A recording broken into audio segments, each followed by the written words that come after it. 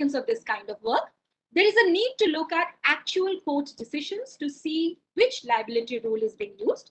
Now, in this study, an attempt is made to examine the efficiency issue. So we are examining just the efficiency issue here, arising from the determination of negligence by scrutinizing court decisions from 3 common law jurisdictions: Britain, India, and the United States of America.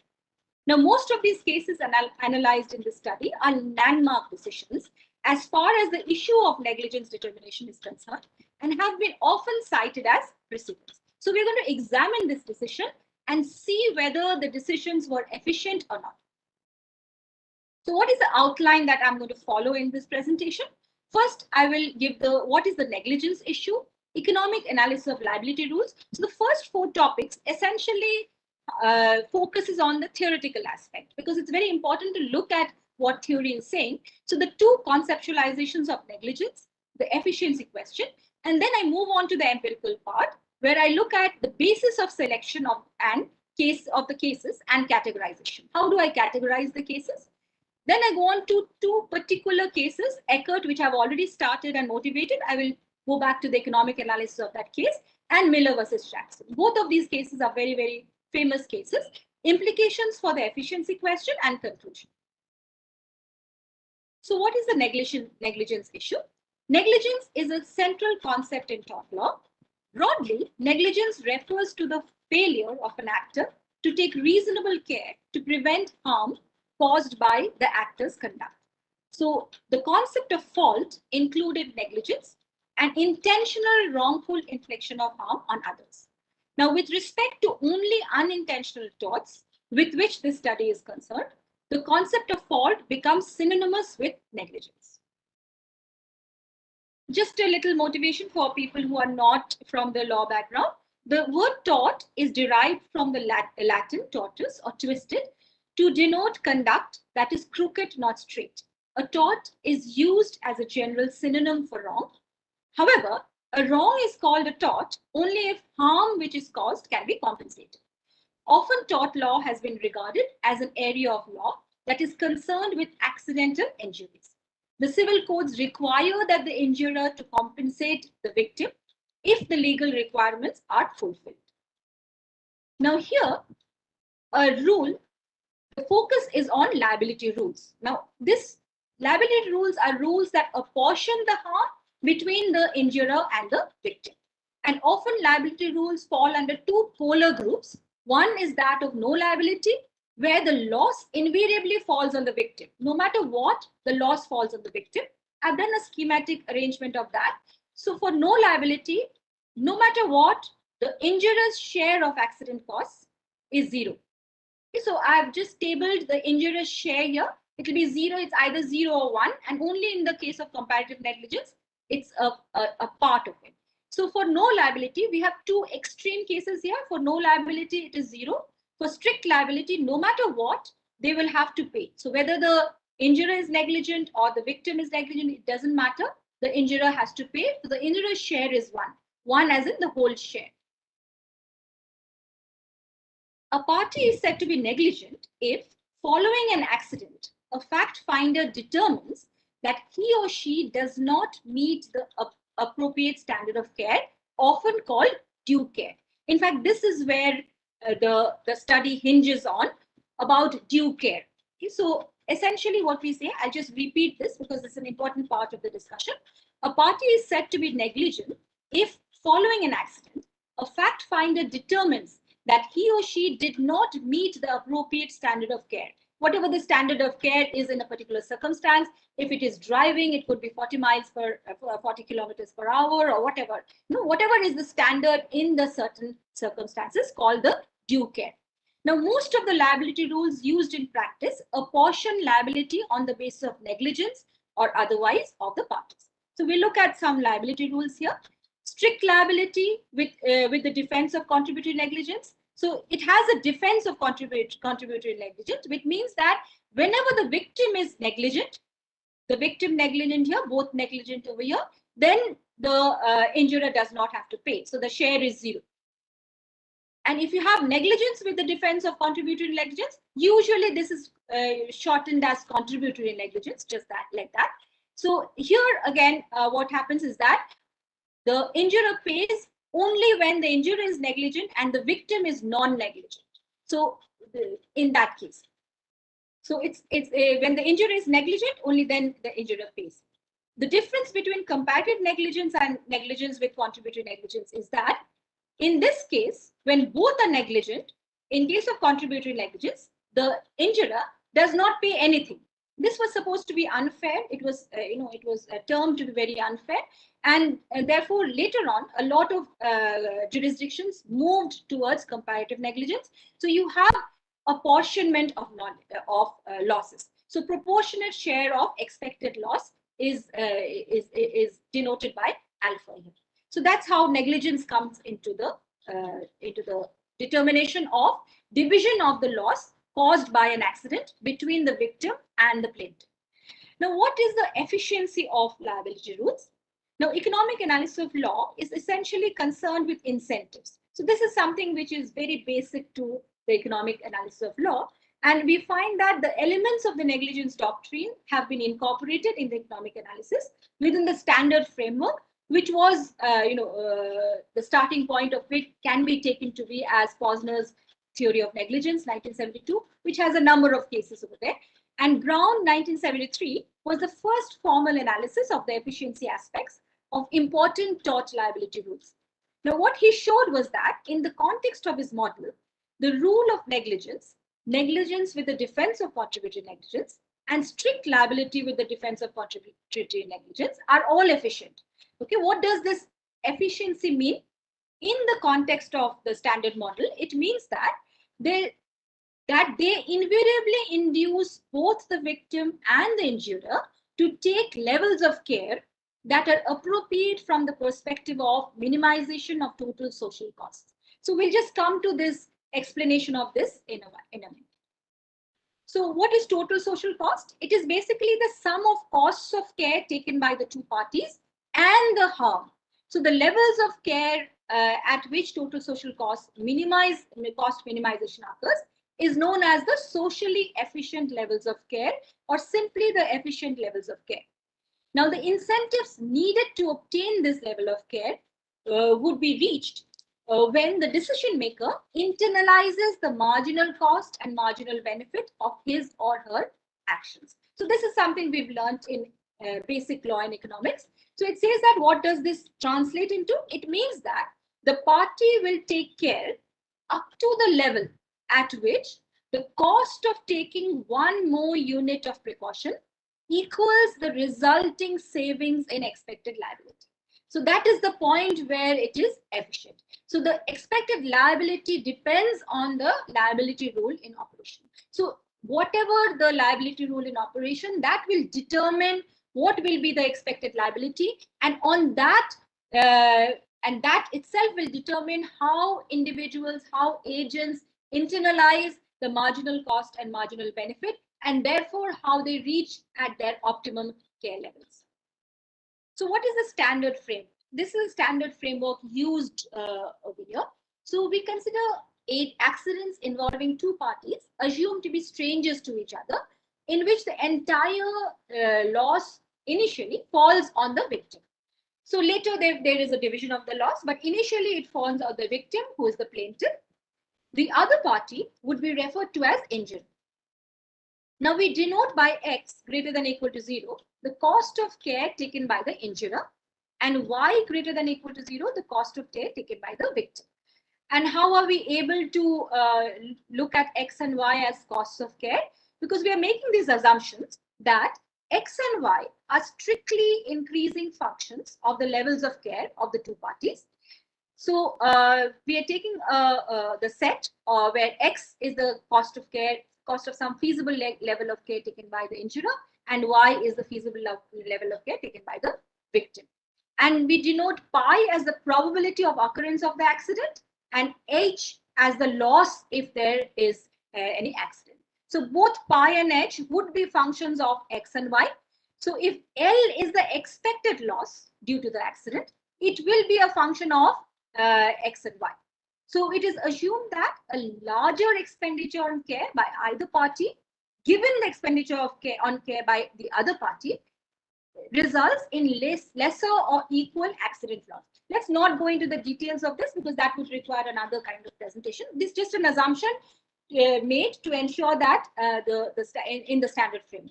So the social goal is taken to be minimization of total social cost, which is, again, I emphasize, X, which is the care level taken by the cost of care of the injurer, Y, the cost of care of the victim, and expected accident loss. Okay, so this LXY will will depend upon what liability rule is in operation.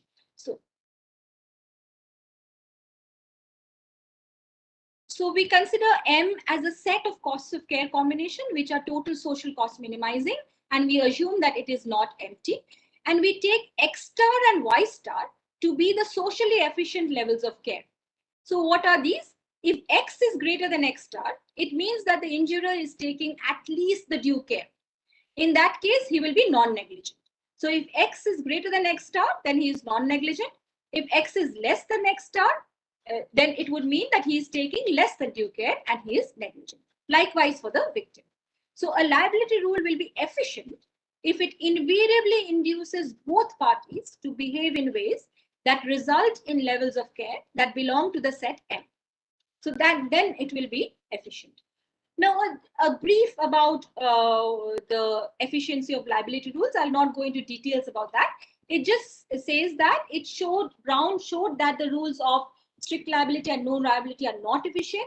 And Jain and Singh, in a very famous article, considered that the totality of liability rules that can be conceived of theoretically and obtained a general characterization of efficient liability rules. And if an liability rule is efficient, if it satisfies the condition of negligence liability. So there are two conceptualizations of negligence. The mainstream conceptualization, as we just discussed, of negligence is the due care approach. Okay, so what we said that exactly what we mentioned, that when X is greater than or equal to X star, then the party is non-negligent. If X is less than X star, then it is negligent. So X star is assumed to be the due care. So this approach was questioned by Mark F. Grady on the grounds that framing the inquiry in this fashion does implicit violence to the way lawyers and judges in fact try and decide negligence cases. So he brought out in a series of papers, he argued that the due care approach is not the way that lawyers and judges actually try and decide cases. So what he argued was that he pioneered an alternative notion of negligence in terms of cost-justified untaken precaution. So a party is called negligent if there exists a precaution which the party could have taken.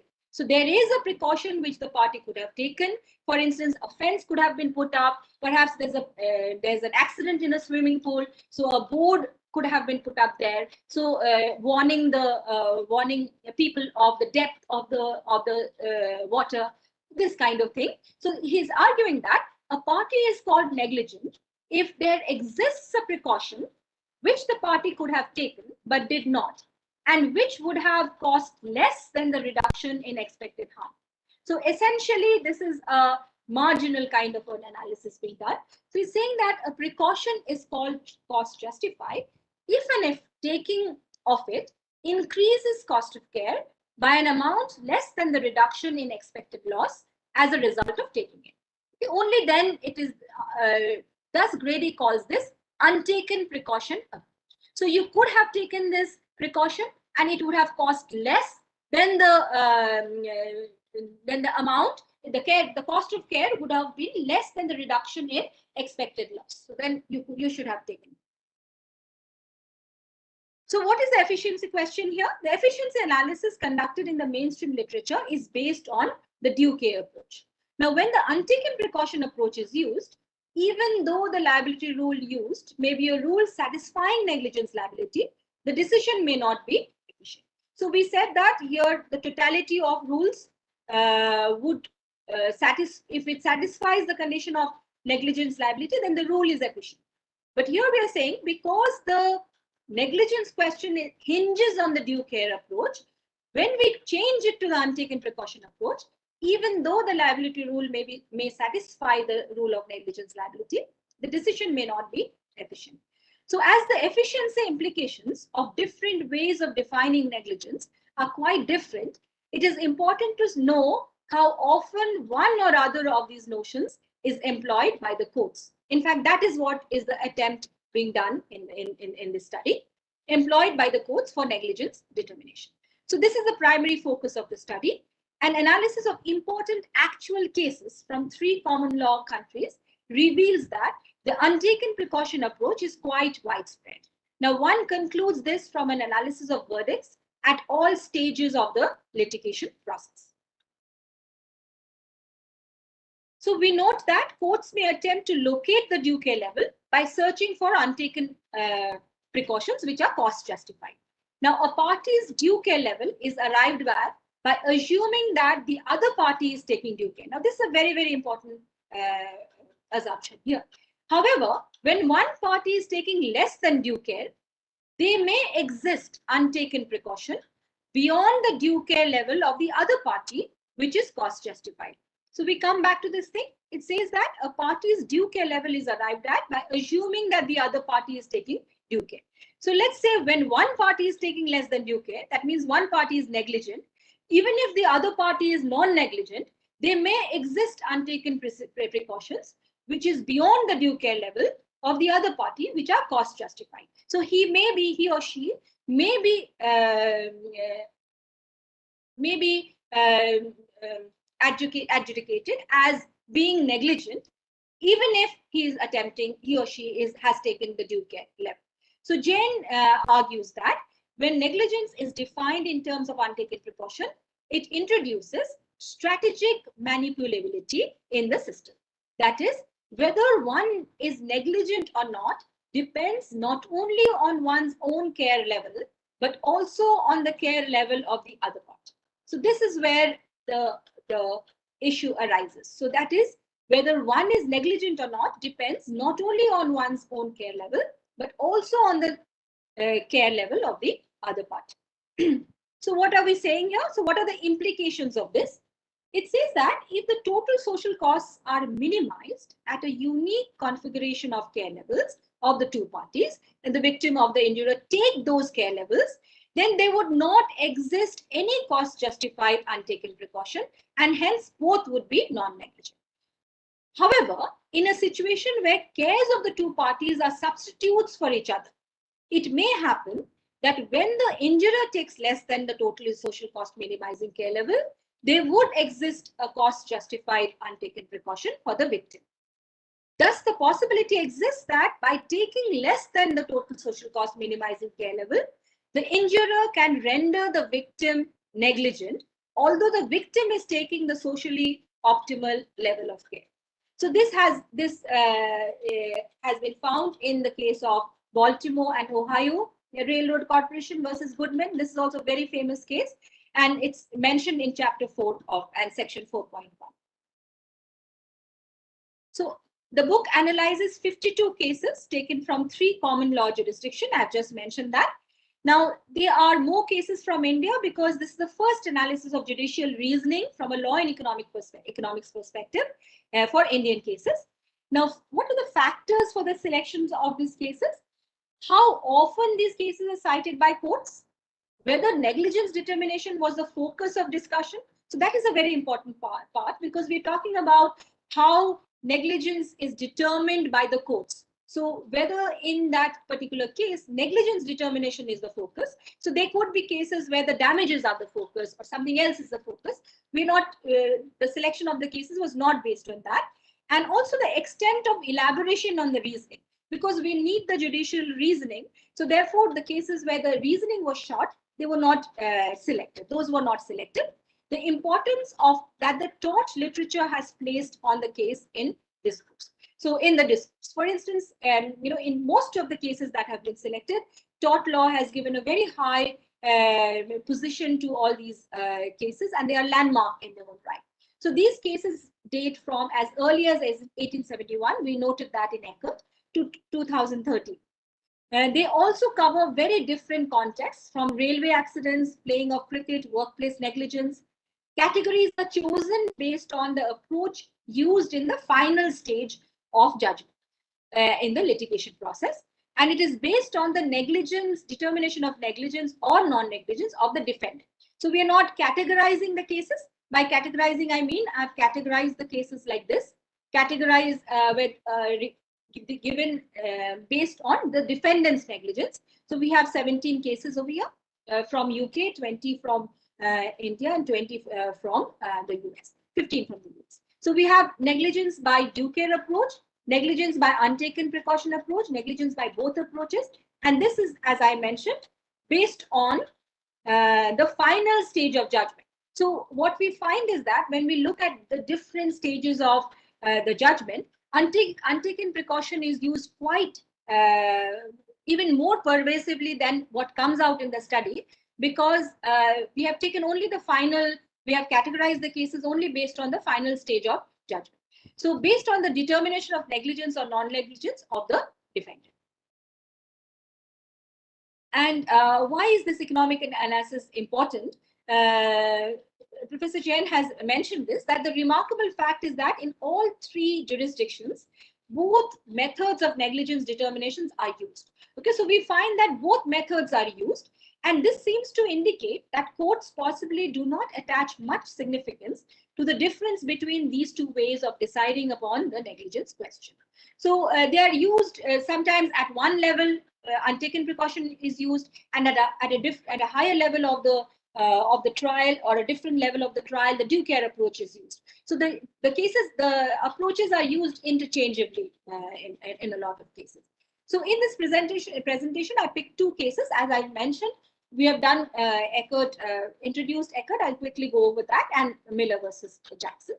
So continuing with Eckert, in Eckert, we note that the verdict was in conformity with the economic model. The expected loss did not warranted a lower speed and greater vigilance. Further, we find that expected benefit of his action was an important consideration. Why? Because we mentioned, as I emphasized while introducing the case, that he did not cross the tracks for his own benefit or to collect a particular item of property. It was a human being who was on the tracks. So the expected benefit of his action was an important consideration in the determination of the issue of contributory negligence. Justice Grover says, without incurring great danger to himself, the person in the position of Henry has to evaluate the expected cost of his action to himself as well. So in this case, it was risk of death. Now he has to weigh the chances of saving the child against the chances of being killed. Now, if in the instance he thought there was a reasonable probability of saving the child, and he did manage to save the child, we know that, he was not negligent in attempting to do so. So the issue of contributory negligence hinged on this question of expected benefit and expected cost. And because there was a reasonable probability of saving the child, and we know that he saved the child, he was not negligent in attempting to do so. What about Miller versus Jackson? It is a famous cricket case of Britain. In the village of Linz in County Durham, cricket was being played since 1905 on a small ground leased by the National Coal Board. The board, who owned the adjacent field, which it sold to Stanley Urban District Council, who in turn sold it to Messrs. Wimpey Limited, who built a line of semi-detached houses in 1972. So cricket had been played since then. It's a long time that cricket was being played. So one of which was built by the Millers. So the Millers' garden was about 102 feet from the wicket. So cricket balls kept sailing over it, causing minor damages to their house in terms of chipped paintwork and broken tiles, but risking personal injury to Millers, which was the main source of panic for them. They brought an action of negligence and nuisance against the cricket club, claiming damages and an injunction to stop cricket being played on the ground. This is the actual photo of the cricket ground. The stages of the trial. In the High Court of Nottingham, the claim for damages and injunction was upheld. The defendants appealed against the injunction, although they agreed to pay the damages. The majority of the Court of Appeal, Lord Geoffrey Lane and Lord Cumming-Rose, held that the playing of cricket was a nuisance and the defendants were negligent. Lord Delling dissented on both counts. As to the question of injunction, Lord Geoffrey Lane was of the opinion that it should be granted, but Lord Denning and Lord Cumming-Bruce held that there should be no injunction. So this final verdict, the appeal was allowed, and the enhanced amount of damages were granted to the plaintiffs. Now, this final verdict was based on this reasoning. An analysis of the case showed that they gave importance to loss to society. Now, if the village was deprived of a recreation they had long enjoyed and the inconveniences faced by the plaintiffs, they argued that the burden of precaution was too great. So if you stop the playing of cricket, then the burden of precautions was too great, because there was something in addition to the cricket being played, it also meant something for society. So they were taking the overall benefit to society. So we find that in deciding the question of negligence, they had taken not only Lord Reeve had taken account of only the risk of injury and not the full burden of precautions. To this, Lord Denning, in his famous judgment, said, the judge, much against his will, has felt that he must order the cricket to be stopped, with the consequences, I suppose, that the Linz Cricket Club will disappear. The cricket ground will turn to some other use. I expect for more houses or a factory. The young men will turn to other things instead of cricket. The whole village will be much the poorer. So basically, the final verdict depended on this, that what was the loss to society. So the whole village will be much the poorer. A picture of Lord Denning. So what are the implications of efficiency? In most instances, where the one party is negligent by the due care approach and the other party is also non-negligent, then it would be the case that the party which is non-negligent by the due care approach could be negligent by the untaken precaution approach. That's what we mentioned when we spoke about how one party's care, lack of care, could render the other party negligent by the due care approach. So we're saying that when one party is negligent and by the due care approach and the other is non-negligent by the due care approach, the non-negligent party can be rendered negligent by the untaken precaution approach, because one can expect that extraordinary care on the part of the non-negligent party can often be beneficial from the point of view of averting a greater social loss. Now, in all cases where one party is non-negligent by the due care approach and the non-negligent party is declared negligent by the untaken precaution approach, we can unambiguously say that the court decision would be inefficient. I have highlighted this because this is the point of inquiry that we are doing. We want to see which court decisions would be inefficient. So this is illustrated by the American case of Hague versus Sprague, where the injurer was held negligent by the due care approach and the plaintiff was held negligent by the untaken precaution approach. From the facts of the case, it appears that the plaintiff was non-negligent by the due care approach. By the same reasoning, the verdict in Regotis versus Kennedy and Krishna Goods Carriers Private Limited versus Delhi versus Union of India can be said to be inefficient. So what are the conclusions here? This study has shown that there is a need to look at actual court decisions, particularly where both parties' negligence are discussed. So this is because it is in these cases that the efficiency question will often hinge on whether the due care approach is being used or the untaken precaution approach is being adopted. Now, attempts at studying the actual cases would not only serve to examine claims made in the abstract models, but also aid their validation or rejection. Of particular value is deciphering the situations in which the efficiency of court decisions becomes suspect. Exactly what we argued here, that looking at the court decisions, this would not only help in pointing out inefficient decisions that have long been taken as precedents, but also in aiding academic research by pointing out possible sources of inefficiency. Now, while referring to his seminal article, Coase had argued, why do we need to have a close reading of the decisions? He had argued that I referred to legal cases because they afforded examples of real situations as against the imaginary ones normally used by economists in their analysis. So this is from Coase 1993, where in the Journal of Law and Economics, he has mentioned this. So there's a brief about the references I have used in the presentation.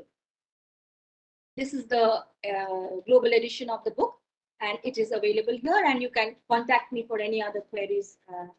This is my email address. So any questions?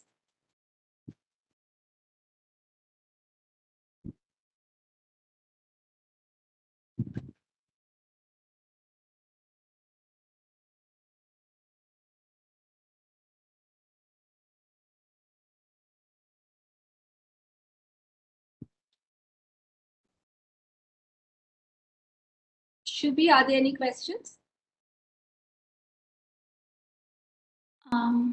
No, ma'am, I don't see any questions as of now. I request all the participants to please post their questions.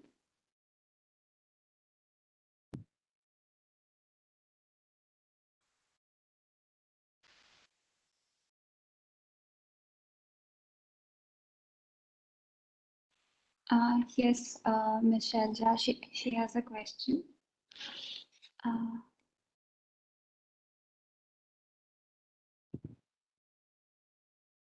I think she's typing.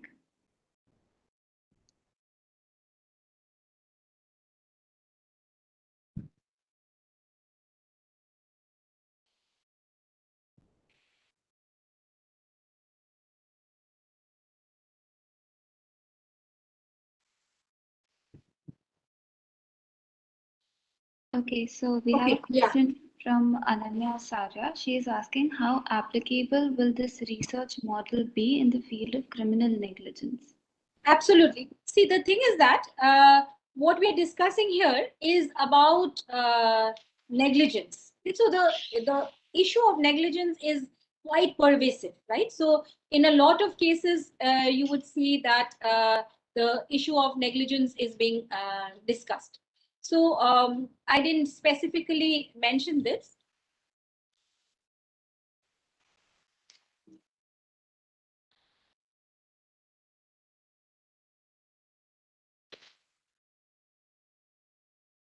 I did specifically mention this, but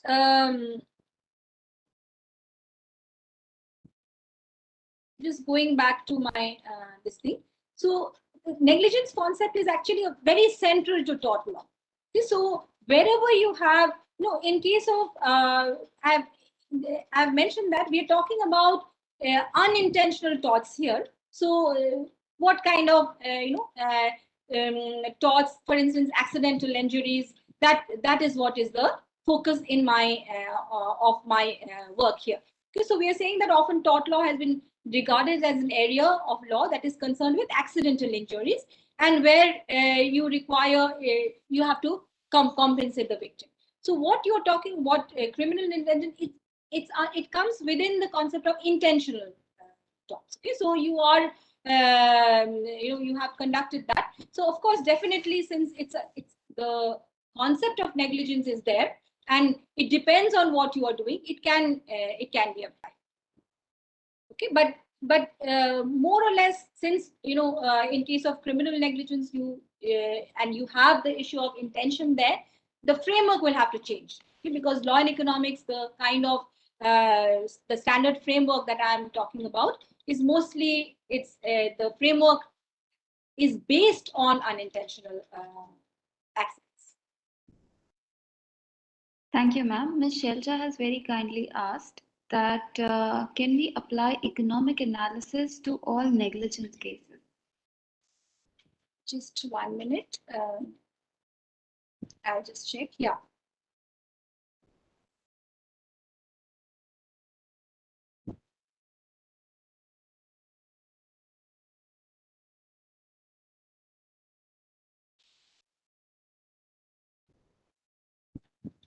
Okay. Did you mention a different question, or what is in the chat?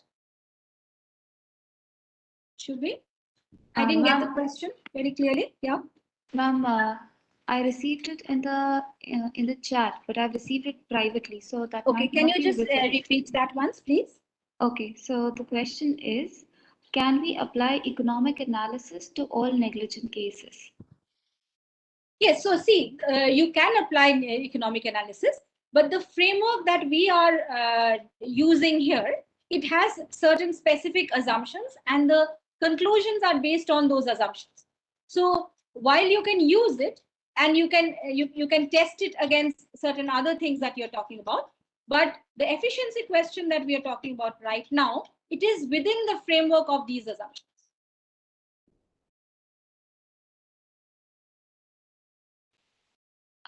Okay, for instance, environmental negligence, medical negligence, definitely economic analysis has a lot to say about all that. So I'll just take the second question pertaining to the question of judicial decision. If at the what cost of an individual, what is it? At the loss, while at the gain of society, won't that be a bit irrational on certain issues? No, see what, therefore, why a close reading of the cases is important is that when I mentioned Miller versus Jackson, that's the reason I selected the case, was that a different kind of reasoning was being used here, and it was being used very creatively. That over the years, for many years, decades, they had been using the cricket ground for a social activity, and there is a need to look at the benefit in terms of society as well, not just the individual. So there is a lot of research on that, and it will be interesting to explore what that means for many other interventions in the legal domain.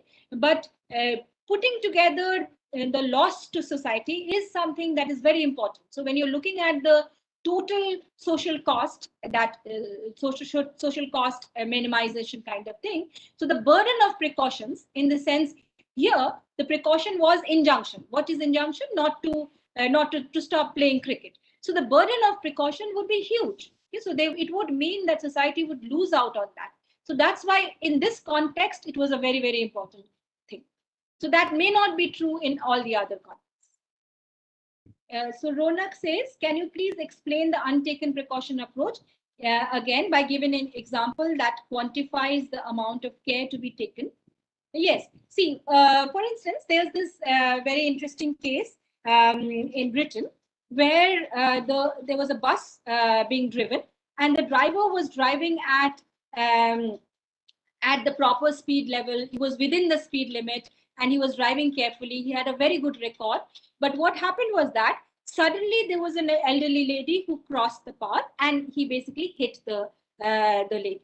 Okay, so then the reasoning was that he was non-negligent from the due care approach, but he became negligent from the untaken precaution approach, because the lady, by not looking where she was walking, she was negligent. So she rendered the other person negligent by her negligence. So there was this untaken precaution that was pointed out in the judgment, which said that this driver, knowing very well that there are people who might cross the road without taking precaution, he should have slowed down, because there was some kind of obstruction there. Another car was parked there. So he should have taken that into account, that since another car was parked there in between, so it could have come in the way of the vision of people walking, and they may not take enough care. So basically, his due care was dependent on the care level of the other party. So his care became his negligence or non-negligence became dependent on the other case. So the untaken precaution was that he should have been even more careful under the circumstances. That's why I mentioned in Ecker that the train was going through a densely populated area, and that's very true of India as well. Okay, so when cars are moving, when buses are plying, particularly the long distance buses, you find that a lot of people put their hands outside the windows. Okay, so it is by the untaken precaution approach, it will be adjudged negligent on the part of the driver to drive very close to another vehicle, because it will be said that he should have taken this into consideration, that in long distance buses, people generally relax and they put their hand outside the window. Or it is a custom, or it is quite, it is not custom. I mean, it is quite usual for people to put their hand outside the window, and there have been many accidents like this and court cases also. So that, I think, answers Ronak's question. So basically, it will also depend on purely case-to-case basis. Absolutely. Okay, and also the way the reasoning is being employed by the courts. So the same case, even in the same case, a different kind of reasoning can be employed depending on which untaken precaution is picked. In fact, you can look at Grady. He has these very interesting articles where he talks about the entire negligence determination cases being dependent on a very creative, a creative judgment regarding which untaken precaution to pick up. Okay, so there are these cases where a field was left open, where there was some a place was dug up and water had collected and children were playing there and one person actually got drowned or injured over there.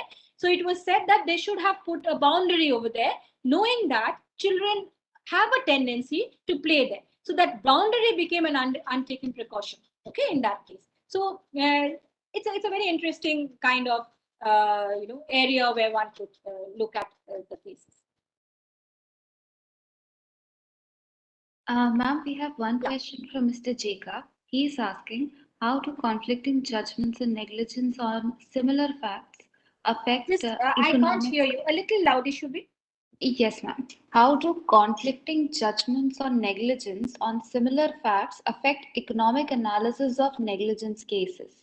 Yes, excellent question, because that is the crux of my research. Okay, so the crux of my research was to point out certain landmark judgments which, according to the economic analysis of law, would be efficient. So the objective is to focus on the way the negligence question is being determined, and not to not so that it is not a casual kind of thing, in the sense that either the due care approach or the untaken precaution approach is used interchangeably. So when you just look at the decision and just the verdict, you really don't get an idea about what is the approach being used.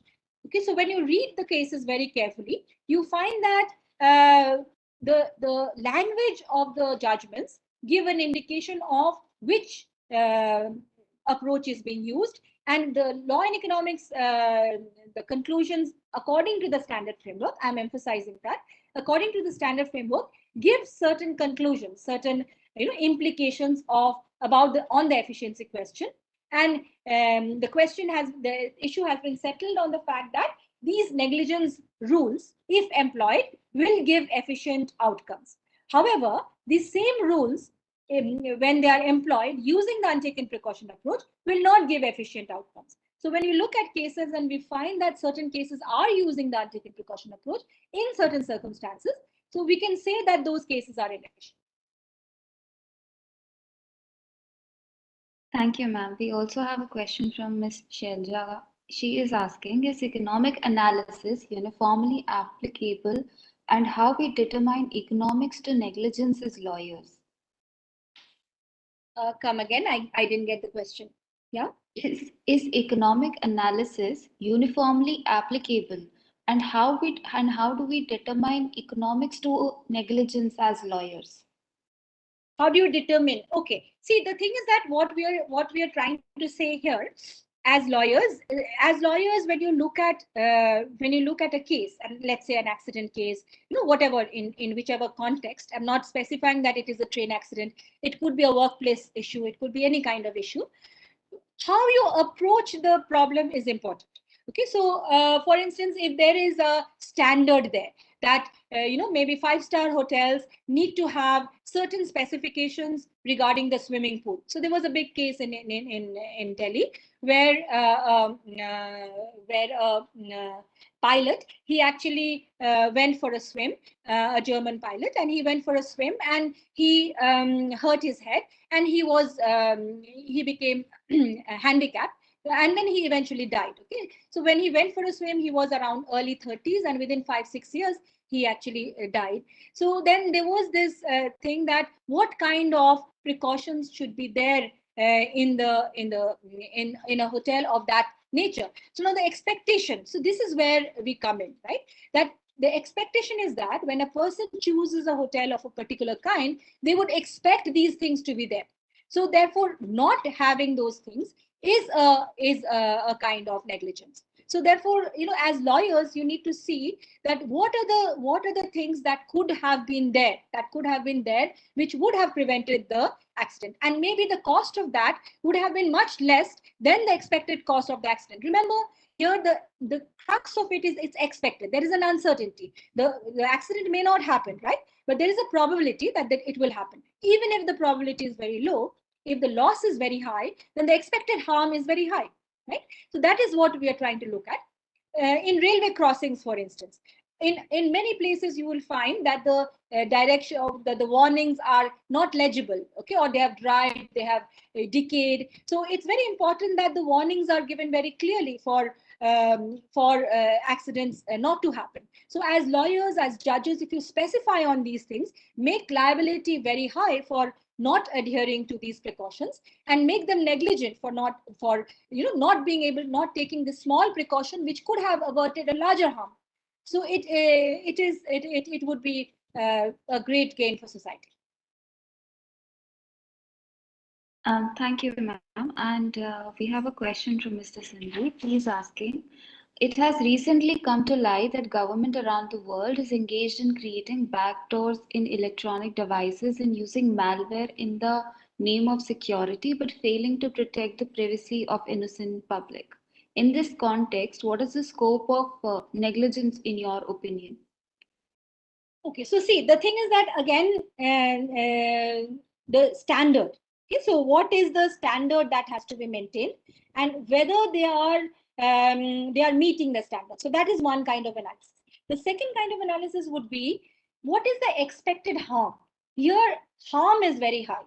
Okay, so they might just introduce this saying that there is apparently no harm, but in case a problem arises, then the expected harm is very high. So therefore, the precautions that are supposed to be taken would have to be very high, and liability in case of harm has to be very high. So that in order to deter companies from conducting this kind of activity. So the liability has to take account of this expected harm to society as a whole.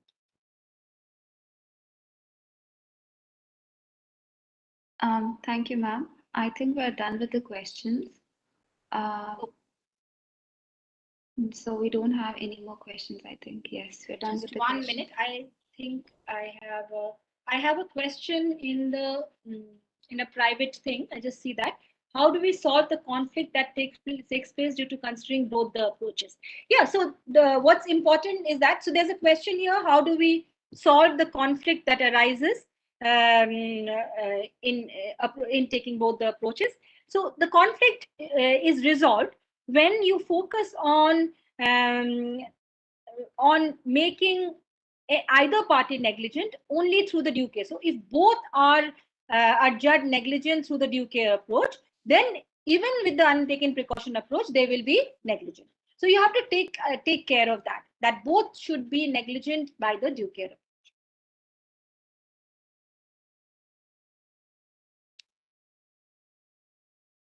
Thank you, ma'am. I think we're done with the questions because I don't have any more questions for you.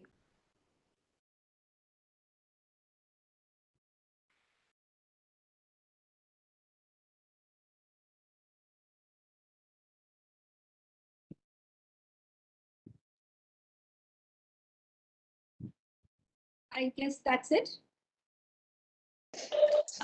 Yes, ma'am. Thank you so much for your Okay, session. thanks. And Ranita ma'am is in a meeting right now, so I thank you on behalf of Ranita ma'am as well.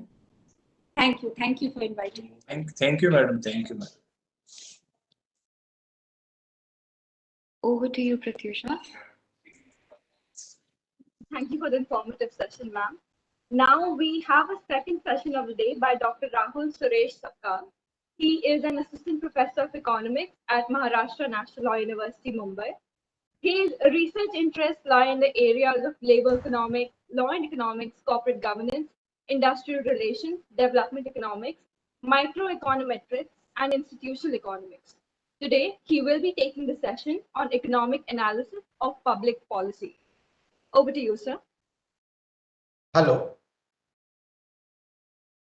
Yeah, am I audible?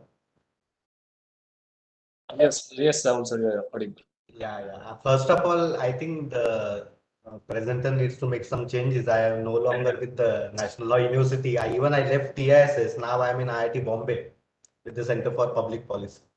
So if we have introduced, then also we have told TIS, not this information you are sharing us now. Good. Yes. Okay. Thank you very much for all the participants. In today's class, I was just briefly going through what was happening in the previous class also, and then continuing that also liability part in today's class. Today, I'll be sharing with you some of the key concepts we use when we use the economic tools to understand the public policy.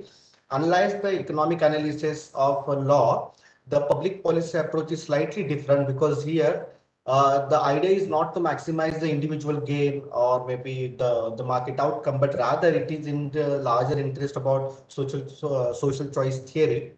So please allow me to share the screen and then we will start. Quick.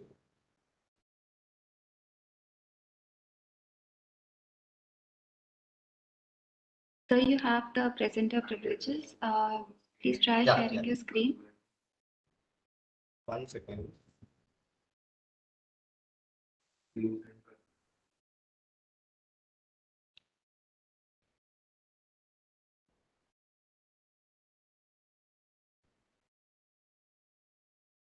Yes, so we can see your PPT now. Yeah. Okay, so the idea is to so what do we mean by the public policy? So public policy, it's definitely like it's a course action created by and then enacted by the state and the government in response to the various challenges faced by the people in the real world, and it is also response to the people's demand. So we do not want it to stick to only one form of a public policy. It could be any act or maybe like a rules, regulation, statute that will largely govern the larger interest of a public in the government. So, for instance, like the Environmental Protection Act, Child Labor Act, Bonded Labor Act, and the Companies Act. What it actually makes us the distinct field rather than like a normally we do the economic analysis of law. It enables us to understand to what extent the state can intervene into the market, and if the state intervene into the market, how it will really impact the distributional and efficiency aspect of the market also. So here we are not looking into the individual gains and the cost that is aligned with the market intervention, but also the larger interest about the state, how the state should behave in the market. And if that is the true, that the state really needs to intervene into the market, and in most cases in the law and economics approach, we have seen the state indeed intervene into the market. To what extent we should allow that intervention to be there, and then we should ask the state also to withdraw its intervention from the market. So much of the little bit of basics about how do we actually understand, okay, till what extent the state should intervene into the market. So much of the microeconomics approach and economic analysis of a public law, or maybe if you take any standard book in law and economics, they mostly derive their assumptions from the microeconomics approach, mostly the rational choice theory, where under the microeconomics, we studied how people select or chooses goods and services and they make the decision under the condition of a scarcities where you have a very limited resources but you have a competing needs. And when we decide that okay, this course of action is relevant for me, or maybe this course of action is relevant for me, how it is going to enhance my total utility, means my happiness as well as my marginal happiness, whether should I actually invest some amount of resources into enhance my further like happiness or maybe the utility from that particular course of action. In second aspect, when we decide that how people take their own course of actions, so what is its implications for the total aggregate demand in the market and the total aggregate supply in the market, and given the budget constraint they face. So normally we theorize that yes, people indeed like behave in a such a way where they are interested in maximizing their own like a personal happiness, and they just like their own maximizing their own self-interest, and they do make rational calculations for the market choices. But these assumptions is heavily criticized by various scholars, law and economics scholar, those who engage into the behavioral economics, as well as those who engage into institution economics also, because people are not perfectly informed about what kind of actions they should take, and hence there is a complete information asymmetry available in the market, because people cannot make their own choices what is best for them, and hence you require the government intervention. And that's where the economic analysis of a public policy comes in, because we don't know till what extent the market informed choices really makes the society better off. One of the example I can give you that, okay, recently I'm working with the CRY India on the child labor project. Now, in the recent Child and Adolescent Labor Act, you must have seen in 2016 amendment, the number of a hazardous industry has come down drastically from 33 to now only 3. And the process has also come down drastically from 55 to now something around 18 at this moment. Now here, the states try to minimize the list of hazardous and non-hazardous industries, so that the government intervention into the market can be limited. One of the bad consequences about this is it has a larger implications, because in India we have informal economy, and if you do not restrict the behavior of an employer tend to demand more and more child and adolescent labor, and then the problem will continue. But till what extent the government should intervene? Unless and until we don't know that answers, we believe that, okay, the market system will be there, because simply by having more and more, like a penalties or maybe incarceration sentences within the law, it is not going to deter the behavior of the individual. And hence we require the broader approach where we can actually need to have. So here we are distinguishing between the gains and the cost that individual bear from the state, and that's why we require economic analysis of a public policy, so we can study the role of a state and the governments, and how they maximizes their public good and public welfare through the interventions of law, legislation, and states. Now, before we move into like a public policy domain, let us first briefly go through what is the structure of the market.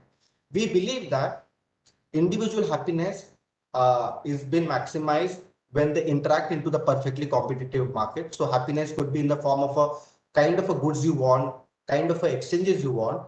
And here we are assuming that both the seller and the buyer, when they interact with each other in the common parallels and they exchange the homogeneous product, so we've assumed that whatever actions people are engaged, whether it is seller or the buyer, they are in their own interest. And then as a result of that, the marketly determined systems enhances the welfare of both producers and the seller. Now, this is typically where we understand that the maximization usually happens, and hence we don't require the state interventions to be there in the market. But in real world, that is not the case, because in the real world, the phenomena called the perfect competition does not exist, because people are not informed about the choices, people are less aware about the goods which are available in the market. The buyers are larger, the sellers are smaller, and there are no freedom to entry and exit within the market. Like for instance, what kind of a goods you want? Do you have all the information about the product which you really wanted to buy? And if does the like a seller knows all kind of a product, he really needs to know about the customers. And typically in the case of an insurance industry, does the insurance service provider know each and everything about the customer, and so on and so forth. So we have a range of problems where the market cannot actually solve these issues, and that leads to the market failure.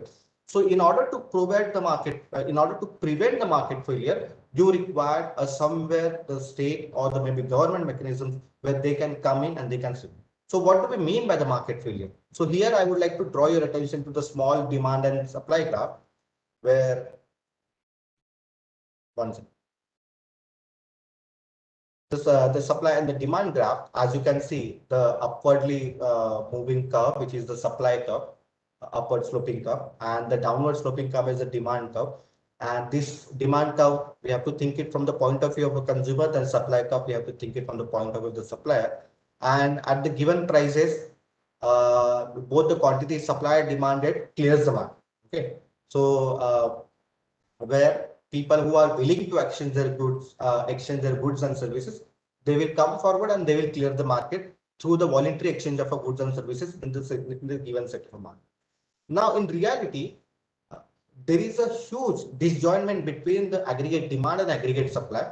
And you will never see that, okay, the aggregate demand and aggregate supply coming together and they're actually matching.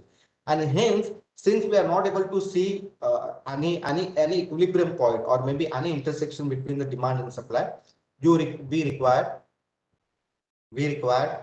government interventions to clear the market. Yeah. So far, we have treated all the goods which are actually exchanged in the markets, they are the private goods.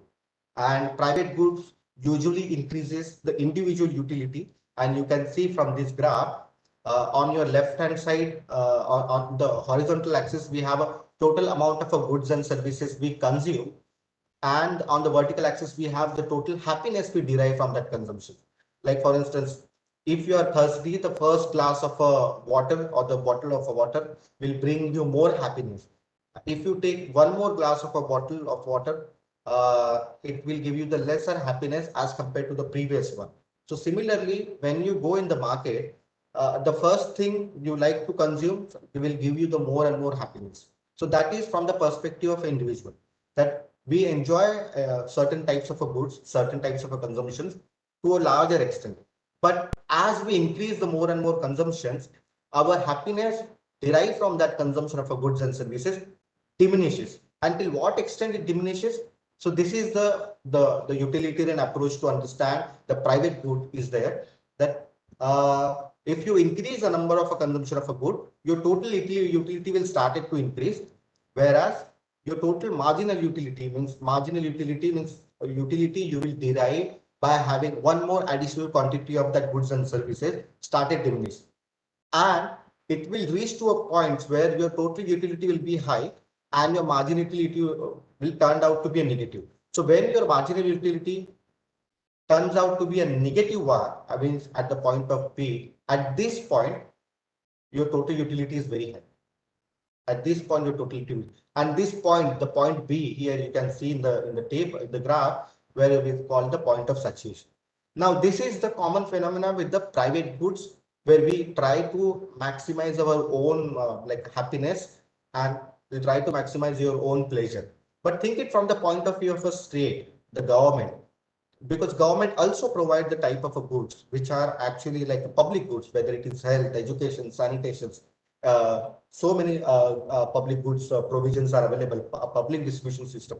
Till what extent they keep on providing these goods and services to the people, until what they will actually will stop that production. Now, can we use the same kind of a framework in understanding the public goods? No, we cannot use that, and hence we require this approach, marginal social cost and the marginal social benefit approach, that will tell us till what extent we should actually keep on doing the production, means till what extent the state should provide more and more goods and services to the people, until what they should stop. Like for instance, let me go a little slow over here so that you can understand. So marginal social cost is the cost bear by the entire society by producing one more additional unit of goods and services. So it is like, for instance, if the state-owned enterprises are producing some goods, so state-owned produces when they're producing some goods, so the cost, both tangible and non-tangible, means cost of a productions as well as the cost of environmental damages or the pollutions, has to be borne by the states. So when the state engage into any production activity, so the what is the social marginal benefit they're going to do? So it is the marginal benefit by actually the society society enjoys when they invest something, and this benefit has to be derived by the entire sections of the society. And it is then we have to deduct that, or whatever the social and the environmental cost that it inflict on the society. Like for instance, if the state decides to invest into education, primary education, so what is the benefit of the investment with the private like a private like primary education, as compared to had this been money used for something else? So what is the relative competitiveness and the competitive advantage the state are going to enjoy while deciding to spend even a single rupee from their own budget? Now look into this graph. Again, we are using the demand and supply framework, but unlike the private good point like analysis, here we are looking into the public goods problem over here. Now here on the x-axis we have a quantity, which is quantity supplied, On y-axis, we have the cost and benefit that we enjoy from producing the goods and services. Now here a quantity, it goes from the left to right so that your consumption actually increases or production increases, whereas the cost and benefit, which is the vertical curve, where the cost and benefit enjoyed by the society reflected on them. Now here, if you keep on increasing your quantity of goods, services, of consumptions, your marginal social cost, means cost uh, has to be borne out by the all the members in the society, means all the people in the society. So social cost as well as the private individual cost increases. So every additional increase in the consumptions, the cost which is inflicted on the society increases. Whereas the marginal benefit, uh, by having one more additional unit of that particular consumption, is decreases. For instance, how many number of buses we should fly in the city, how many number of a train we should fly in the city, or should the city or like a city dweller require both the metro and the monorail as well as the road transport as the private other transports.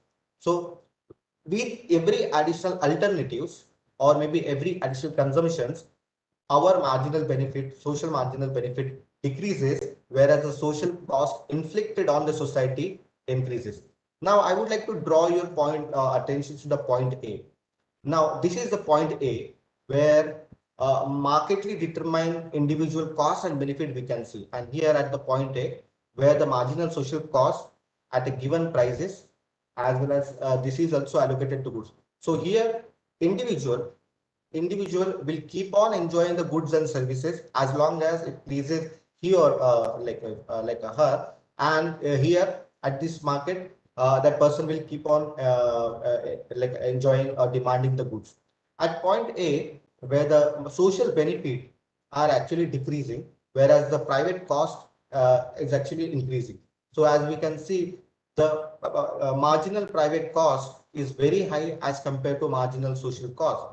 So at this level, because since it is enjoyed by the individual, so benefit would be much lesser and it is available to individual at much lower prices, because individual is paying much lower prices as compared to from the larger society point of view. But if you move from point A to point B, now let's think it from the point of view of a collective or the group of people, where we have realized that the marginal benefit, marginal social benefit, it's higher at the point A, but now the cost is also very high to the individual. So individual is enjoying all the goods and services, but the benefit is high only for the individual, but for the society, the cost is very high. And hence we really need to alter the way we allocate the resources in the economy. So how we can do it? So we have to see the external cost which is now society is bearing. So we need to move our allocations from point A to point B, and it is these points where socially efficient allocation of resources will happen. So I need to readjust my quantity. So I will reduce the quantity consumed from Q to Q1, and I will reach to a new equilibrium points at the point B where socially efficient allocations can be possible. Now, at this point, if you notice, the marginal social benefit is slightly lower as compared to the individual benefit, but the marginal social cost is also lower. And hence, it is much more desirable situations where we need to adjust the resources. Now, from point A to point B, it is socially efficient allocation of the resources that will drive the entire economy, and where we can actually say like how many number of a car should be there in the on the road, how many number of a permit the state should allow, how many number of a licenses the state should allow, so that it will not inflict any harm on the larger society. Now when we have to take this kind of decisions, so we always have to think from the marginal social cost, from the marginal personal cost, from the marginal social benefit, and we have to readjust or the redistribute the resources in such a way where the marginal social cost is minimized, the marginal social benefit is maximized, but marginal social cost needs to be lower than the marginal personal cost too, so that allocations can be justified by the society. Now, this is where our economic analysis of public policy begins. Now, when we looked into government actions and whether it will have larger implication for the society, yes, we do take care about whether it will have implications for the efficiency. Like for instance, not all the public provisioning for good will leads to efficiency. Like for instance, example is about like a poverty alleviation program. Right, it is there since the last 70 years. Well, what could be the efficiency of the poverty alleviation program, especially the targeted PDS, whether it is really improving the market allocation of the resources, or any kind of a government license policy, or maybe a government intervention to the market. So the first thing that comes to our mind when we engage into the public policy, should we engage into the question about the efficiency or not? Yes, we looked into the issue of efficiency. And here, when we looked into the issue about the efficiency, we usually take into account the Hicksian, the second welfare theorem, like Hicks and Calder welfare theorems, where we see that when the resources are allocated between the competing needs and the competing wants, make sure that those who are actually on the losing end get compensated by the states, or maybe the compensated by the market forces in a such way that nobody gets worse off. So when we looked into the efficiency, here we looked into the Hicksian criteria, not the Pareto optimality criteria, where we see readjustment of the resources happens within the society, and people get usually better off by actually through the course corrections by giving benefits through the state transfer and something. So here, yes, we do take care about the efficiency, but when we looked into the efficiency, we see uh, when the state intervened and states wanted to justify his own or actions, and then how that compensation criteria could work out. For instance, if the state has let's say 100 crores of rupee in their budget, and they wanted to invest into let's say public like a health policies or maybe the education policy, but for the other priorities the state may not have that budget. So we have to make sure that those criteria where we have foregone the opportunity, there we can actually subsidize that effect, that the negative effect that is inflicted on the other community. So we looked into the trade-off between the alternative needs and the wants of the society, and how the better needs and better wants get resolved with the help of the Hicksian criteria. Then second thing we use also, we call it the opportunity cost approach, where we looked into what is the opportunity cost for each actions taken by the states, and what is the foregone values and the benefit the state is going to bear. Yes, the goal is also, when we looked into the efficiency, we do also looked into the equity, and this is at the largest stake into the economic analysis of public policies, where most of the time we try to emphasize in the economic analysis of a law, or try to emphasize more into the efficiency, but we hardly discussed anything about the equity. And we believe that all the participants in the markets, they enjoy the equity when because in the perfectly competitive world, they exchange the goods and services, and both actually command their power over the demand and supply, and hence both producer and consumers act in their private interest. But this is not going to lead the equity issue. Equity issue is that whether the imperfections into the market is really going to be minimized, because markets are not perfect, and hence you require the state intervention. So how, from the perspective of a public policy, how state will intervene into the market, and it will try to protect the vulnerable sections within the market. So which are these vulnerable sections? Let's say consumer segment is, because consumers are like spread across the society, and they are very vulnerable as compared to the producers, because they hardly have any knowledge about the product they are going to buy. They hardly have any knowledge about the producers from whom they are going to buy, and hence you require more and more state protections to the vulnerable sections, so that exchange takes place between the equal players, and any actions or the harms inflicted by the producers should be minimized. So for instance, the Consumer Protection Act, Environmental Protections Act. So these are the state interventions where smallest or say vulnerable sections of like consumers usually get some kind of protections from any adverse consequence of the market.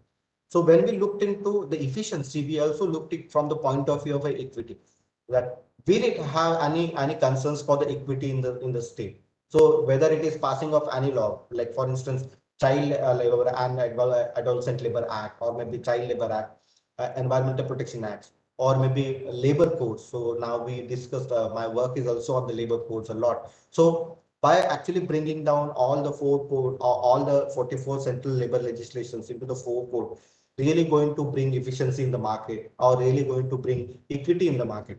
Yes, from the point of view of the efficiency, yes, it is going to bring more efficiency within the market, but will it really going to provide equity? I don't think so, because most of these informal sectors that earlier used to protected under the Unorganized Sector Social Security Act do not see much space into the any of these four code, and hence equity is the greater concerns for us also. So we have to use this both logic, both equity as well as efficiency, when we address the challenges related with the public good. Whereas in the private goods, like we discussed into the economic analysis of law, where most of these cases are mostly related with the private good. Yes, when we decide that, okay, at this point the state should intervene in the market. So here one possibility is that what is the political practicality also, like whether the most important significant questions in the public policy making is that whether it is politically feasible, whether we have such kind of a systems where we envisage that this should be there as a law, and then whether we have the enough political institutions or the rule making institutions that will help us a lot. One example could be here, I would like to emphasize on that universal basic income. Yes, in many countries, the universal basic income is really worked out very well. But in India, whether it is really feasible or not, and if it is feasible, whether the lawmaker or the legislative, is there any structures that can actually legislatively back up this enactment or not? So, universal basic income is, yes, we use it as one of the effective tools to minimize the unemployment as well as to promote the consumption of at the household level. But whether it is really feasible or not in the context of India, no, it is not that much feasible, because universal basic income usually linked with the living wages, whereas in India, the concept of living wages, though it is discussed heavily in the parliament, but it is not legislatively applicable at so far at this moment, and hence universal basic income, the feasibility is not there. Why it is not there? Because we do not have that kind of a background to create such kind of legislation in the country. So hence when we discussed about any implications from the public policy point of view, we really need to see whether it is politically practical or not, and whether it is really subject to the like a judicial reviews or not. Yeah. So when the state should intervene in the market, and this is very common thing we have discussed. The state intervene into the markets where the market failures happens, and what are the factors through which market failures happens? So these are the four factors so far. The discipline of economics has been theorized, where the market failure usually happens where we are not able to control the opportunity cost, where the opportunity costs are very high between the competing needs and demand. Whereas the externalities, so externalities are this is the actions of two individuals will have a negative and positive implications on the third party, both like measurable and non-measurable consequences on the third party, whether they are the market actors or non-actors. So the market failure happens because of the presence of externalities within the systems. Then we also have the market failure typically happens because of the higher transaction cost, that further leads to the adverse selection and the moral hazard problem, that we will see quickly, and the cost benefit approach. So what do we mean by the opportunity cost?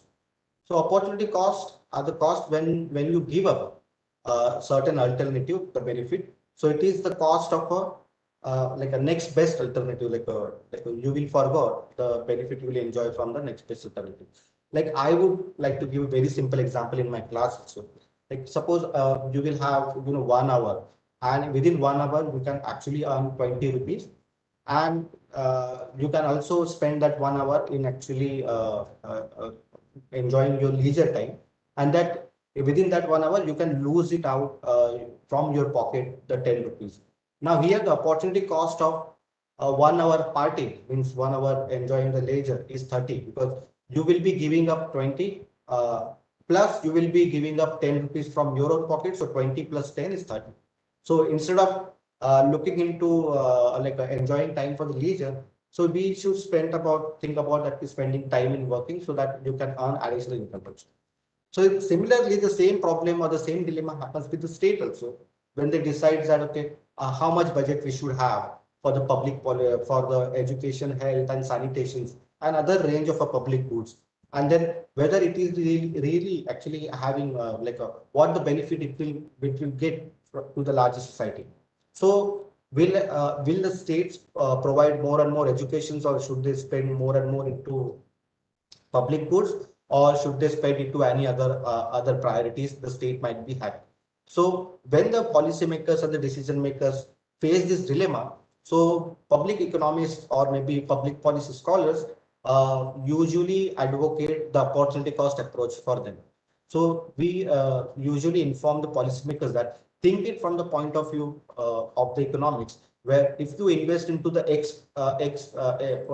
into the X goods or the Y goods, looked into how much is the foregone value from that not investment, and how much is the forget cost about not investment in that. The moment we are able to make this distinction, that would be very important. So why we have to take this decision? This is simply because of the reasons resources are very scarce at our disposal, and each resources are scarce, but our demands and the wants are very high. So we have to make a trade-off, and this trade-off we usually make from the individual point of view, like how much it will benefit me individually and how it will lower down my cost. But state also think it from the point of view of that only. Only exception is that they put marginal social benefit at a much higher rate as compared to the marginal private benefit. So marginal social benefit has to be greater than the marginal social cost, but the marginal social cost has to be lesser than the marginal private cost too. And when we have this chain of logical reasoning, and that's where the state decides to invest resources where the opportunity cost is very low. So this is the standard example I usually give, but you can just keep that example because we have a limited time and I have to cover three more concepts. So suppose you given that okay, you are studying into the opportunity cost. Here is the example from, like, if you really want to go for your MBA degree, and MBA degree will like give you more income after pursuing that, and now you are earning. So you are earning 12 lakhs rupees per annum. But if you go for your 2 years MBA, how much will be your opportunity cost of pursuing your MBA?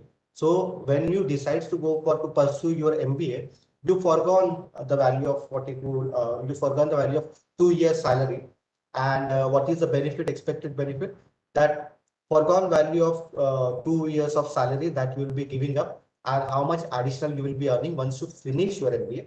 And that's the way we can compare that. Yes, the benefit is higher than doing MBA as compared to the cost or the foregone value of the cost or the losses you might have suffered. But here I would like to bring to your notice the one phenomenon that opportunity cost is always having a positive correlation because it increases with the time. The moment you hold the money value of the resources that you have right now in your hand always increases with the time. So if you keep certain resources for a longer period of a time, means spending resources for the longer period of a time, it may not always fetch you the good result. One example is that if like holding out investment into a particular for the longer period of a time uh, cost you more, because unless and until you diversify that investment, or maybe you can put that into the alternative investment, the longer the resources you spend in a one particular activity, it may not fetch you the long-term good positive results, and hence opportunity cost always increases with the time. So we have to keep in a mind that okay, time is also the factors in a very dynamic sense that also increases our opportunity cost. So it has, like we have to make a trade-off. Then we also have to implicitly take into account the cost of getting something, what you give up to get it. Then opportunity cost is also like we are making the decision that the next alternatives is good. I'm just keeping this part. Now come to these questions. Why we require the opportunity cost in the first place to get the results. So opportunity cost approach that we usually studies to understand the market failure also, and to understand why the government should intervene into the market. Because opportunity cost approach will enable us to understand what to produce in the society, how much to produce, and who will consume. So when we say that what to produce, so here we are making the distinction is that when the private producers are willing to produce, till what extent the state should allow them to produce with the help of a private investment and the private players, and then to what extent the state should intervene in the market and to help the private players to allocate the resources, as well as how to produce. So it is the state in collaborations with the private players, they will decide how much to produce and how to produce the resources. So what kind of a resources needs to be given? Like for instance, prior to 1990s, the economy had these closed economy models where the private investment was very low. So it was the state who used to play a very important role, and that used to dominate the market allocation of the resources. And it was the state who has used to encourage the private sector's investment activities also, who engage into the production of goods and services. Now, the second kind of a problem that we usually encounter is the externality.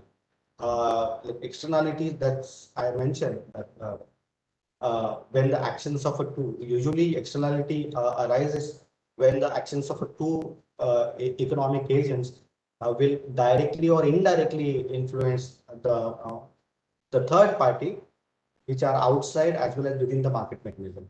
For instance, society needs goods and services, uh, and also society people who needs jobs also. So you have a producers who are willing to offer you the jobs and who are willing to offer you the goods and services, and then people from the societies can go to the factory and they can consume the goods and services, as well as they can earn the livelihood also. When they are actually making this decision, the actions of a two is also inflicting on the society, like for instance with the through the pollution, and this pollution is affecting all the segment of the society.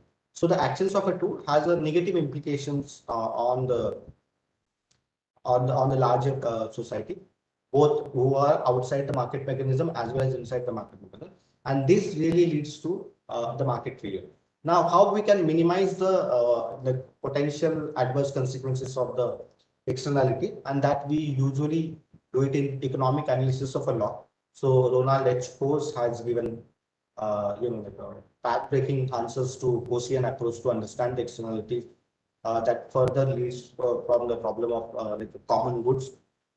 So we will discuss this now. So we have two types of externality. So negative production externalities and the negative consumption externalities. So negative production externalities usually happens when the firm's production reduces the well-being of people who are not been further compensated by the firm. So when the firm produces any kind of a toxic gases and the pollutions, those who are not even consuming those products, they are also have to suffer without any due compensation from them, and hence the negative externality, production externality usually happen from the point of view of the producers.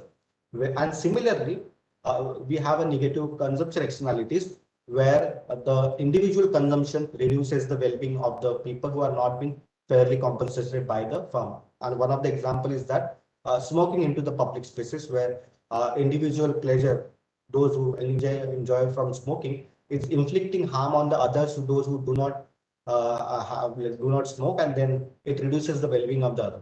So here we use again the same principle, the private marginal cost, and we also need to take into account the social marginal cost also in this case. But here we are actually adding the marginal damage. So any production we usually happens. So whenever we engage into the additional productions, so social marginal cost also needing to take into account that marginal damages also. So we believe that internalizing this cost will indeed increase the production cost of goods and services. but it will help the producers to compensate to the other people who are not being compensated by the gases or the livelihood like the tree. So while doing the production, while looking into the total cost that it will be there in the production, we really need to internalize those indirect costs also that is likely to be inflicted on the society. So how we will do it? So we will internalize this cost through the help of the environmental accounting, or maybe charging higher prices from the consumer, so that, or maybe giving more taxes to the state, so that those who are not enjoying well-being from the consumption of a good, so they will be fairly compensated by this. And that's why that's why we require the state interventions to steer to what extent the marginal damages will be accounted in the state. And hence we see a lot of sales taxes, the government taxes are allocated into that. Like one of the examples is about the carbon taxes, green effect taxes allocated on the various kind of goods. Yes, if the externality exists, similarly, like we can also have from the point of view of the consumers also, like when the consumers needs to be charged. So like if the consumers are actually doing something that is inflicting harm on the others while actually they are enjoying their consumptions, so we really need to certain kind of restrictions on that. So we put fines, we restrict the behavior, we discourage this kind of a behavior that inflict harm on the others, and to what extent, like we also use, like we put people behind the bar if they are continuous defaulter on that. So here, unlike the previous ones where we need to take into account the marginal damages, here we do not take into account the marginal damages, but here we look into what are the another ways in which we can change the behavior. So when the social marginal costs are not equal with the private marginal cost, and it is a violation of the first fundamental theorem of a welfare economics, uh, and which leads to a market failure, and hence we require the government to intervene into them. So we have a both the production externality, both positive and the negative externalities within the society. So the positive externalities usually happens when the actions of a two economic agents inflict the positive benefit to the larger society, and a negative externality is that actions of a two individual leads to like a negative externality. Example about a positive externality is that the government takes taxes from the people, and then it actually provide a lot of kind of a public goods, like for instance, like a free educations in the school, street lighting, public parks. So these are the example about the positive externalities, where they take taxes from the people and then they redistribute to other people. So here the actions of the two people who are paying the taxes and the government who is collecting the taxes leads to the positive benefit to the society, whereas negative consequences also happen, like the government encourages, uh, in order to give more boom to the aviation sectors, the government encourages or reduces the tariff of those who are actually frequently flying, but those who are frequently flying also causing like a huge pollution to the larger society, and it is inflicting harm on those who are not commuting via the air travel, and then it brings a negative externality to the society. The third approach that we discuss is like a transaction cost. In the transaction cost, yes, we have a Ronald H. Gaussian theorem. So why the transaction cost usually is our need to take into account uh, when we think about the market failure. Market most of the time usually fails because each process and the transaction in the market happens because of there exists a heavy transaction cost, like a cost of acquiring information about the producers, cost of exchange, and these are basically embedded by the huge transaction cost in the market, because it is not so easy.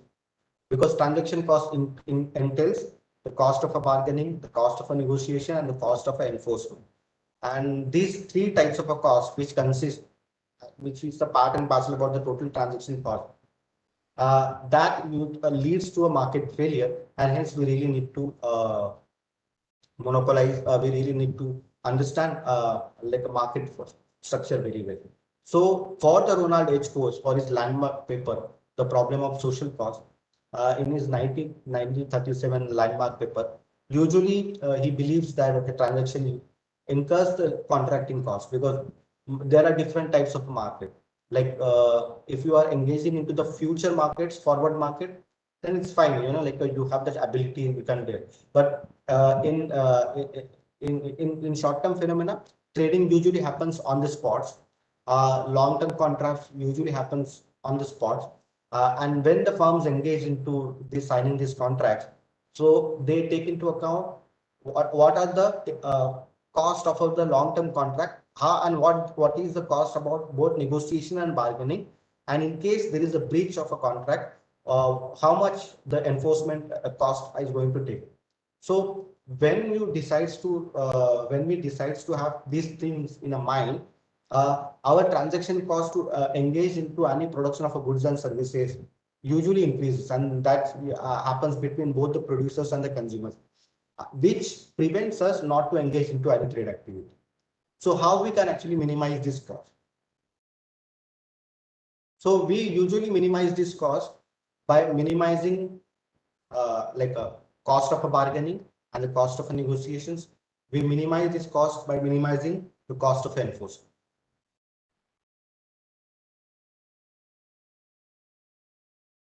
So these are the types of a transaction cost, which I think will be. I'm not going to engage into this. But what is the crux that we usually use for this type of a? So Ronald H. Coase approach to study the transaction cost happens that whenever a buyer needs more buyer needs whenever buyer engage into like acquiring more prices, the quality of the goods, and he gathers information, and when they engaged into doing a whole lot of market advertisements, market research, and all this activity, and information is asymmetrically distributed within the system. So here, markets can be markets can made more robust by actually minimizing the search cost within the market. And how we can minimize the search cost in the market? By actually compelling the states to be a regulator in the market. So once the state will regulate the market, so we can minimize the search cost, and that's how the markets can actually get it. So here we bring for the quotient transaction cost approach, the role of a state, where the states minimizes the cost of a search, minimizes the cost of a enforcement, minimizes the cost of a bargaining, and that's how the markets clears the way. It leads to a further two more problems, moral hazard and adverse selection. Moral hazard usually happens after the transaction because of the asymmetry of the information, and moral hazard usually happens. One of the example is that when the people actually buy the health insurance policies, they know that how much they are going to be reimbursed from this health insurance policy, and but they will engage into unhealthy practices. They will engage into the risky activities, and as a result of that, it leads to moral hazard issues. And usually happens when you buy the like an insurance policy where you know that to what extent your life is being protected by the insurance policy. Uh, Adverse selection happens prior to the transaction takes place, where buyer tends to where the buyer of insurance will most likely to produce negative outcome because we tend to hide many informations. And moral hazards and the adverse selections are the two key problems because that is likely to be there in every market because of the information asymmetry. And only with the help of a state, the problem of information asymmetry could be resolved with both the ways. So we can minimize the problem of moral hazard and we can minimize the problem of adverse selection too. I think I will stop here. And if we have a time, do we have a time? Yes, sir, we do have some time. Yeah. Now, I think I would like to take some questions. Yes, sir, we do have some questions for you. The first question is by Ms. Jyoti Jindal. She is asking, how have the courts provided more efficiency and not equity? If you could please explain it again. Sorry, I didn't get that. She is asking, how have the courts provided more efficiency and not equity? If you could please explain it again. Which code? Labor codes? Yes, I believe. Yes, I think yes. Yes. Yeah. Because what has happened, like we have a 44 central labor laws and more than state labor laws. So compliance from the point of view of an employer becomes really cumbersome because they have to follow different schedule under the various labor code.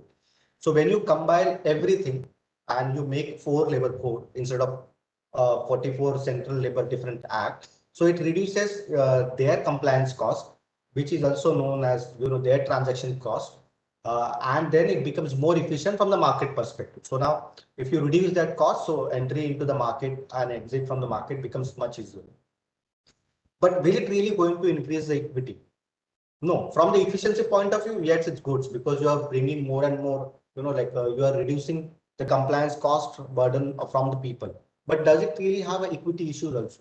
Because in all the 4 codes, uh, you have a certain like a neglected informal sector workers who are not part of the labor codes, which earlier used to be part with a different labor laws. Like for instance, Unorganized Social Security Act used to provide umbrella security to the informal workers, but has this been converted, been taken to the new labor codes? Like another one is that the Interstate Migrant Labor Act.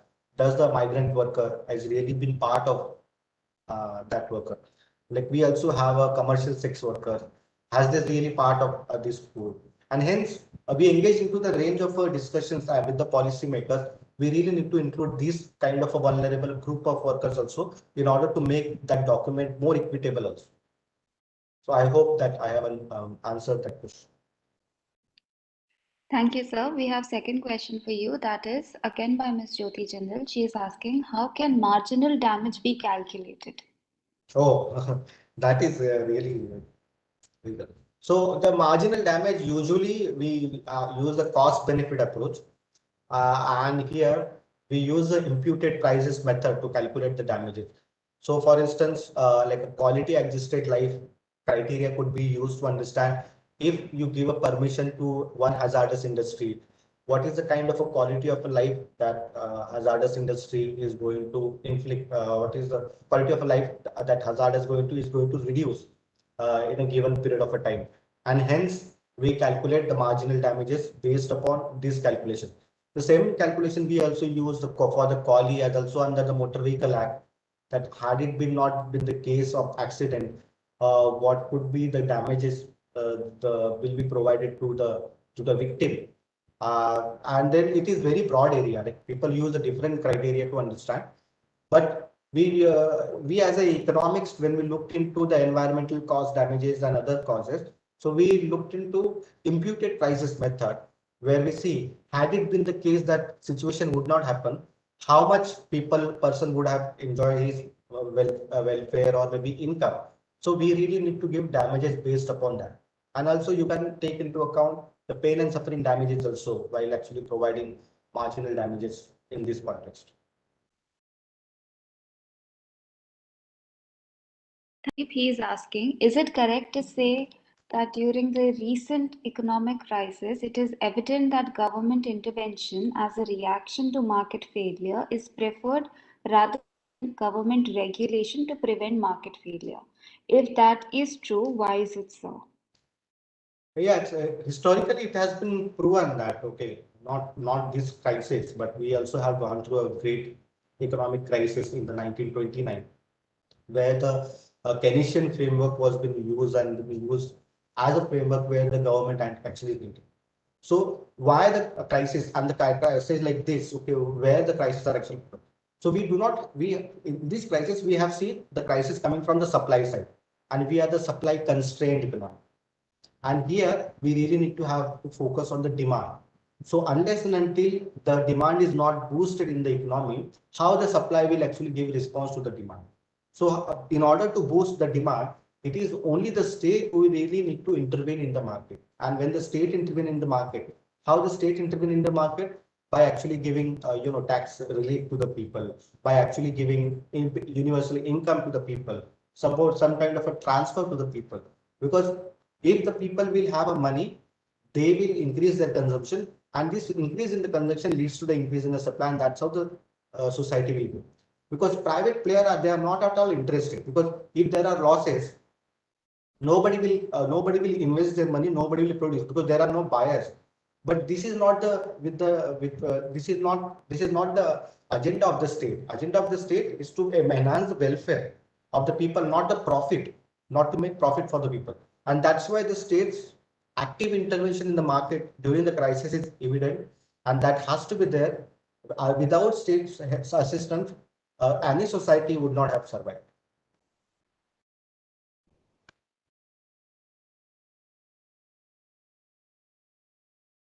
We have another question, that is universal basic income is possible for all countries, sir. What is required? Universal basic income is possible in our country.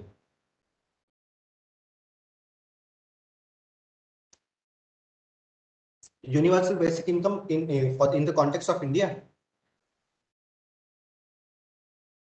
Hello, Um, can you it is repeat the written, question? yes. Okay. Universal basic income is possible for all countries. What is required for that? Yeah, like in order to have the universal basic income, first of all, we really need to have like a higher wage rates, uh, so that consumptions will be minimized, consumption will be maximized, and then we really need to have good taxation policies, progressive taxation policies, where people are actually paying more taxes to the state, so that state can refund those taxes in the form of universal basic income. So here we really need to have a strong fiscal policies in order to have the universal basic income. Why in the context of India we do not have? Because the proportion of a direct taxes as compared to indirect taxes is very low, and the states really do not have that much amount of fiscal resources to provide the minimal basic income. You can refer the document of 2017 economic survey and 2018 economic survey, where they mentioned about there could be a possibility to have the universal basic income, which will replace the other kind of income transfer we have in the country. But for that, state really need to have like a money and also the willingness. Though it will have that willingness, yes, they are interested into the policies, but do we really have that kind of a resources to provide in the states, and where the developing countries where the labor supply is unlimited, and we have a huge number of a dependent population also. So in this context it is really dependent populations, in this context it is really feasible to execute that kind of issue. But I'm sure okay, we can do it, but first of all we really need to change the base of our setting the wages from minimum wages to the living wages, and then we can talk about uh, that UBI, universal basic income. Thank you, sir. I think we're done with the questions. And we are also joined by Ram Singh, sir. Hello, sir. Hello, Rahul. Yes. I heard you during last 5-7 minutes. Good to hear your thoughts here. Thank you.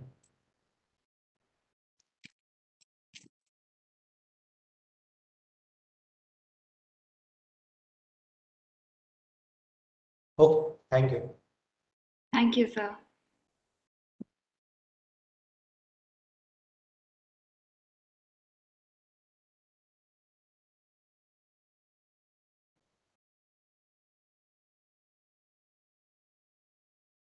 Am I audible, Subi? Yes, sir. Yes, sir. You're audible. So on behalf of Center for Law and Economics, we are thankful to Rahul and hope we see a future collaboration. So, yeah. Over to you, Pratyusha.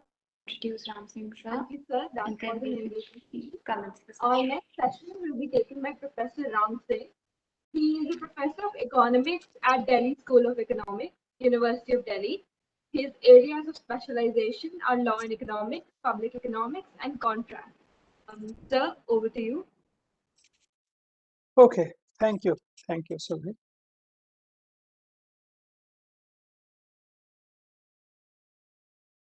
Okay, today I'm feeling a little at loss about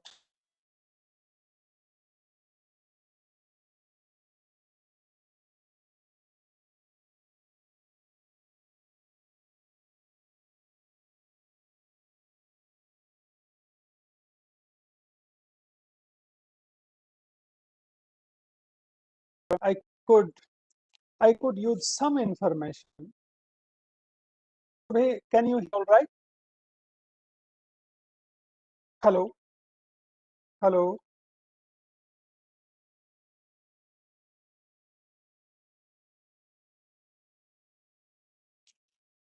Hello?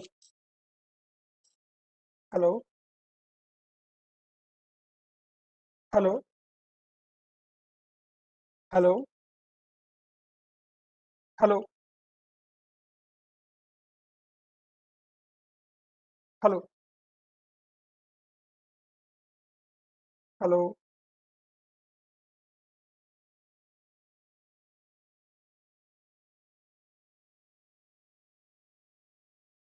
Okay.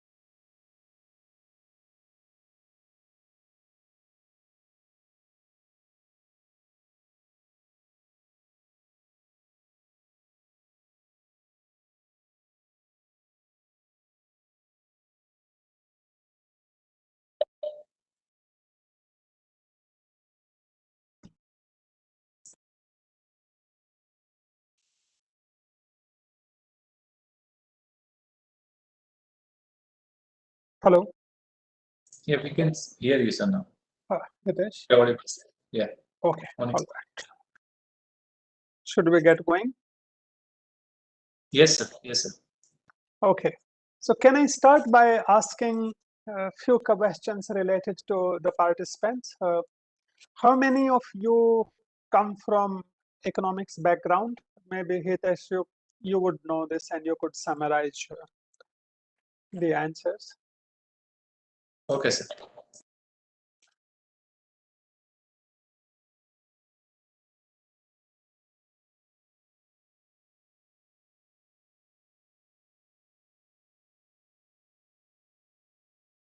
Hello.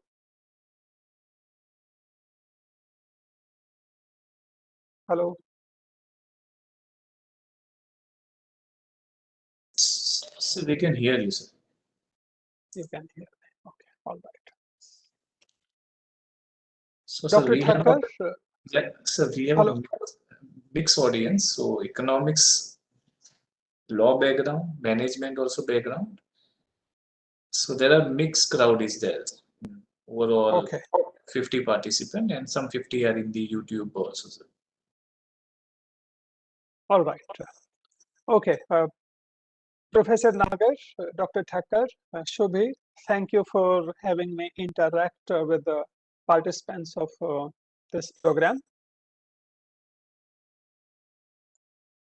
Dr. Thakkar has given me a challenging task, which is that he has asked or encouraged me to make a presentation on a topic that is technical in nature.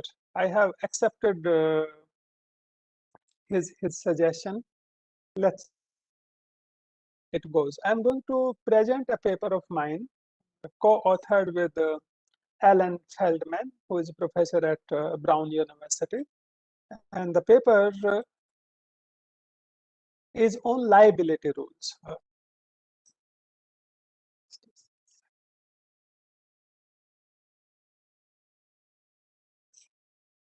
So I understand the previous talk had something to do with liability. I heard the speaker only for 4 or 5 minutes, and I could sense that there is something the talk had on liability issue. Have there been other talks also before this talk, Hitesh, on liability during part of this course, this program? Yes, sir. Yes, sir. Anita madam also has spoken partly, sir. Okay, that will hopefully that will Also, help. Malvika madam was not fully on, but partly on that task because she also taken a Okay, thought. so okay, that is really good. That will help. So, given that you have had some discussion, some exposure to the liability rules, we know we can start. I can start with the assumption that you know that liability rules relate to allocation of accident loss between parties that could be involved in a risky situation and that end up meeting with an accident. So a judge, a court of law allocates accident loss between the two parties. How a judge allocates the accident loss between two parties, to keep things simple, we can think of one injurer, one victim scenario. A judge could allocate all the loss on the injurer. That would mean that that judge would ask the injurer to fully compensate the victim. On the other hand, other extreme would be the judge may allow no compensation at all to the victim. In many cases, judges they tend to allow compensation, full compensation or partial compensation, but their decisions are not extreme decisions like, always asking the injurers to compensate their victims or not compensating victims at all. Courts allow compensation, but their decision to allow compensation, full compensation, partial compensation is generally based on the precautions, cares that were exercised by the two parties that end up that met with an accident. Therefore, a judge, while deciding whether to make the injurer liable for for accident loss, judge would ask whether injurer was negligent at the time of accident or not. So if you think of road accidents, then judge would tend to ask, try to find out whether whether the driver who knocked down a pedestrian or a bike rider, whether the injurer, driver of a heavy vehicle, was driving within speed limits, was driving on her side, was using all the normal precautions, cares that are to be expected to be exercised by drivers, injurers. In case of product-related accidents, the judge would ask whether the production process was vigilant, or there was negligence, or the production process itself was faulty, when they decide whether producers should be made to compensate the victims of their products. Victims of their products would be consumers who bought products and consumed. Similarly, if a factory owner ends up causing accident in the neighborhood by way of things moving out of fire or other items going out of the factory premise, or by way of pollution, again judges tend to ask a question whether the injurer, in this example factory owner, whether they had acted vigilantly, they had taken care or not. So in all such cases, when judge asks a question whether the injurer was careful, vigilant, or negligent, implicitly, at times explicitly, they have a legal standard of care in mind. And in formal terms, that standard of care is called due care level for injurer. So an injurer that took care, that was taking care, that was at least equal to due care level, legally expected, applied standard of care. So any care level exercised by an injurer greater than or equal to due care level will classify the injurer as a vigilant injurer.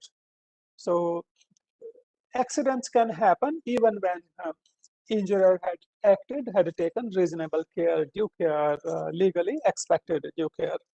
So motor vehicle accidents can happen even when drivers drive within speed limit. There are road conditions could cause skidding of tire and leading to accident. Weather conditions can also cause accidents. Similarly, product-related accidents can also happen even when the injurer, the producer, takes all the legally specified care level, or the care level that is suggested, recommended by a regulatory authority of that industry. So by taking due care level, injurers cannot rule out possibility of accident. So accidents can still happen. So accidents can happen for the reasons that are beyond control of injurer's care. It could be that the injurer was careful, but the victim was not. So for example, even if a bus driver, truck driver is driving within speed limit, taking all the care that is expected of her, but if there's a pedestrian that runs across the road without looking left and right, can end up hitting the vehicle and actually hurting himself in the process. So in this example, even though the potential injurer, if accident happens, so initially it would look like that the pedestrian who sprinted across the road is a victim of accident. Clearly, in such examples, one party end up bearing all the loss of accident. So this pedestrian will look like a victim of accident, even though and the driver would look like an injurer, even though injurer had taken all the care and victim had taken none of the care. So point I want to make is that the victim's care level also matters for probability of accident, and also the magnitude of loss, accident loss, if accident actually happens. So an accident between a heavy vehicle and a bike rider, or accident between a heavy vehicle and a pedestrian, depends on how careful the two sides are, the driver and the pedestrian. But the magnitude of accident loss also depends on the care level. For instance, the speed at which vehicles were being driven. So if a vehicle was being driven at a very low speed, then even if accident happens, it's unlikely to cause severe physical damage and other loss to the victim. But if speed is high, then the magnitude of loss also goes up. So liability rules deals with scenarios. Typically, they deal with scenario where one or the other party can make a difference to the probability, likelihood of an accident, and also a magnitude of accident loss. It turns in many cases, it turns out that both parties can do something about the probability of accident and magnitude of accident loss. Therefore, judges tend to look at behavior, tend to investigate behavior, conduct of both the parties or all the parties involved in an accident. So these situations are dealt with by courts on routine basis, and judges allocate accident loss depending on vigilance or lack of vigilance on part or the other. So for instance, if it turns out that the victim had taken all the care that was expected of him, but the driver had not, then very likely court will ask the injured driver to compensate the victim. But if it turns out that driver had taken all the care, but it was victim that had not acted reasonably, had acted recklessly by not taking care expected from him, then such a victim is likely to be denied compensation altogether, or at best will be granted partial compensation. So now,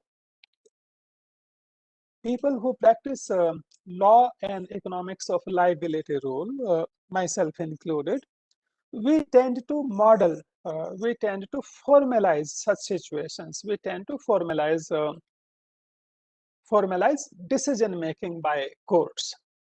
So to summarize the discussion so far, a judge's decision is going to be dependent on whether whether one or the other party had acted recklessly, negligently. Judge also is going to look at how the other party was negligent or vigilant. If both parties turn out to be negligent, then judges may still allocate all the loss to one party, may grant full compensation or partial compensation or no compensation to the victim. As you can see, in real world, accidents at time can happen even when both parties had acted vigilantly. You may think that it's impossible for accident to happen if both parties had acted vigilantly, but it's not. Accidents are possible even when both parties take the due care, exercise all the precaution that is expected of them. For example, if a driver of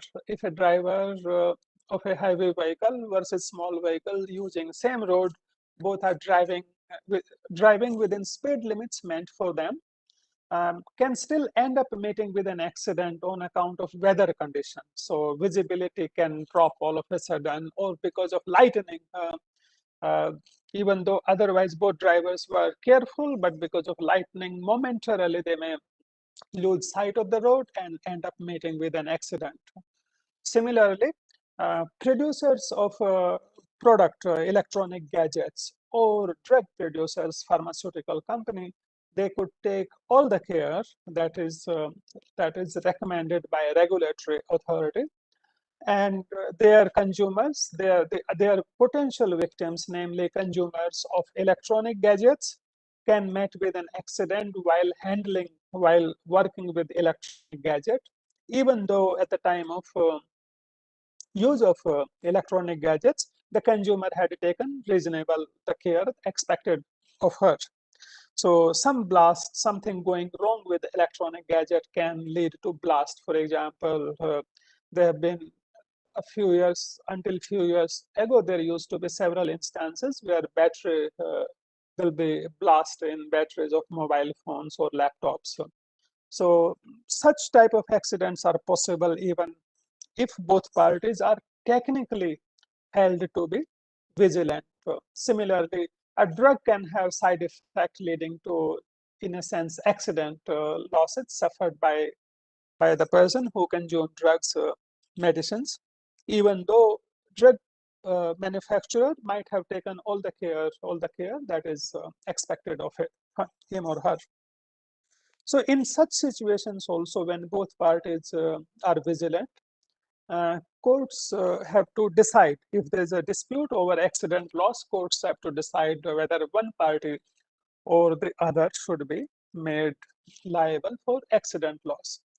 So, by the way, it will be okay for you to ask clarificatory questions at any point during this discussion.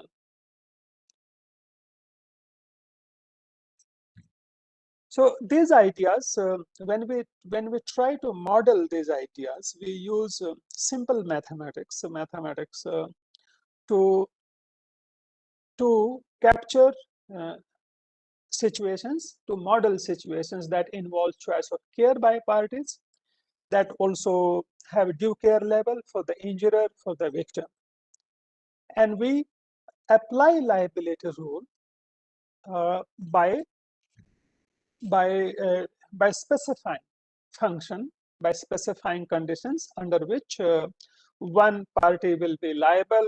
We also identify conditions under which other party will be liable, and all these specifications, all these decisions are made based on the care levels exercised by the parties. Such specification, some such mathematical specification of liability situation also involves fixing liability when both parties were negligent at the time of accident, and also situations where both parties at the time of accident were vigilant. Okay. Now, the mainstream, for the most part, our model, liability models, they are called care level models. They are unidimensional models. So, what do I mean by unidimensional care level models?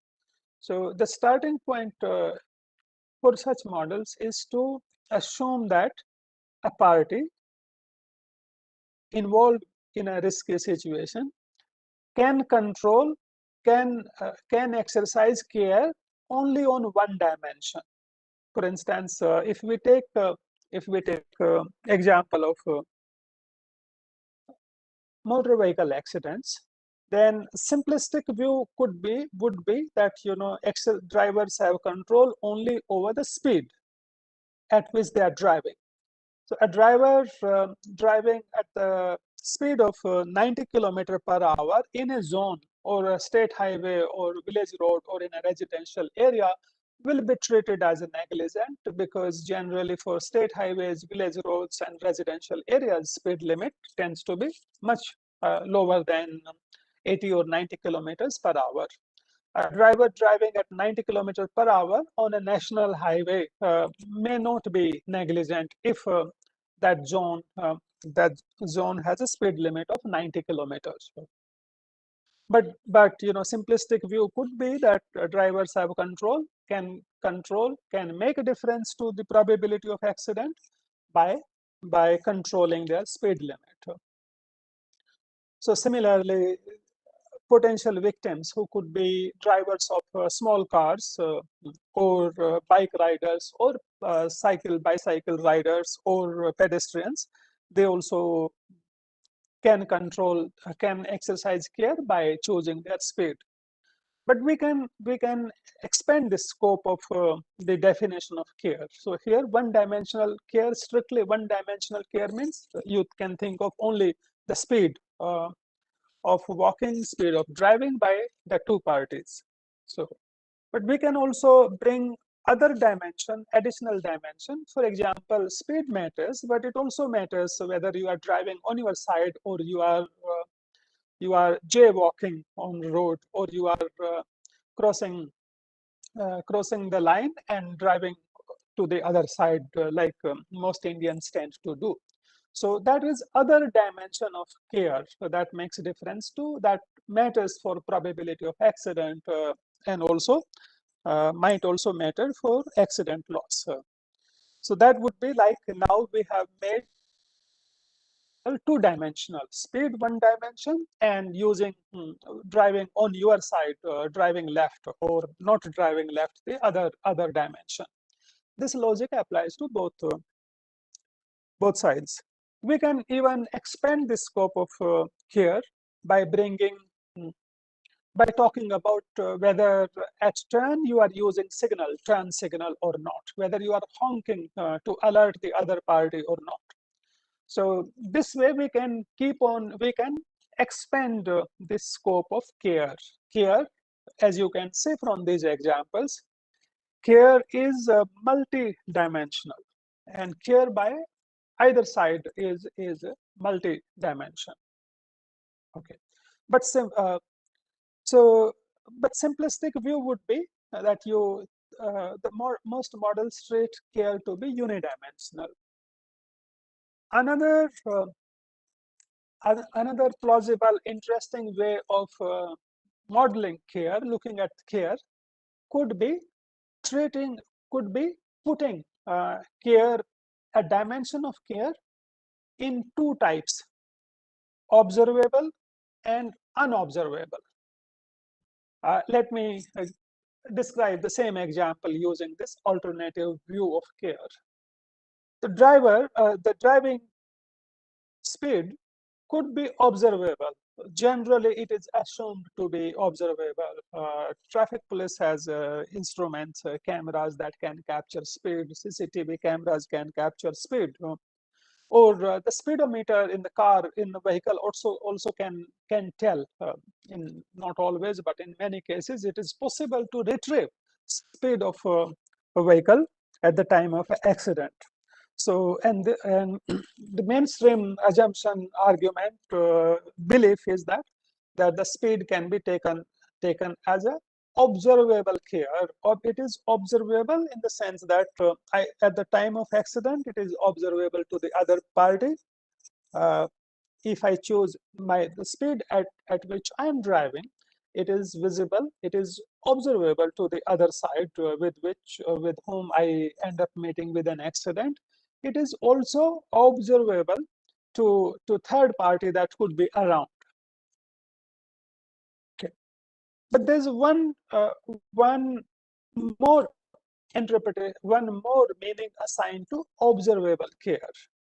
You see, if an accident happens, then if you and I happen to be involved in an accident, then there will be dispute. The dispute doesn't have to be physical fight between us. The dispute would be claims and counterclaims. So, and two of us are unlikely to settle our disputes. Some disputes may get settled by the parties involved, but many other will not. Many other disputes will go to court. Now, when we go to court, a court is going to ask same question. Who is going to ask a question? Who had acted negligently and who had acted responsibly at the time of accident? You would want to argue that you would want to argue that Ram Singh acted negligently, but you were vigilant. And my incentive will be opposite. I would like to prove you wrong, that you acted irresponsibly, negligently at the time of accident. And I will claim that my conduct, my behavior was responsible. I was not negligent. This is what I would like to argue, to avoid paying you any compensation or extracting some compensation from you. How a court is going to decide? In some situations, it's simple for court to decide. Some rules are like rule of strict liability. If a judge were to apply a rule of strict liability, then all that a judge has to look at, who has sustained losses, accident losses, and judge will make the other side to compensate the victim. Or if judge applies the rule of no liability, then judge essentially politely will say get lost. Neither side has any claim. The loss will remain where it fell at the time of accident with the victim. But these are rare, these are unusual situations. In most situations, judges have to allocate, have to decide the compensation entitlement for the victim and liability obligations for the injured. But these decisions have to be made based on the conduct of two parties at the time of accident. So therefore, judges have to undertake an ex post counterfactual inquiry. Not necessarily counterfactual, but ex post inquiry into the behavior of the party. They have to second guess, they have to try to assess what might have gone on at the time of accident. So, which is to say that judges have to then find out, make inquiries like driver was, they have to ask a question, at what speed was vehicle being driven? Was vehicle being driven on left side or not? Whether sensing the alarm, whether the driver honked to alarm the other side or not. Judge also will have to find out whether pedestrian or the bicycle or bike rider or driver of a small car who sustained injuries was also driving within speed, was driving on her side or not, or had taken other precautions, care or not. Some of these care levels that were taken or not taken at the time of accident, some of them are verifiable before a court of law.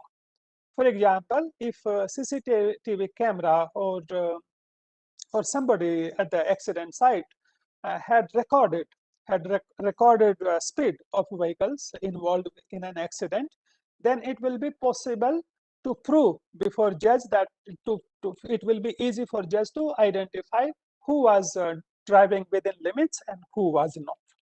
If judge is able to identify the speed correctly, then we say that speed is observable to court in this specific sense, that it is verifiable.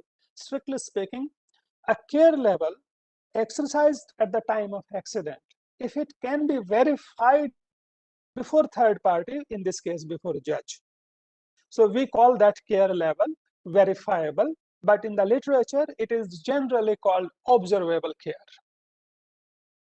Similarly, driving on their side, whether drivers were driving on their left or not, this may also be verifiable, because at times it's a factor that the facts speak for themselves, depending on where the two vehicles or accident happened, whether it was on left of driver or on left of victim, then it will be possible for court to infer correctly whether which side was driving on the wrong side or not.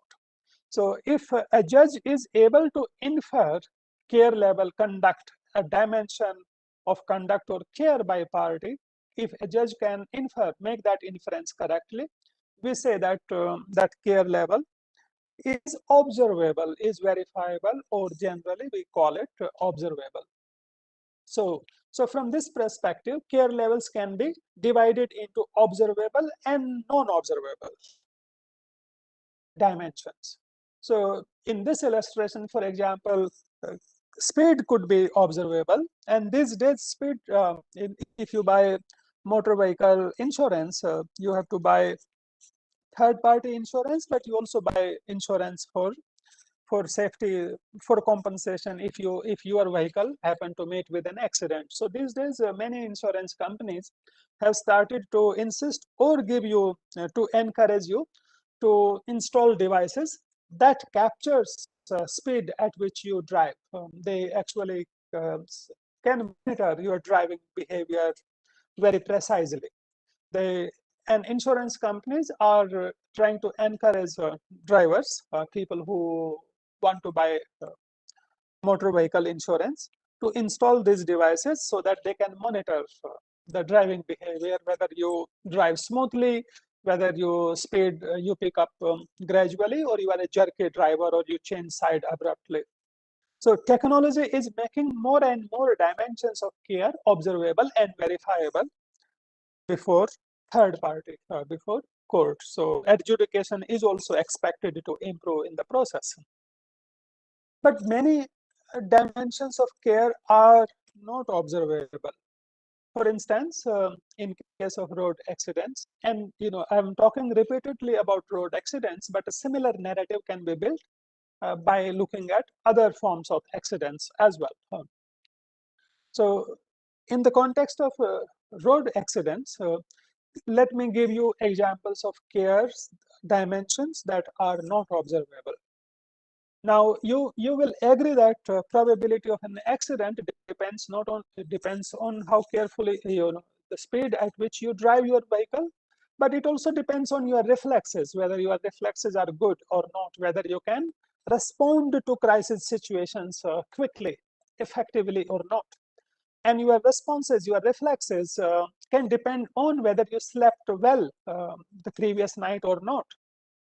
It can also depend on your mood, whether you had a fight with a friend or a family member and you are still thinking about that fight, but you are driving on the road. So there can be lapses in your attention and leading to accident. Also, the number of miles. Okay, so more you drive, your reflexes become weaker and weaker. And as a result, your ability to respond to crisis situation, it becomes weaken and weaken.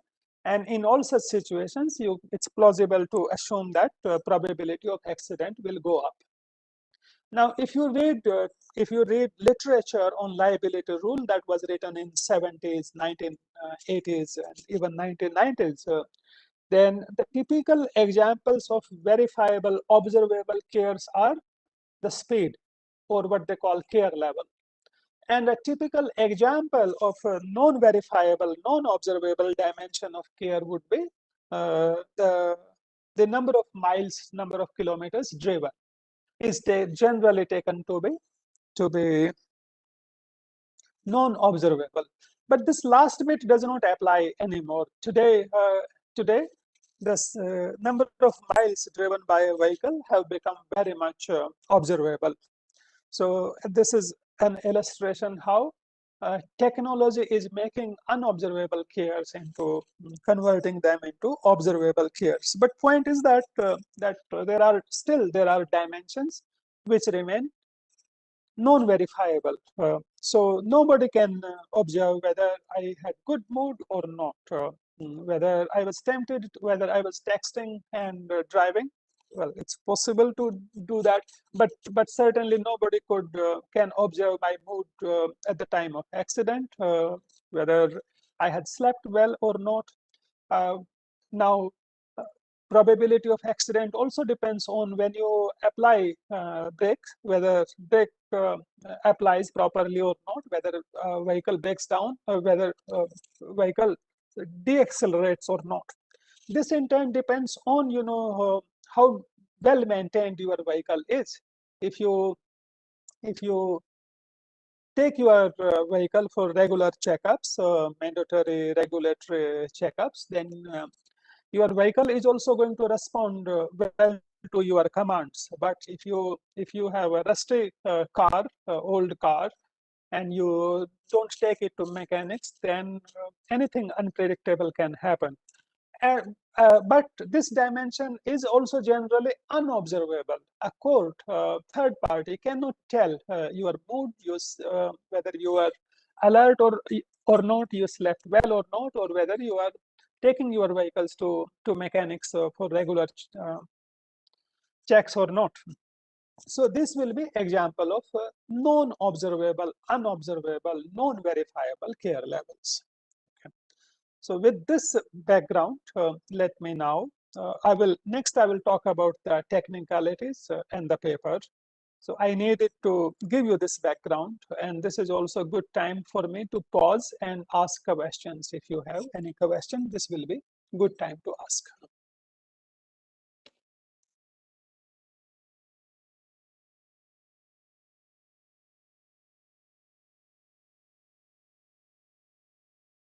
No questions?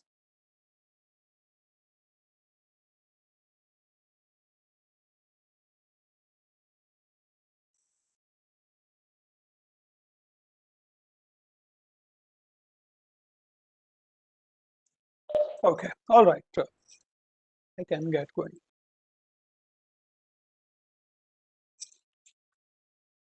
This seems like a fairly satisfied lot.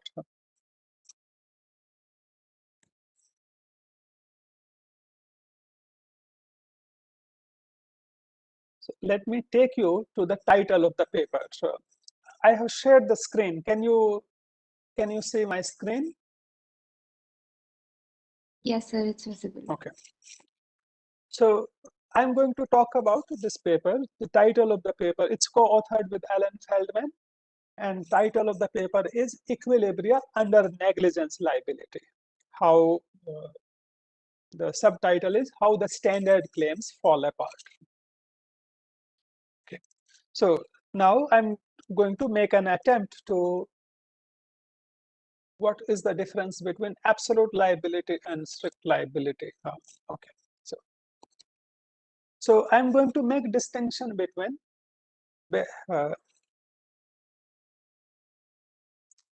between care levels and activity levels.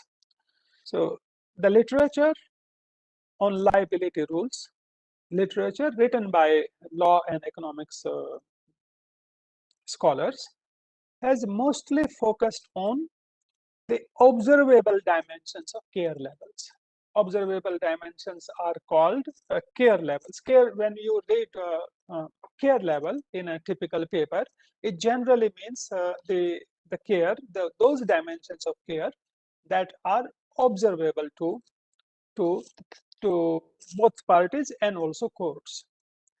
The dimensions that are observable to parties but not observable to third party, are not observable to courts, those dimensions of cares are called activity levels.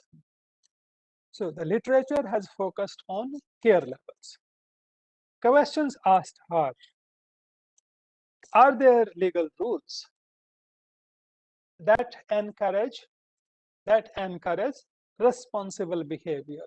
Formally speaking, a question asked are there legal rules that encourage, that incentivize both sides, parties involved in risky situations, to take due care level? So that's the question asked. Answers are very precise. There are several studies on the subject.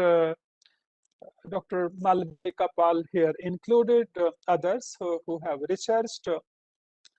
And the conclusion that follows is that there are several liability rules that can encourage road users to use roads responsibly.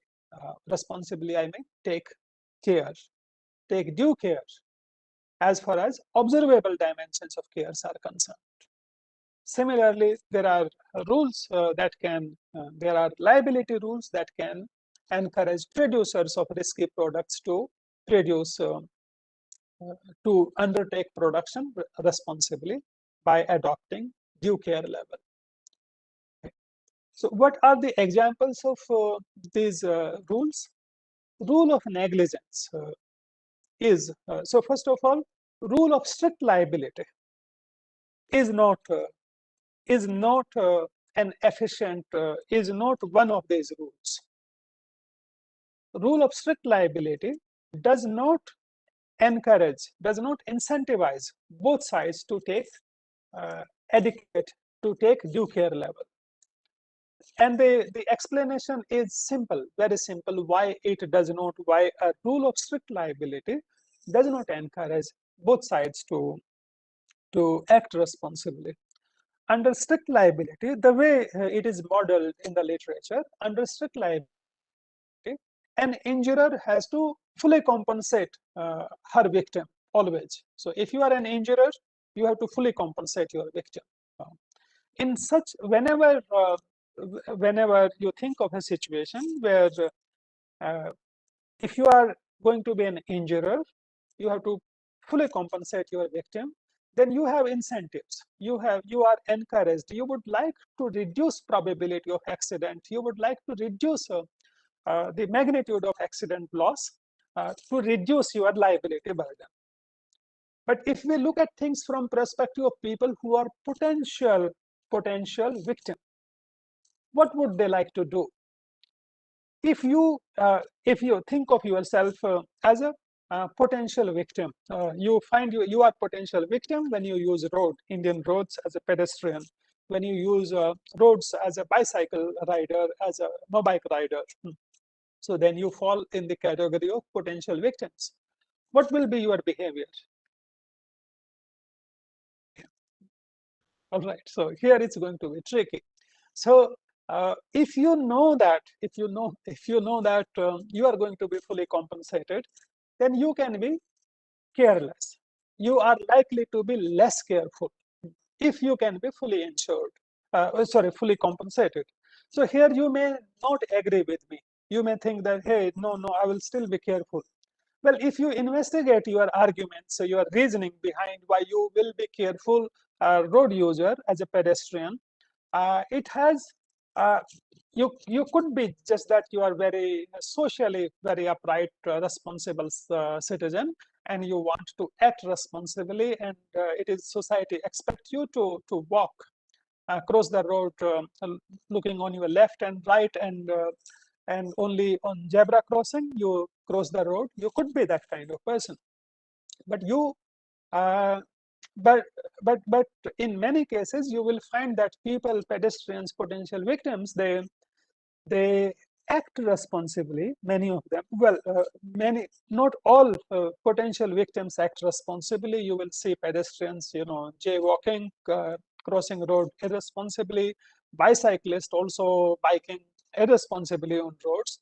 But people who act more or less responsibly, they could be guided by the sense of uprightness, but more frequently than not, more often than not, they are they act responsibly because they fear that if there's an accident, they will end up hurting uh, their body, and there will be attendant losses, medical expenses, other incapacitations that might follow.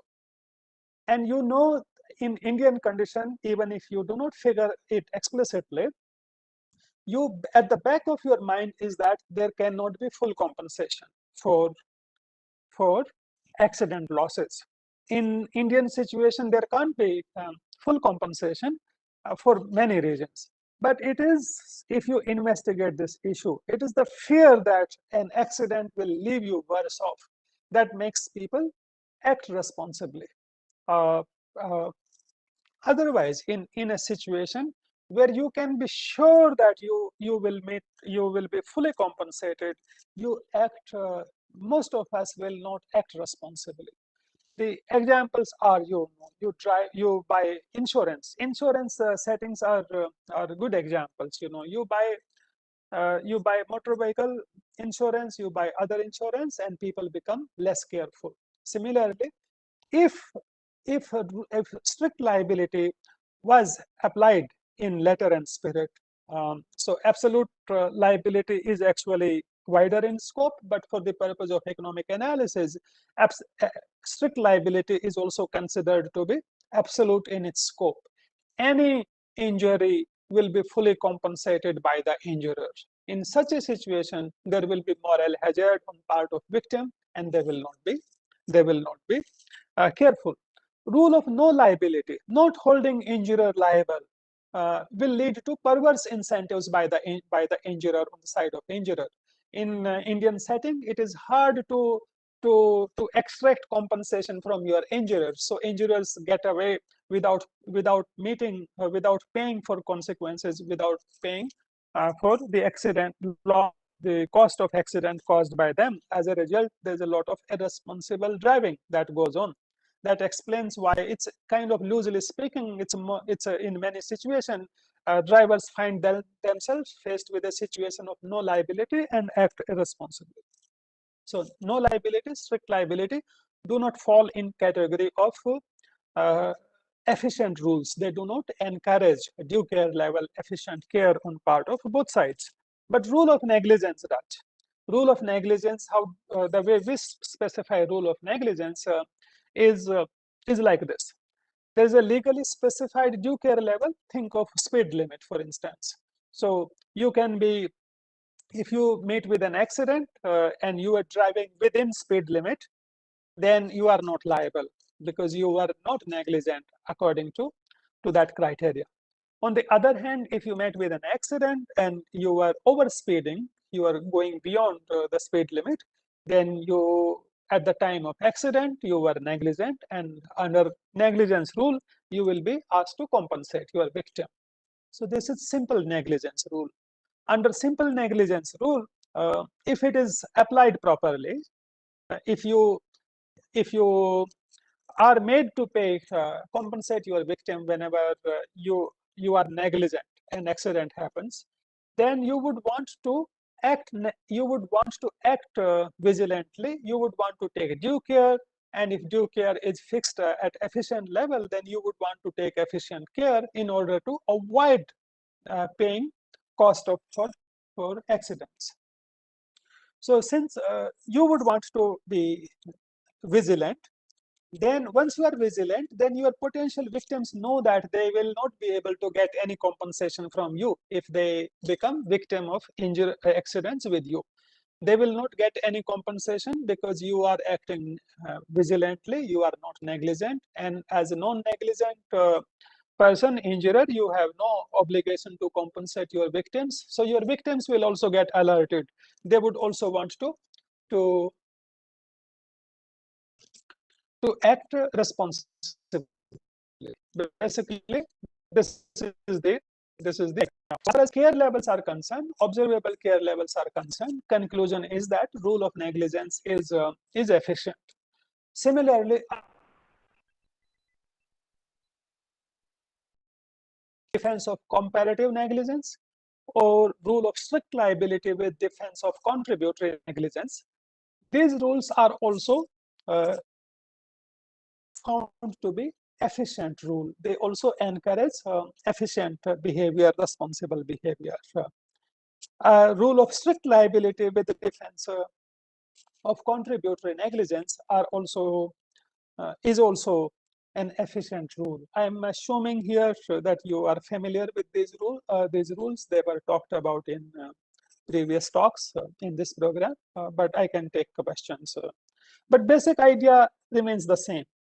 The negligence-based rules that apply negligence threshold. By negligence rule, I mean rule that absolves one party of liability if that party is vigilant.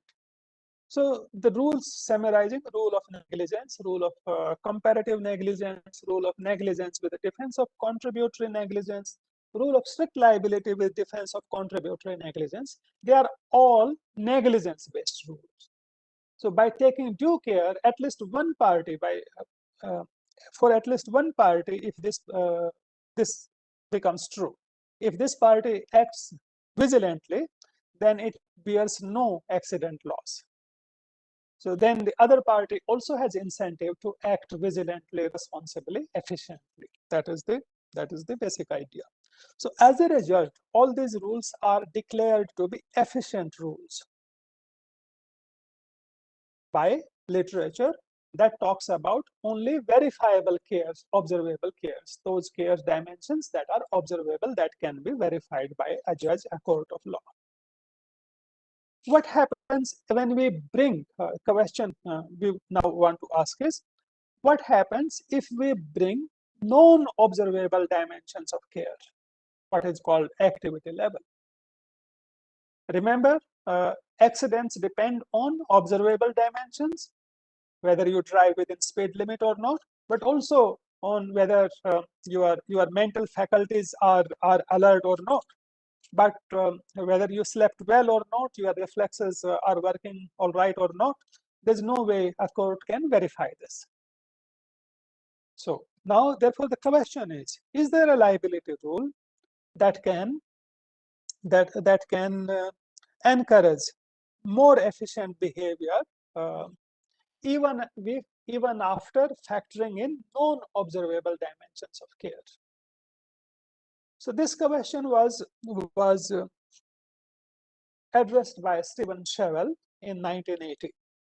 And his conclusion was that it is impossible for a liability rule to be efficient on observable care dimensions and also non-observable care dimensions. So there's no liability rule that can encourage responsible behavior on all dimensions of care by all parties concerned. It is impossible. That's the message. Therefore, question arose that if efficiency cannot be guaranteed on all counts, what is the best? What is the second best that can be achieved through liability rules? So this question led to several research papers, starting with Stephen Shevell. And their argument was, to summarize, their argument was that if you have observable and non-observable care dimensions, but court can apply only observable thresholds, they can demand care only on dimensions that are verifiable. So dimensions that remain unverifiable will be beyond control of courts. Courts cannot choose liability to indirectly control non-observable dimensions of care. So vis-a-vis non-observable dimensions of care, things will be inefficient. Parties cannot be encouraged to act responsibly. So take the example of liability rule, negligence-based liability again. So think of a situation, think of yourself as a potential injurer. You own a heavy vehicle, a big car, a sports utility vehicle. And one reason why people want to invest in big cars is maybe, the demonstration effect. But some people also want to invest in big cars, want to travel on highways in sports utility vehicle because they want to hedge against potential accidents. If there's an accident between a big SUV and a small car, who will emerge as a victim. So this is also safety is also one reason why people invest in big vehicles. It's one reason. It's not the only reason. That's what I'm saying. So, and you can say that this dynamics can lead to very perverse outcome. It's assume that all of us have enough wealth, enough money to buy SUVs. If you buy SUV, you buy SUV because you don't want to fall victim of road accidents. Then I also will have to buy an SUV because otherwise, I'm facing the prospect of becoming victim looms large. So I also invest in SUV, and it can lead to perverse situation that both of us have SUV. So, but now anybody can become injured or victim. But this could have been the situation if both of us had small cars. So this was a digression to tell you that if the issue of compensation goes unaddressed, it can have very perverse outcomes. There can be investments made by people which are socially wasteful investments. So this is investing in SUVs is, to an extent, it is a wasteful investment from social viewpoint. From individual viewpoint, these are not wasteful investments, but from social viewpoint, they are. So anyway, coming back to rule of negligence, if a court can only check whether you are driving within speed limit or not, then you could be encouraged, you could be incentivized to drive within speed limit, because otherwise you will have to compensate your victim. But what about being, sleeping well, taking your vehicle for a checkup before you go on a long drive? Would you want to do that? What about other dimensions of care that cannot be proved before a court of law? With respect to these non-observable, non-verifiable dimensions of care, we will not have incentives to exercise enough care. Actually, any care level that we can, any care level that can escape attention of traffic police and courts, people will invest less in that care. They will exercise less of that care. So here we have, in our analytical framework, we have observable care and non-observable care. So at best, a liability rule can do is that it can encourage responsible behavior with respect to verifiable care. With respect to non-verifiable care, if we assume that speed is verifiable, but number of miles kilometer driven is not verifiable, if we assume this, then conclusion would be that people can be encouraged to drive within speed limit, but they will overdrive. As you drive too much, then your reflexes become weakened and probability of accident goes up. This means that your driving number of kilometers driven by you will be excessive, will be inefficiently high. So on one count, you can achieve efficiency, efficient conduct. On other count, your conduct, your behavior will be inefficient. So what will your potential victims will do? Well, they know now, they also can do the calculations that you are doing. They know that you can, at best, you will be driving within speed limit, but you will not be careful on other counts. You will be less careful on other counts, thereby you have increased accident more than what is justified by due care levels, if due care could be assigned for all the care levels.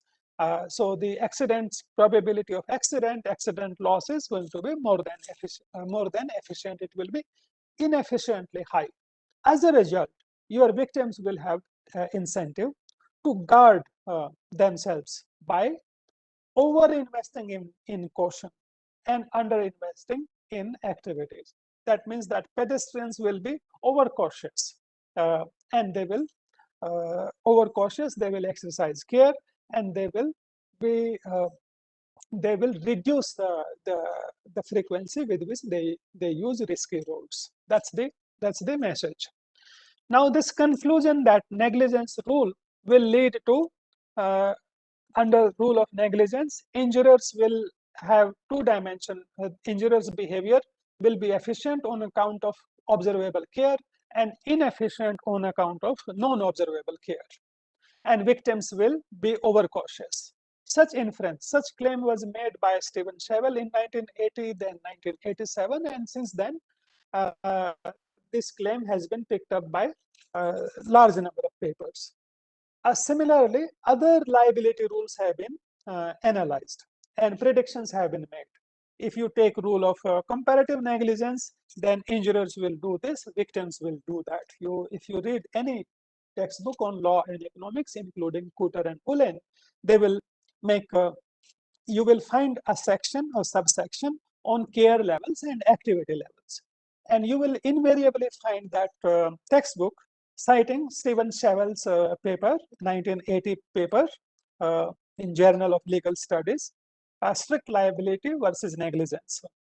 So, and the conclusion written in textbook will be that when you have care levels and activity levels, when you have observable and unobservable care levels, then there will be efficiency with respect to care levels, observable care levels, inefficiency with respect to non-observable care levels.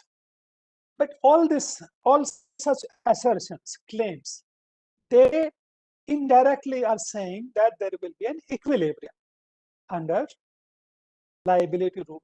There will be an equilibrium under liability rule even when care is multidimensional. even when care has observable dimensions and non-observable dimensions, there will be an equilibrium. At this point, I may let me spend a minute or two on the notion of equilibrium. What do we mean by it? So here, participants coming from economics background, for them it is very clear. It is bread and butter of economics. But participants coming from other discipline may want to note that there is a particular sense in which the notion of equilibrium is used in economics. So let me give you an illustration. Suppose you wanted to attend this talk. You wanted to attend this talk, the talk which I am delivering now.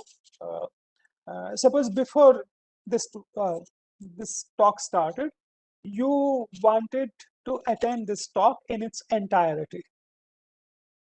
Now, and as far as I am as a speaker concerned, I also want to start this talk when all participants are around.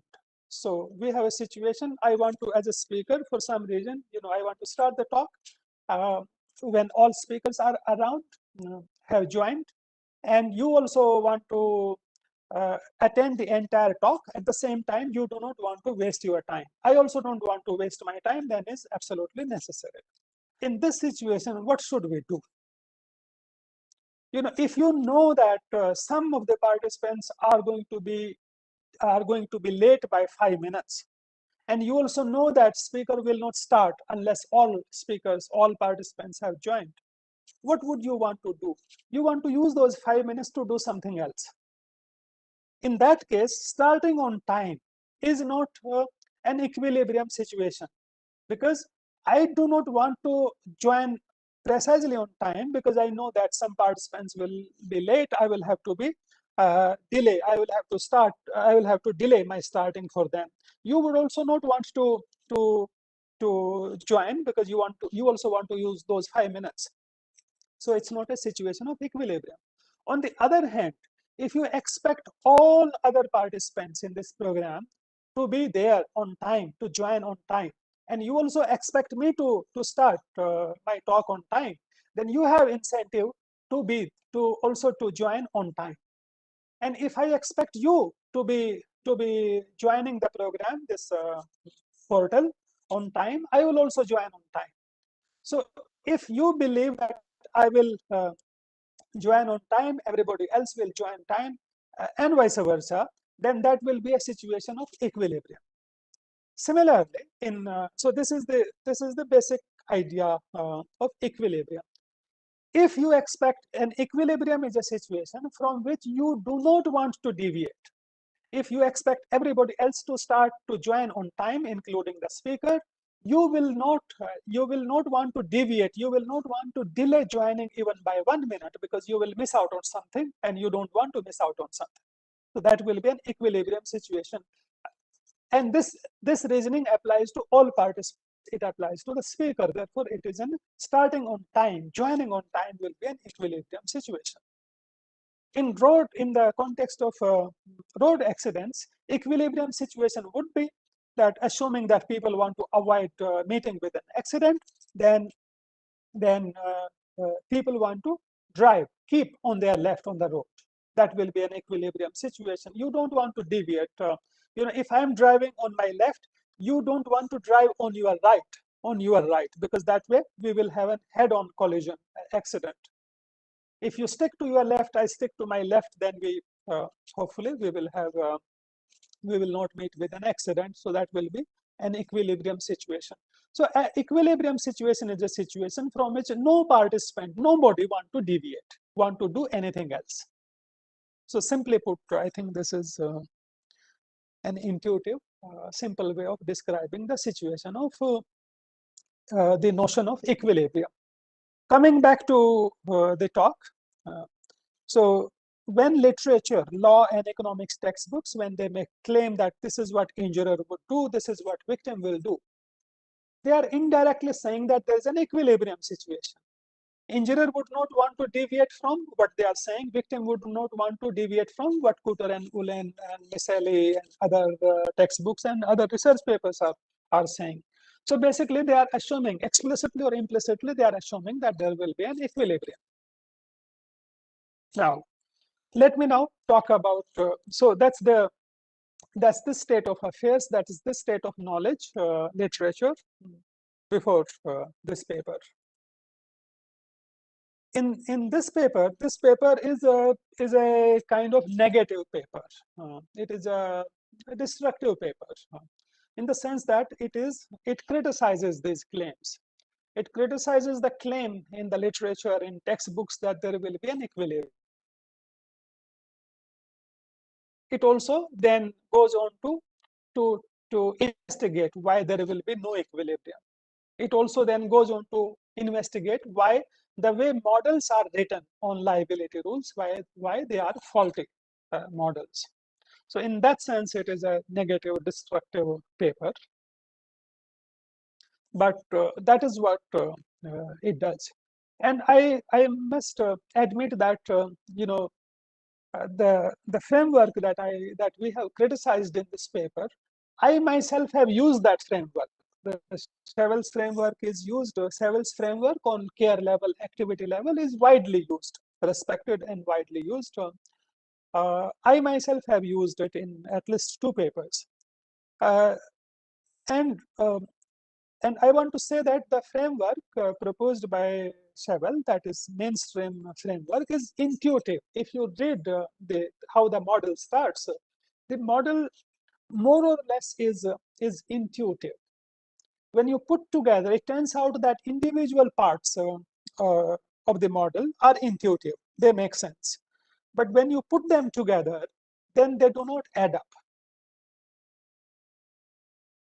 And that kind of led to that kind of misled the researchers. They thought that since individual pieces are plausible, intuitive, so together also they will make for a consistent model. But it was not the case. Before realizing mistakes, problems with the standard framework, I used it in two of my research papers and was planning to use it for third one when Alan Feldman and I started to investigate nature of second best that was possible in the mainstream analytical framework. We started using numerical. We said that, okay, so here is the model. Let us apply this model in specific technical situation, in specific technical situations of accident. So we considered payoff function, utility function for injurer, for victim. We modeled an accident loss technology. And when we started to compute equilibrium, there was no equilibrium. We changed the situation. Again, there was no equilibrium. We tried many accident contexts to compute equilibrium, and we could not find equilibrium. So that made us think seriously that it seems like that we are looking at a problem. So we investigated the problem. Then some of the problems should have been obvious to researchers, but they were not. For example, so one of the assumptions used in these models is that as you do more of your activity, it is good for you. The activity would be, in our road example, road accident example, the care you exercise during driving is called care. The number of kilometers driven is called activity level. So many of these models assume that your utility, the benefit you get from road usage, it increases in number of kilometers you drive, Well, it may look intuitive, plausible that more you drive, more utility you will get, but it is not necessarily plausible scenario, because even if you think of a situation where you are driving very heavy vehicle, so heavy, big, it's bigger than all other vehicles on that road. If there is an accident, you are not going to be the victim. And suppose there's no rule, there's no court that is going to make you pay for your accidents. Imagine such an unusual situation. in that unusual situation, how many kilometers would you want to drive? Well, you will go to your workplace. If you have to go from Ahmedabad to Delhi, you will go. Maybe you will look around, but you would not want to go to Srinagar or beyond. The point is that the assumption that utility goes up as with the number of kilometers is uh, is not a plausible assumption. It means by this logic, people should keep on walking all the time and people should keep on driving all the time. So this is one of the problems with the model, but this is easy to detect and fix. So technically this problem was there, but it was not serious in the sense that it was easy to fix problem. Now it turns out that the model is so problematic, its pieces together are so problematic that they cannot be fixed. I think one main reason that make this model problematic, the mainstream models problematic, is that the assumption that accidents can happen only when both parties are around is one of the serious issues that will require more research, but it's a problem. It's an assumption, but it is extremely problematic assumption. As a consequence of the problems with the standard model, here is other thing you can check in law and economics textbooks. Generally, direct or indirect claims would be that even when you allow care levels, activity levels, rule of negligence is better than strict liability. Remember today also in the first half of my discussion, my interaction with you, I argued that rule of strict liability is inefficient. It encourages care from one party, not by the other party. Similarly, rule of no liability is also not efficient. It makes drivers reckless, it makes drivers irresponsible, it makes them take inefficiently low care, rule of no liability. So this logic holds. It's a valid point in case of unilateral care, in case of when care is observable, verifiable. But when we have care levels and activity levels, care levels observables and activity levels non-observable, then also the literature you will find in law and economics textbooks that scholars in research papers also claim being made that rule of negligence is better than rule of strict liability. Rule of negligence is better than rule of no liability. Then, but these are invalid. These are not correct claims in the literature. It can indeed, when you have care levels and activity levels, then it can very well be the case that rule of strict liability is better than rule of negligence. Rule of no liability is better than rule of negligence. No negligence-based rule can be as efficient as a rule of strict liability can be. No negligence-based rule can be as efficient as a rule of no liability can be. In some situations, it is easy to see. In situations like, these are not out of world situations. For example, if you have expressway, for instance, in expressway, generally you want to prohibit, you don't want to provide you don't want to provide pavements, paths for bike riders to cross the expressway highway.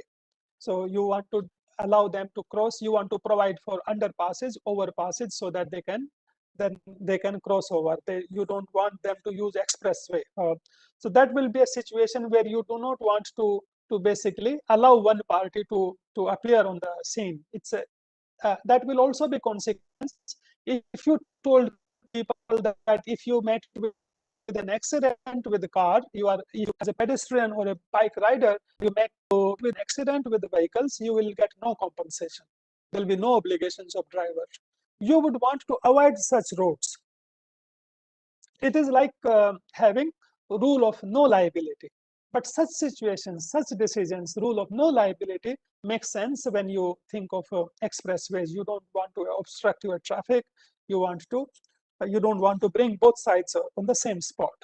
Similarly, if you think of firing range for defense forces, for police forces, uh, the firing range can be set up outside the city in remote areas in forest, and there you don't want people to go out for picnicking, for trekking.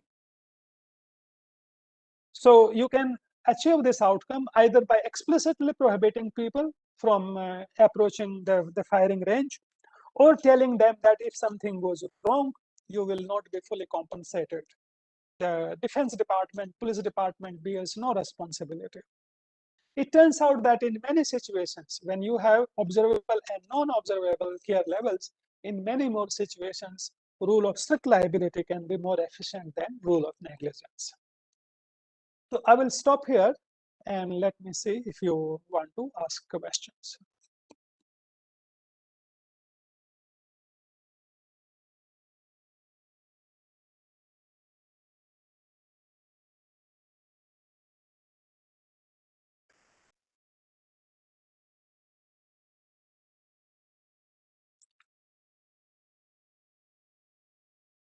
Shobhi, if you are speaking, I can't hear a word.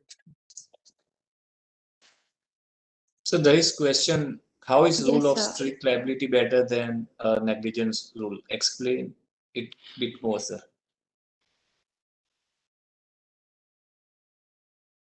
Okay, how is the rule of strict liability better than Negligence rule. rule of negligence? So remember when all dimensions of care are observable, verifiable before a court of law. When all dimensions of cares are observable before a court of law, in that world, in those situations, rule of strict liability is not more efficient than rule of negligence. That perhaps you.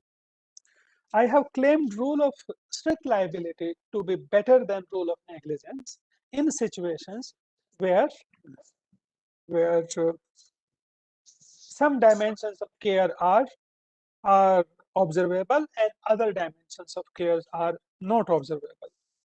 I also gave you an example, and I repeat that you in some situations you do not want to bring both sides. Road accidents generally involve two or more parties. In some situations, you do not want to bring both sides at the same place. The way to avoid pedestrians, bike riders using expressway is to apply rule of no liability on specific segments of expressways. Similarly, the way to avoid pedestrians, straying into firing range is to apply rule of no liability in those segmented areas. But these are, you may say that these are examples of no liability. You want example of strict liability. In some situations, you want no pollution near residential areas. To avoid the pollution, consider the situation of pollution. Pollution also is a situation, you can think of pollution losses, health hazard, and other losses caused by pollution as accident losses. Uh, they are not accident in the sense that there's no bang, there's no blast or bang, but they are accident losses in the sense that one party inflicts losses, health losses, medical expenses, other losses on the other party. So in that sense, we can look at them as accident losses. Now, these accident losses, cost of pollution, it depends on care level from both sides. If a factory is more careful, if it can install smoke screen, other technological devices to clean the smoke spewed out of the factory, then it will cause less damage. More care means less accident loss. The pollution also depends on the activity level of the factory. As it works for longer hours, for larger number of years, months, then the quantum of loss will also go up. Similarly, it also depends on pollution cost also depend on care and activity levels of the victim. The victims could be residents who inhale polluted smoke.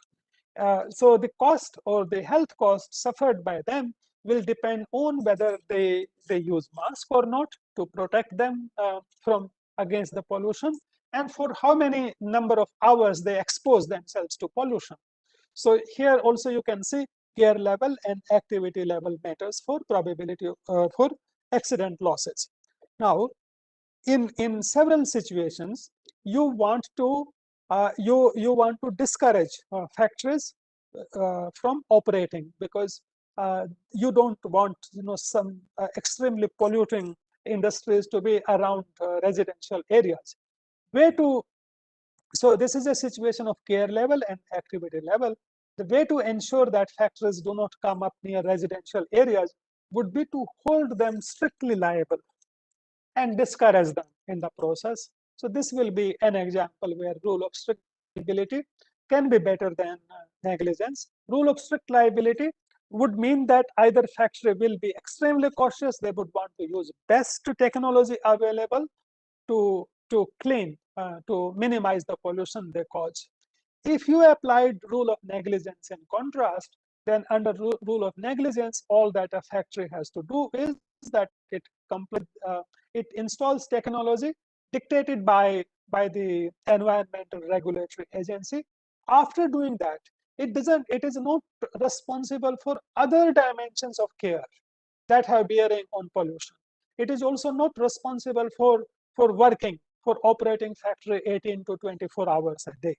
So it is not liable for excessive production activity that it might undertake.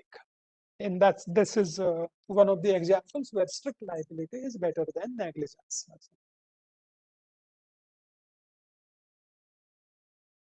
That's the end of my response. So there's a question: multinational, national financial institutions from industrialized countries, especially in the US, are prone to be negligent in making their business decisions, which have contributed to 2008 credit crisis. Okay, that's interesting take. Yes, I mean, that's a meaningful take too. Whether criticism that there are no consequences for parties involved. Well, this is an interesting take, but the idea that people will misbehave, will act irresponsibly vis-a-vis non-observable dimensions of care. This logic applies in a wider setting, including the 2008 credit crisis. 2008 credit crisis fueled by subprime crisis. Its genesis were moral hazard caused by actions of people for whom they did not bear any responsibility. Yes, this logic applies in a general setting.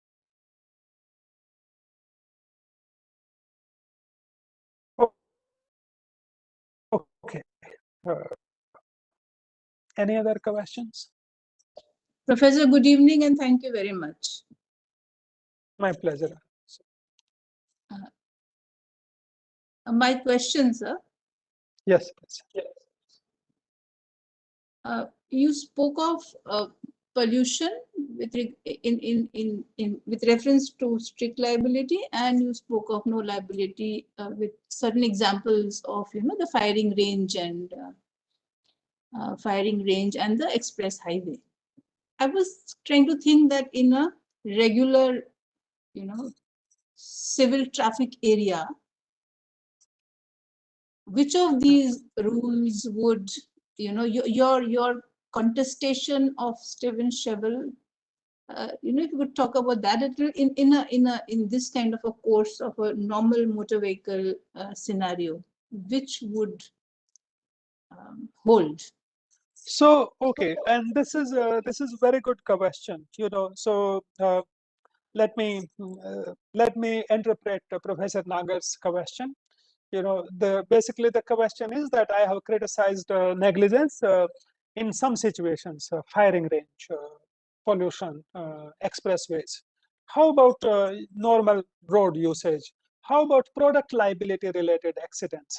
where these are the examples. These are few of numerous situations where activity levels and care levels have bearing on probability of accident and accident loss. So in these many situations, question is, can I recommend something whether rule of negligence is better than strict liability or not? Answer is no, I cannot. Why I cannot?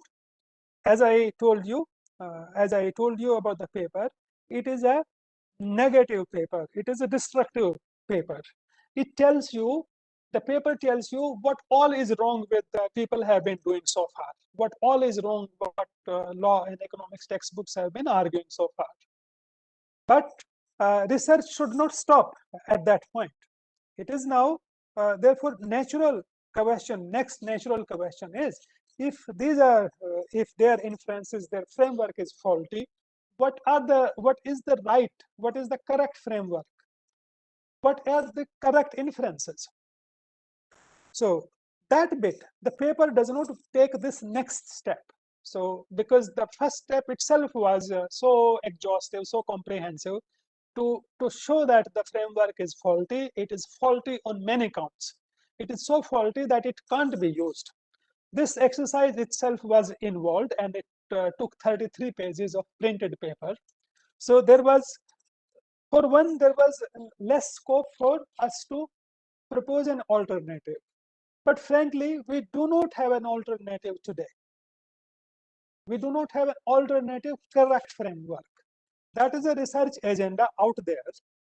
But I think, to respond to your question, Professor Nagar, I think empirical law and economics can give us some ideas as to how to put together a coherent, a correct analytical framework for care levels and activity levels. So I do not have an answer, but empirical research, if we are able to find empirical research in Indian setting and elsewhere also, then that will be very useful, will give us some ideas about but in the interim I can say, in the interim, for any country, liability, the way, as far as my understanding of liability is concerned, liability is not sufficient to guarantee responsible, efficient behavior. It has to be combined with effective regulation. Together, we can hope to achieve a better outcome. It would mean, in Indian road condition, that you penalize irresponsible road usage even when accidents are not happening. If there's overspeeding, reckless driving, there's a case for penalizing, putting fine on them, and not waiting for accidents to happen and then legal disputes to emerge in a court of law. So the two have to be ex ante regulation combined with ex post liability can take us towards responsible and more efficient scenarios. That would be my response, but it is a speculation. It is not based on any hard facts. Professor, raising the questions itself is such a big contribution, and opening of that research agenda itself is a very, very strong contribution to the literature. Thank you, Professor. Thank you. We sincerely hope so. Yes. Sir, I have a small query, sir. First Yes, of all, sir, yes. thank you very much for taking this paper. Sir, if we see this liability from the sector specific, like if you talk about some road accident, there may be some normal negligent manufacturing industry, then it is fine. But like something like nuclear things and some other thing, if they're dealing a very where externality is quite high, negative X. So I think there, I don't know how to trade off this strict liability versus rule of negligence. One other thing, this phenomena may work in a simple game theory point of view, in a short-term point of view. But what do you think in repeated game theory in long run?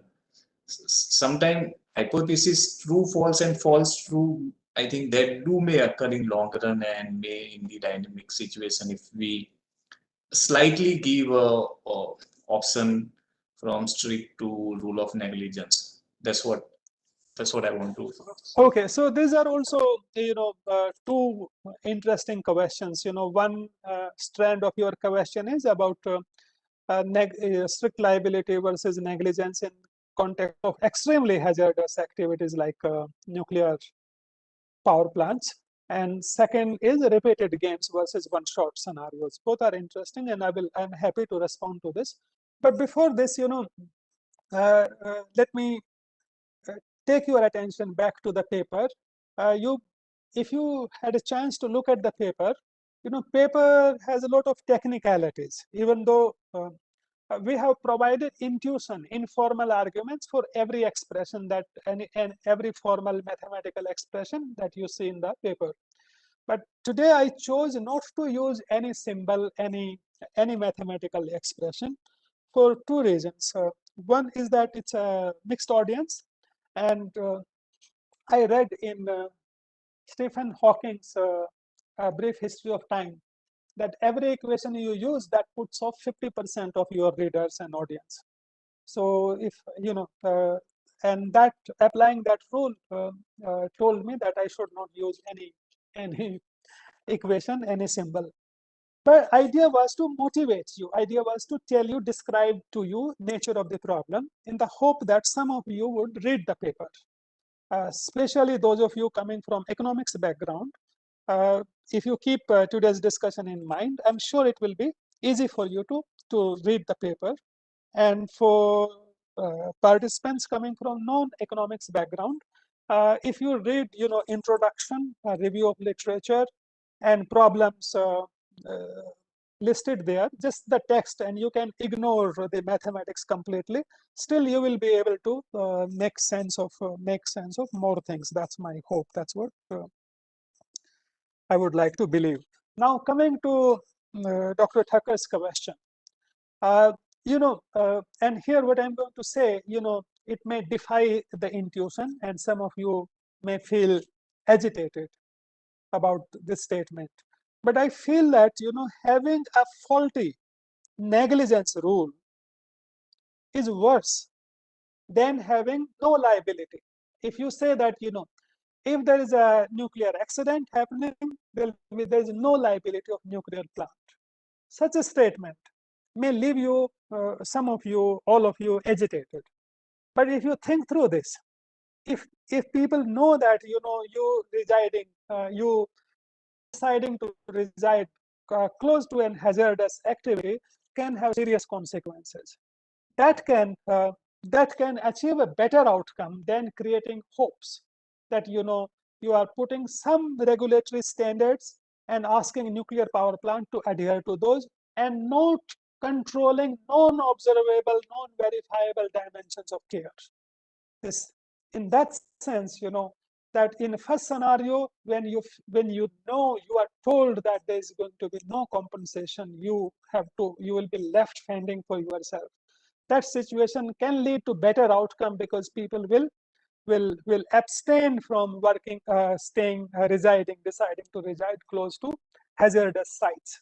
Then where you give false hopes that, if there is a negligence on part of a nuclear power plant will have to compensate its victims. That can create false hopes that can lead to too many residential areas, houses coming up close to, within harm's range of nuclear power plants. So in that sense, in such situations when activities are extremely risky, there I believe either no liability or strict liability are better than negligence rules, which tend to be faulty.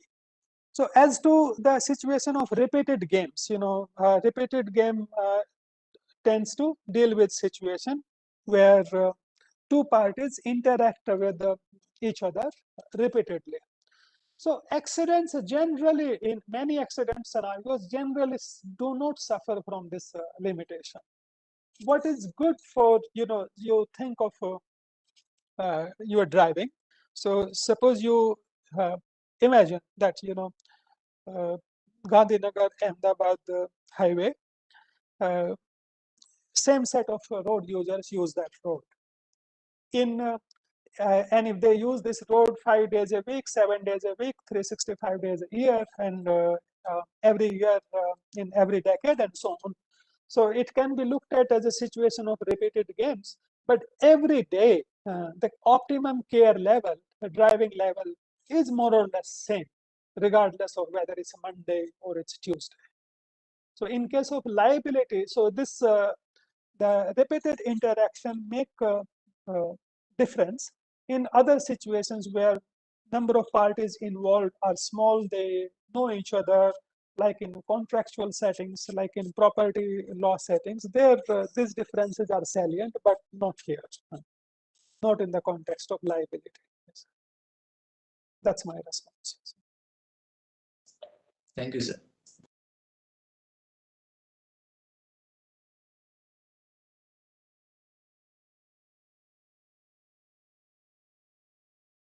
Okay. All right. I wish you, it's a time to wish you all the best with the event. It was great to interact with you. Thank you for all your questions. Thank you, Thank sir. you, Professor. Take care. Be safe. You too. Thank you. May I log out now? Yes, Prof. Yes, please. Yes, please.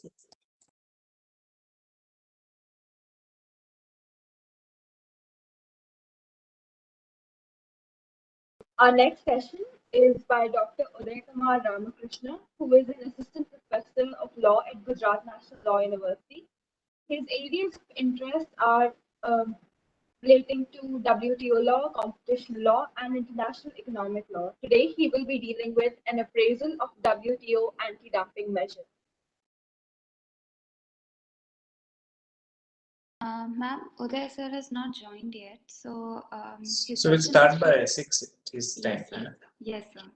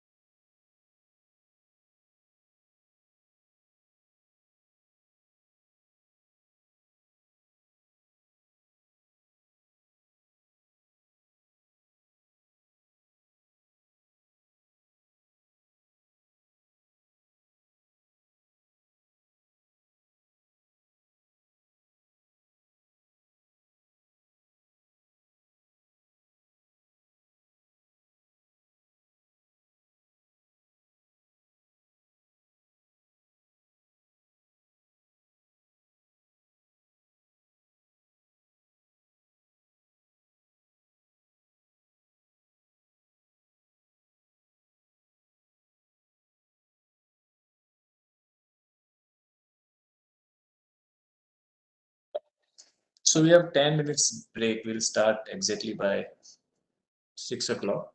Yeah, 5:58.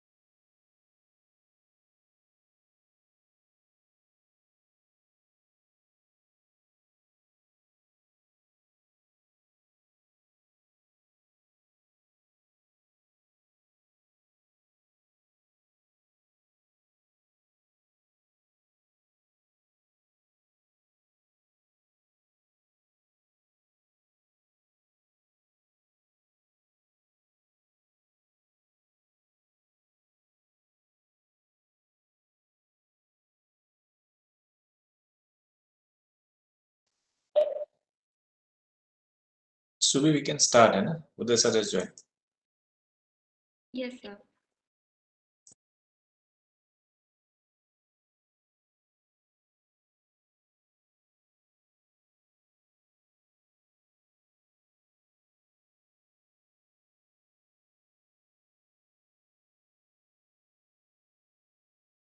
Good afternoon, sir. Pratyusha, over to you. Please introduce sir again, and then we can begin this session.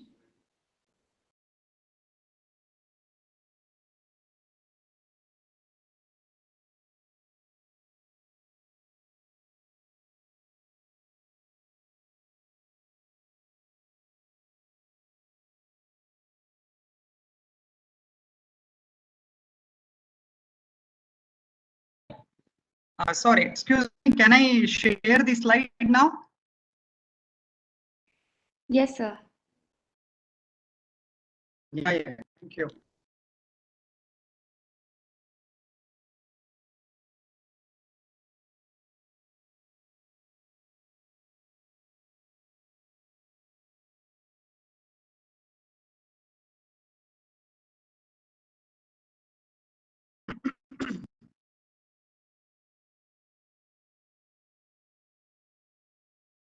Is it visible? Yes, sir, it's visible. Okay.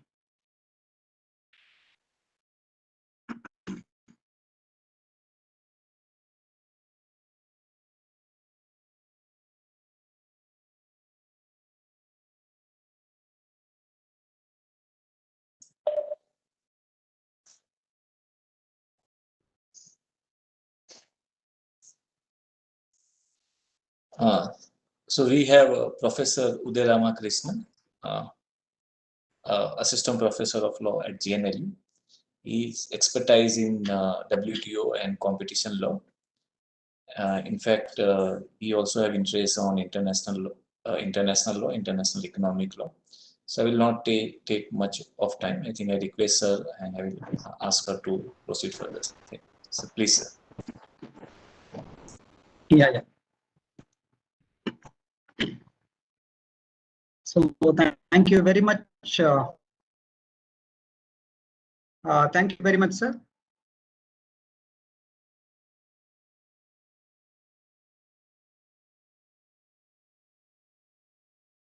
So directly, I start my lecture in this workshop,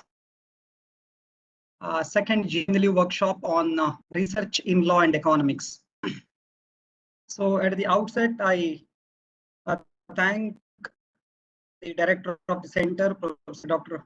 Ranita, as well as esteemed members of the center, Dr. Hitesh Kumar Takkar, my colleague, as well as another my colleague, Dr. Marisport, and all the other members, esteemed members of the center, and the entire team of the center, which actually, has been organizing this workshop, I think, since yesterday. So the topic what I'm given is WTO anti-dumping measures and appraisal.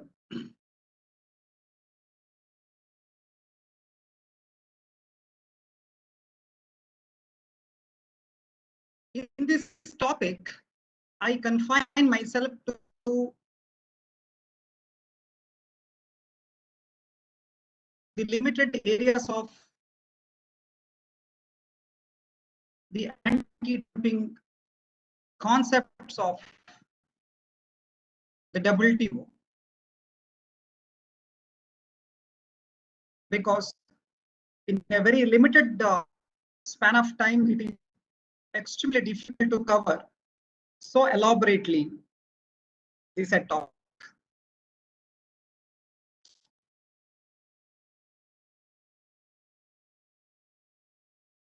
So let me just introduce the topic for seconds before we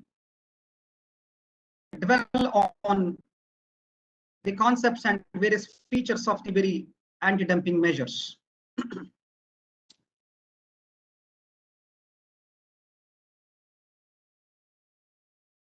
anti-dumping measure is nothing but the part of the anti-dumping agreement of the WTO. Before the WTO, we had the GATT 1947, General Agreement on Tariffs and Trade 1947, governing the international trade across the globe. I mean, amongst the contracting parties of the GATT. Article 6 of the very GATT 1947 provided for the initial basic provisions for anti-dumping, for the concept of dumping, as well as for the initiation of anti-dumping measures, but to a very limited extent. Especially for the initiation of the measures is concerned, it was very limited. Now, once WTO came into existence from 1st January 1995, the WTO agreement in its Annex 1, that is under Annex 1 capital A, the very agreement incorporated a separate but a kind of package deal, a separate agreement called Agreement on the Implementation of Article 6 of the General Agreement on Tariffs and Trade 1994. So the 1947 GATT came in the new form, certain very, with certain legal distinctions, as 1994 GATT. Both I mentioned here for all of your quick grasp. As far as provision is concerned, they remain the same, including the basic anti-dumping provision also. So Article 6 of the GATT 1947 currently is known as Article 6 of the GATT 1994. Now the very agreement, as one of the Annex 1A agreements of the WTO, the very agreement is called Agreement on the Implementation of Article 6 of the GATT 1994. Precisely. So it is otherwise known as, rather more famously known as, anti-dumping agreement. Anti-dumping agreement. However, it is also extremely important to know Article 6 of the GATT must be taken well care of. That means the anti-dumping agreement of the WTO must be read in conjunction with Article 6 of the GATT, until 1984, but previously 1947. Not in isolation, not in separation. Therefore, I would take here both the provisions as far as the concepts analysis is concerned together. I'll make difference and distinction in due course of time.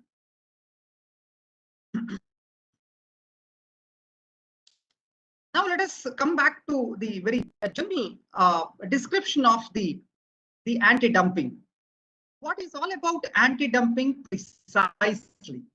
Anti-dumping is a measure which may take the form of a duty, additional duty, to be imposed by the importing country government, say by the customs officials at the customs,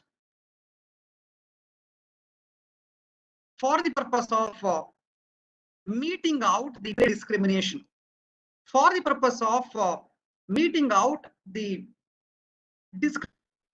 pricing being leveled by the exporting country exporters. Therefore, the anti-dumping measure is nothing but a measure against dumping. So what is the dumping? Dumping is nothing but international price discrimination being practiced by the exporting countries towards the importing countries. In other words, basically it is a discriminatory pricing what an exporter of the exporting country sells its products or his or her products to the importing country. In short, because of that discriminatory pricing, the importer in the importing country buys in such a price, and that is nothing but, I mean, that accordingly priced product places in the domestic market of the importing country the domestic like products at a competitively disadvantageous position. That's it. In short, I'm just telling you. Other discriminatory pricing we cannot tell each and every time. It's a very general overview. Therefore, dumping is a condition precedent for the purpose of invocation of anti-dumping measure. So that is a precondition, which is led by, rather followed by a proper investigation by the concerned authority or authorities of the importing country, means importing member state of the WTO. Generally, in our case, the DGFT, Directorate General of Foreign Trade under the Ministry of Commerce, Industry, that too even DGTR, Directorate General of Trade Remedies, what we call trade remedies in India. Previously it was anti-dumping, now they call trade remedies.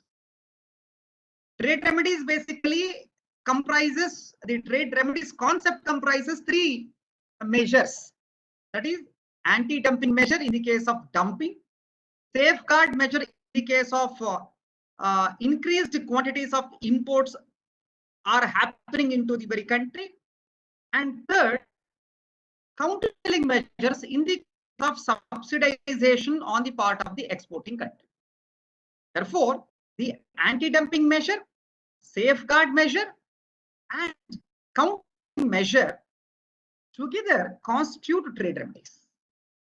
Therefore, it is called DGTR. They take up the investigation when they feel appropriate, or as and when there is a complaint, so and so.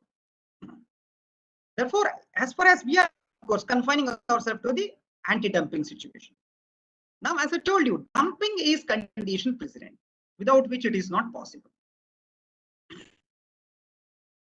Therefore, I just mentioned in the almost second half of the slide, anti-dumping measures may only be imposed following a domestic investigation in accordance with the anti-dumping agreement, procedural rules, and a finding of dumping, means finding of the existence of dumping, existence of the injury to the domestic industry, and third one, existence or the establishment of causation of the injury by the dumping imports. Causation means a causal link being established between the dumping and the injury part.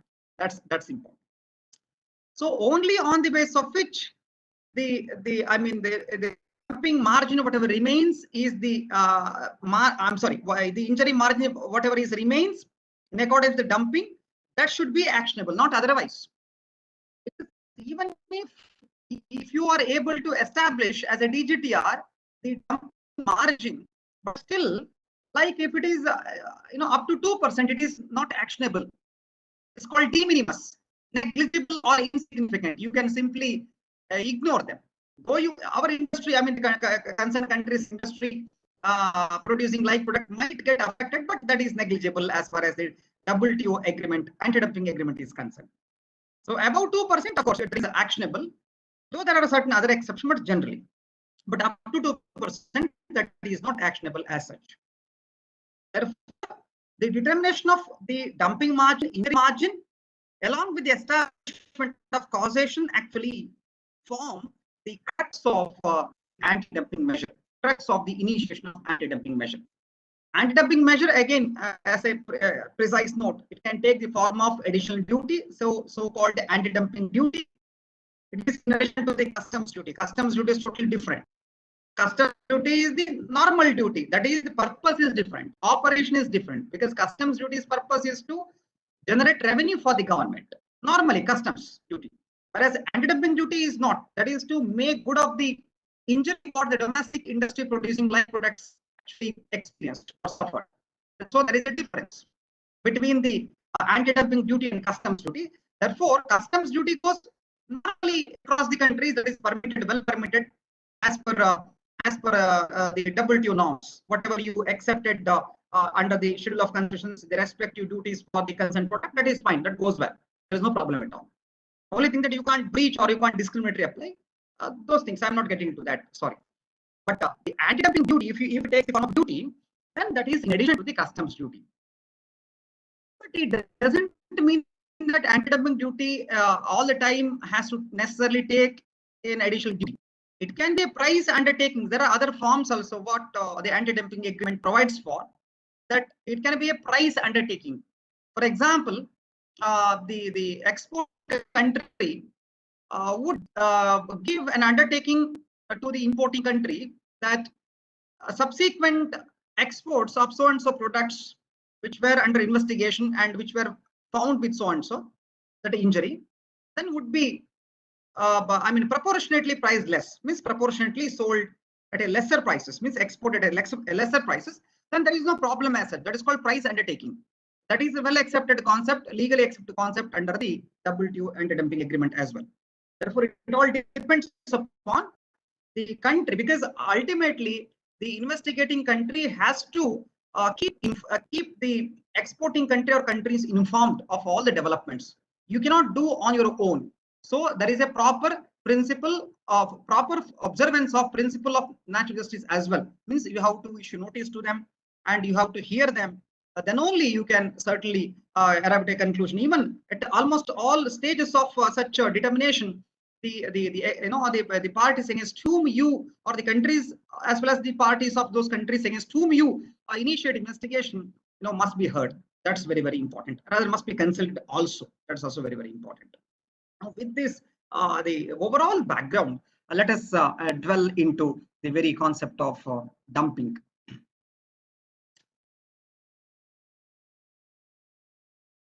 Yes. Before getting into the real dumping, let me also make it very clear.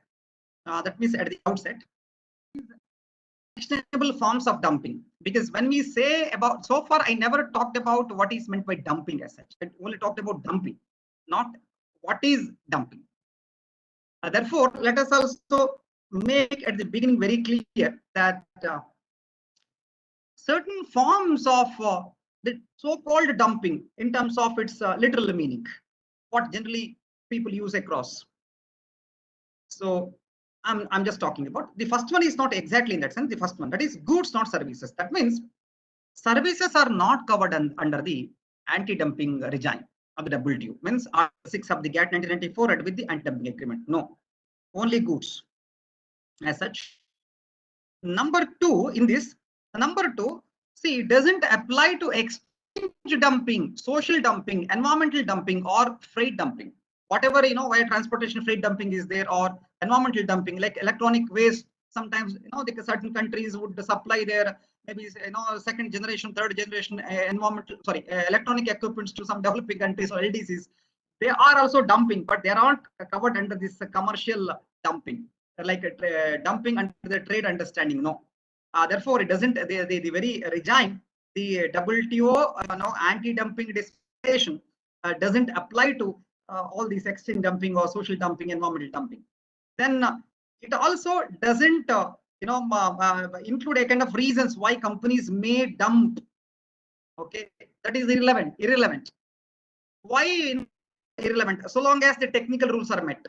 I will tell you, of course, the reason I will tell you for the purpose of analyzing in due course of time just now within a few seconds. But the reasons behind are not relevant. They are not legally to be heard. You can take as a matter of fact to analyze. That's a different thing. But they are not to be legally understood, or they are not legally to be taken into account while dealing with the dumping investigation by the investigating authorities of the importing country. Anyway, let us go ahead.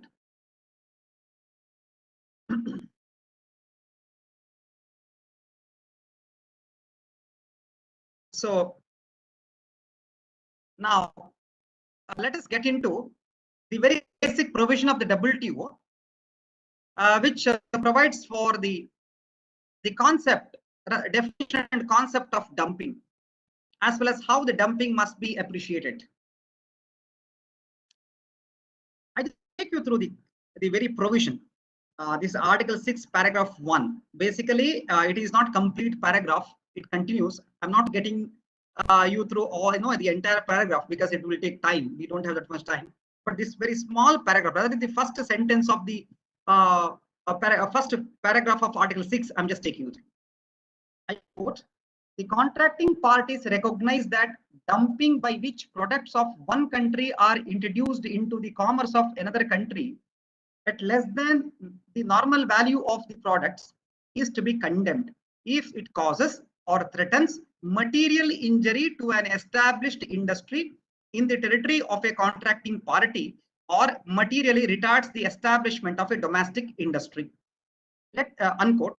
Let me also take you through, the next slide. That is Article 2, paragraph 2.1, subparagraph 1 of the anti-dumping agreement, for the purpose of better appreciating the very concept.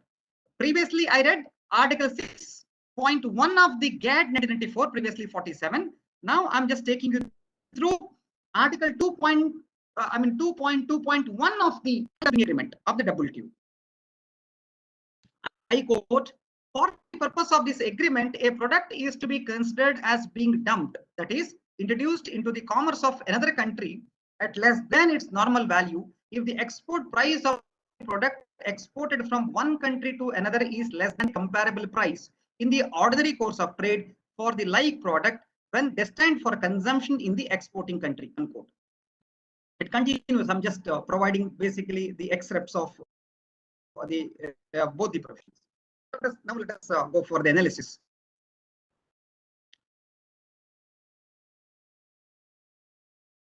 At the outset, the provision defines, 6.1 of the GATT or Article 2.2.1 of the WTO agreement, means anti-dumping agreement under WTO, defines the dumping. How does it define? Basically, it says nothing. It is nothing but dumping is nothing but introduction into the commerce of another country of certain products or commodities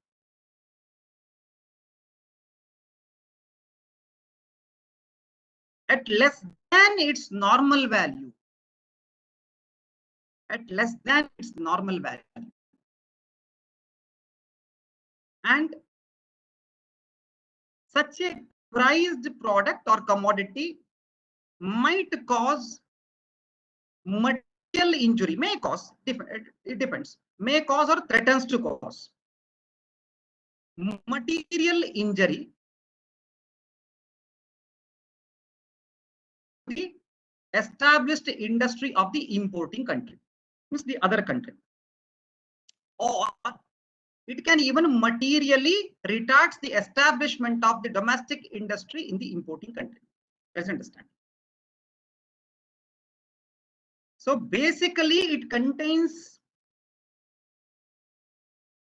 three broad aspects. Number one, one country dumps its products into another country. I'll come back for a large analysis. Number two, the so-called accordingly dumped products cause or likely to cause.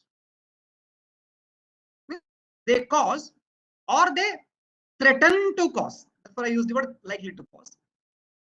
The material injury to the domestic industry of the another country, importing country. These are two grounds. Causing material injury or causing threat of material injury. Third one, causing the materially retarding, causing the material retardation of the establishment of the domestic industry of the importing country. So either the injury factor, it has three subcomponents: causing the material injury, or causing threat of material injury, or causing the material retardation of the domestic in the establishment of the domestic industry of the importing country. So that is the injury part. Later on, I'm just mentioning, analyzing the text. So the first one is dumping, second one is injury, and third one goes without saying, as also mentioned few minutes before, that causation, establishment of the causal link between these two. Dumping is occurring and the domestic industry is injured or getting injured, or it is threatened to be injured, or the domestic industry is getting materially retarded. Okay, because of the dumping. Therefore, the three components must be read out in this definition. Now let us come back to the first element. Therefore, we have to the DGTR in our case, in Indian case, has to establish all three separately. But there is a clear link. One, dumping is occurring. Number two, the there is a injury. The dumping products are causing material injury to domestic industry, as well as there is a causal link between the dumping which is being occurred as well as the injury also which is being caused. Okay. Now let us come to the main point, that is the dumping part. What is dumping? So far we talked for the past 10 minutes dumping, but what is dumping? At the outset, let me tell you, dumping is nothing but an action, an international price discrimination. That means when the exporting country exports its products to the importing country, price less than its normal value. That's it. That's understanding. Let us take an example. The China exports toys to India. Just one of the examples. There are so many examples we can take. Of course, we import so many. We import so many things from so many countries. I'm just telling for an analogy, nothing else. So India imports Chinese toys into India from China. Now, from the Chinese perspective, if the Chinese toys are exported from China to India at a price less than those Chinese toys' normal value, then that is termed to be dumping. That's what Chinese toys are dumped to Indian market, that is the importing country, by the exporting country, China. But there are three elements under the dumping that I'll just take you through. But before that, let me also spell out exactly one more aspect before getting to the real aspect of dumping. If you observe the very provision, basic provision, either the two in Article 6 of the 6.1 of the GATT or Article 2.21 of the GATT, both the provisions do provide for condemnation of dumping. Dumping is not prohibited even today. That means dumping is not prohibited under the WTO dispensation, either under Article 6 of the GATT or under the very anti-dumping agreement itself. Why? Therefore, the left side you condemns, but does not prohibit. Why it is? Because dumping is an action generally being undertaken by the private trading firms, means by the manufacturing or by the producing firms, means producers or manufacturers. They are private players normally, unless those producers or manufacturers are government companies. That's a different thing. But generally they are private entities, private players, private industry. Therefore, even not only 47, even during 1994 when WTO was established, from 1st January 1995 onwards, it was well thought that dumping, the action of dumping must only be condemned, because WTO cannot enter into the very private affair of the member domestic industry. What price how to fix the price of the product? Generally, it is up to the supply and demand. The market forces actually are required to set the prices of the products.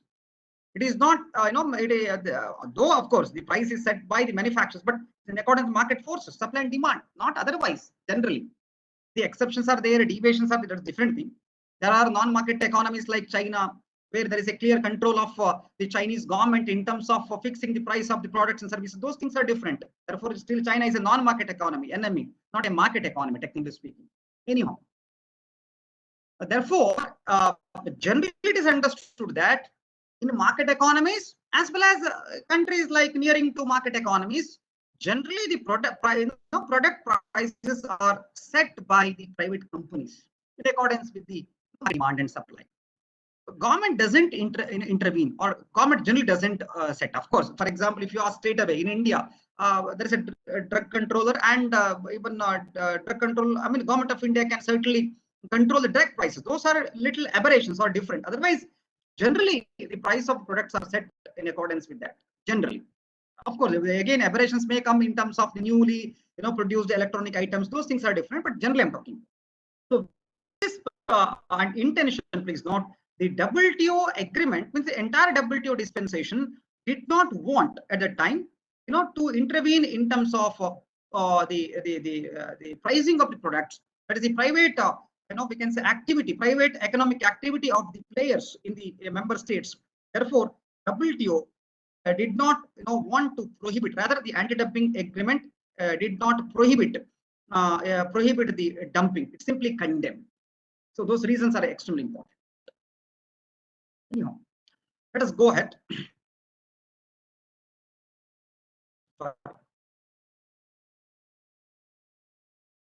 So let us now move ahead with the dumping aspect. How to establish dumping?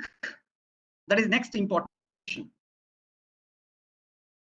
So establishment of dumping generally takes care of few steps. It all depends on you contextually, analyze and place. Otherwise, we can list out the steps. I just mentioned here 4 steps. I can reduce it to 3 also. Let's put precisely.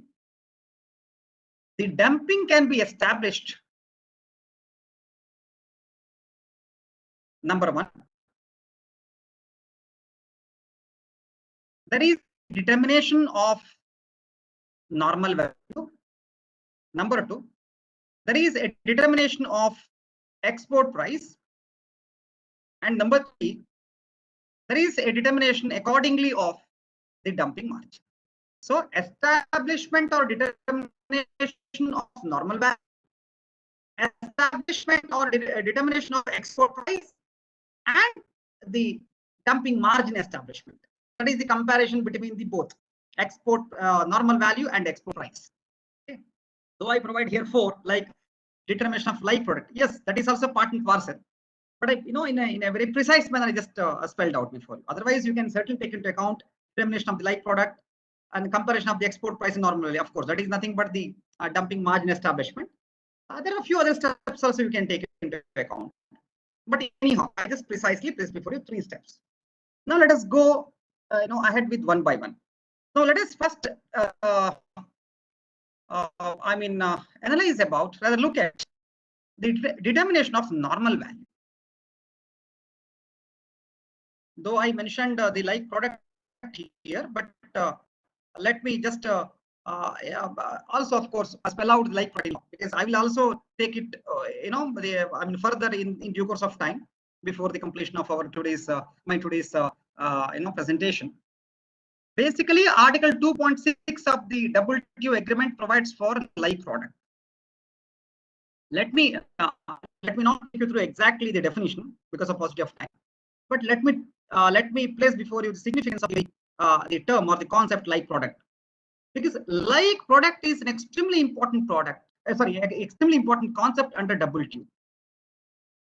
Like product, meaning of like product actually changes. It keeps changing from agreement to agreement. Normally it remains same, but sometimes it keeps changing. Sorry, I should rewrite like this. Sometimes it keeps changing. For example, like product understanding under Article 1 of the GATT, providing for the most favored nation treatment obligation, a kind of non-discriminatory obligation, it has meaning. There are so many cases, not so many cases, especially there are few pertinent cases under the GATT as well as WTO, also how it was viewed. That is broad in nature.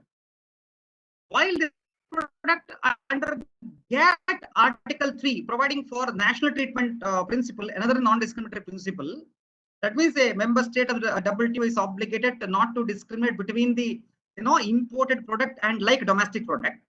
Then please note the like product changes because it has two very, very particular provisions, Article 3.2 and Article 3.4. Article 3.4 is broader. The term like product under Article 3.4 providing for a non-discriminatory regulatory requirement broader. Whereas Article 3.2 providing for non-discriminatory fiscal measures. Fiscal means tax measures, what an importing country can impose, and thereby it can discriminate and it can thereby disrupt the entire trading system possible. So then also there is also like product understanding. So there it is a very narrow to be interpreted, especially. Okay. Of course, you have a different concept also called competitive products. They are called the substitutable products. So I'm not getting into that. But what I would like to say, like product meaning actually differs. It changes. Not very often, but certainly it changes. Now, why it is important? Now, how to understand generally? See, it is nothing but identical product. Means alike in all respects. See Article 2.6 of the Anti-Dumping Agreement. That means you cannot investigate very properly as investigating authority in respect of anti-dumping problem, dumping problem. Means with whom, against which products you are investigating. For example, Chinese toys are being dumped in India. You have to investigate, against Chinese toys like products. You can't investigate, against some other electronic items or something else, or maybe mobile phones, mobile sets, or maybe some other other producers. No, not possible. Production produce not possible. So like product is extremely important concept. Therefore, they are nothing but the identical products, or sometimes they are also similar products. Though there is a difference between similar and identical, but some generally they go together as far as WTO understanding is concerned. Why they are important? Because it has to be compared. The DGTR in India has to compare. That's important. Now, how to compare? Yes, I just gave the last two small sentences here in bold: dumping and injury. Let me treat this first, then we will go for dumping. See, in case of dumping, the understanding of like product in this way, that is product sold in the exporting country like the allegedly dumped product. That means the investigating authority in India, DGTR, has to compare the imported Chinese toys with those of like Chinese toys which are being sold in China, manufactured and sold, manufactured by China and also being sold by Chinese traders in China. They are the like products. Whereas in case of injury, it is little different. See, that is product sold by domestic industry like the allegedly dumped products. Here the domestic industry is nothing but a domestic industry of the exporting country. I'm sorry, a domestic industry of the importing country. Basically.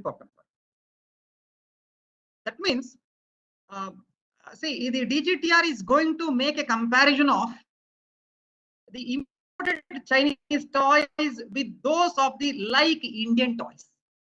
Otherwise, you can't, you can't apply the, you can't really understand to what extent, to what proportionate the Chinese toys, accordingly priced Chinese toys or discriminately priced Chinese toys actually have caused or would be causing, threatening to cause the injury to the Indian toys industry. How will you compare? So the like product understanding should be understood therefore in this way. In terms of dumping, the imported Chinese toys should be compared with those of the exporting countries Chinese toys, means Chinese toys in China. Whereas in case of injury, say imported Chinese toys must be compared with those of the Indian like toys being manufactured and being sold in India. That's it. There's a clear difference. Okay. So now let us go back to the dumping establishment. That's very important. So like product type is second technically, that is the determination of normal value. Therefore, the first step, once you verify with the product nature, like product, then the first step for the investigating authority with respect to anti-dumping investigation is nothing but establishment of normal value. As mentioned also previously, normal value is nothing but the value of the imported product in the exporting country. That is value, that is the selling value, if I say in general, selling or sales value or selling value of the Chinese toys in China. See, China might produce maybe some lakh toys, similar toys, like toys I'm talking about. Maybe 5% toys or 10% toys accordingly produced might get exported to India alone. Possible. Maybe 50% of the products produced might be exported. Maybe 50% alone would be destined for domestic consumption. Maybe possible. But what I'm trying to say, when there is an allegation by the Indian toys manufacturer before the industry, before the ministry, that the Chinese toys are being, sorry, I'm just mentioning only for the purpose of analogy, nothing else. I'm not imputing anything to any country or any product. Please note, I'm disclaiming here, just mentioning only for the purpose of academic analysis, nothing else. Please note, nothing else. I reiterate. Anyhow, therefore, when the our country is investigating authorities investigates, then it has to actually discern, means identify the selling price of the Chinese toys in India. That is what normal value. Therefore, normal value is the value of the product in the exporting country. Okay, it is not so simple. If you look at Article 6.1 of the GATT, it makes for an elaborate, we can say elaborate provision how to establish normal value. So let us just go through that very quickly. You see, for the purpose of this article, I'm just not getting, please go through, I'm just mentioning here. That means a product is considered as being, say, reduced. That means a product is considered to be when that is sold by the exporting country to the importing country at a price less than its normal value. Now next continues. That is, if the price of the product exported from one country to another is less than the comparable price in the ordinary course of trade.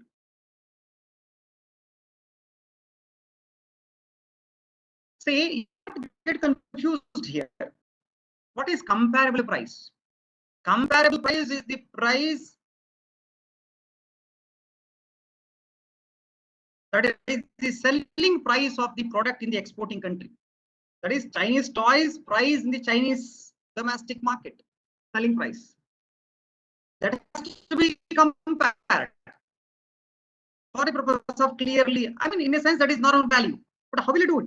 If it is less than comparable price in the ordinary course of trade, that is the so-called, if the price the product exported, means the export price of the Chinese toys is less than the comparable price in the ordinary course of trade when destined for consumption in the exporting country. That's understand. Means it's very simple. If a particular toy's price is, I'm just mentioning the Indian currency for the purpose of quick and easy understanding. A particular toy X is priced as at rupees 100.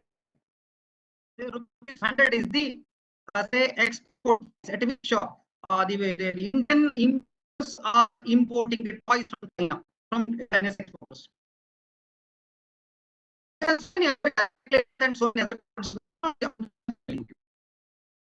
Now, if the selling price of the same like toy in China is rupees 90.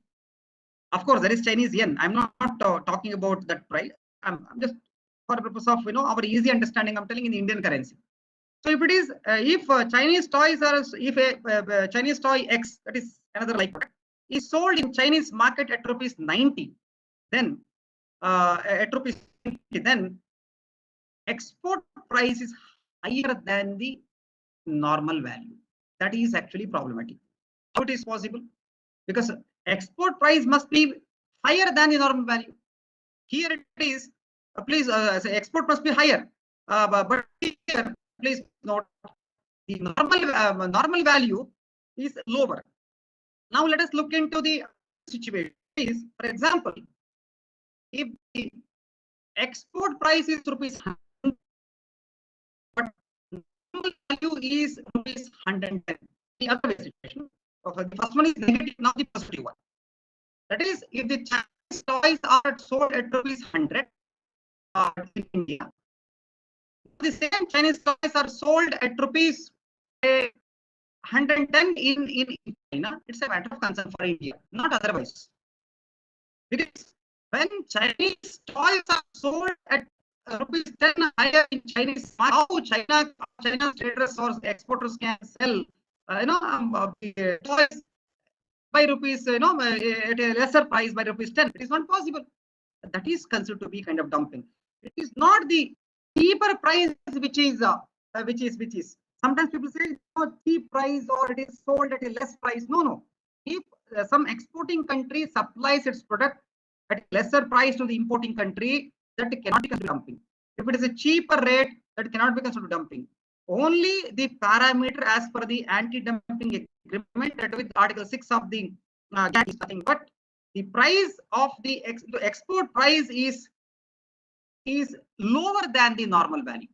That is, when the normal value is higher, that is the domestic market price of the exporting country is higher than the export price, then it's a matter of concern. Concern for the importing country. I'm not getting into reasons. As I told you, I'm not getting into reasons why dumping and all those things. It will have a different repercussion. Maybe with a view to the exclude or outcompete toys manufacturers in the importing country. Maybe to establish a kind of monopoly by a foreign firm in the importing country, possible in the foreign market, possible. So reasons are not very important here. The action is very important, which is condemned, therefore, and which is also subject to measure. Therefore, please note, as far as the first step is concerned, so the normal value has to be established. So normal value is nothing but the value of the product in the exporting country market. Now, what it says, there are actually two methods of calculation of normal value for the importing authorities. One is normal method, the other one is alternative method. There are two alternative methods, which we are going to see very shortly. Now, as far as the normal method is concerned, what does it say? Normally, the normal value must be established. Rather, the normal for the purpose of establishing normal value, the importing countries' investigating authorities must take into account those sales in the exporting country of the exporting country. Sorry, in the exporting market of the exporting country, which are made in the ordinary course of trade. So that is what 6(1)(e) in the ordinary course of trade. That means, say China's toys are being sold in China, but for the purpose of establishing a normal value, that is for the purpose of exactly establishing a kind of weighted average normal value of all the Chinese toys which are sold in China, for the purpose of making comparison, right? So then please note, only those Chinese toys, rather only those toy sales are considered which are sold in the ordinary course of trade, which are made in the ordinary course of trade. That means only those sales of those toys can be considered by Indian authorities, which are actually sold or which are such sales are made in the ordinary course of trade in China. Now, what is ordinary course of trade? Let me also tell you beforehand. Now, if it is not possible to establish the normal value in the ordinary course of trade, there are two alternative methods. Number one, that is 6(1)(b)(1). That is nothing but the highest comparable price for the like product for export to any third country in the ordinary course of trade. What does it mean? Actually, 6(1)(b)(1) provides for In short, it provides for as an alternative method to normal value calculation. It provides for third country export price method. So it provides for the third country export price as an alternative method of calculating normal value. Now 6.1b provides for constructed normal value method. That is the cost of production of the product in the country of origin plus a reasonable addition for selling cost and profit, including administrative cost, overhead cost, etc. So now, please note before moving ahead, there are two alternative methods of determining or calculating normal value. First one is third country export price. Second one is the constructed normal value. Now let us get into the first point, that is the determination or the calculation of the normal value in the normal method, normal way, which I couldn't complete. I just mentioned alternate methods as a matter of initial mention. Now you see,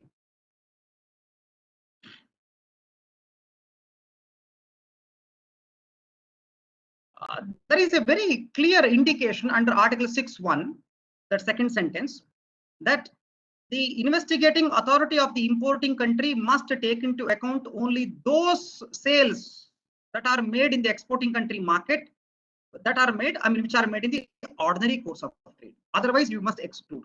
You can't count. Now, what do you mean by, rather, what is meant by ordinary course of trade? That's very important.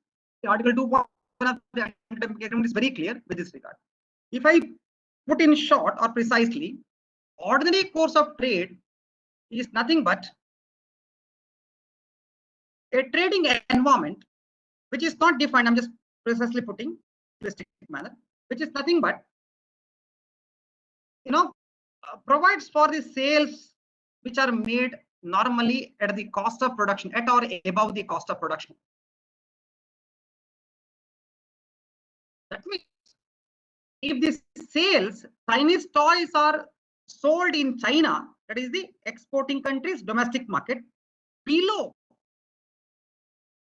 the cost of production, then those sales are considered, rather must be considered to be the sales which are made outside the ordinary course of trade. As I told you a few seconds before, the DGTR must take into account only those sales which are made within the ordinary course of trade. That means those Chinese toys, up to 50,000 Chinese toys, for example, destined for domestic consumption in China, maybe 40,000 toys are sold in the ordinary course of trade.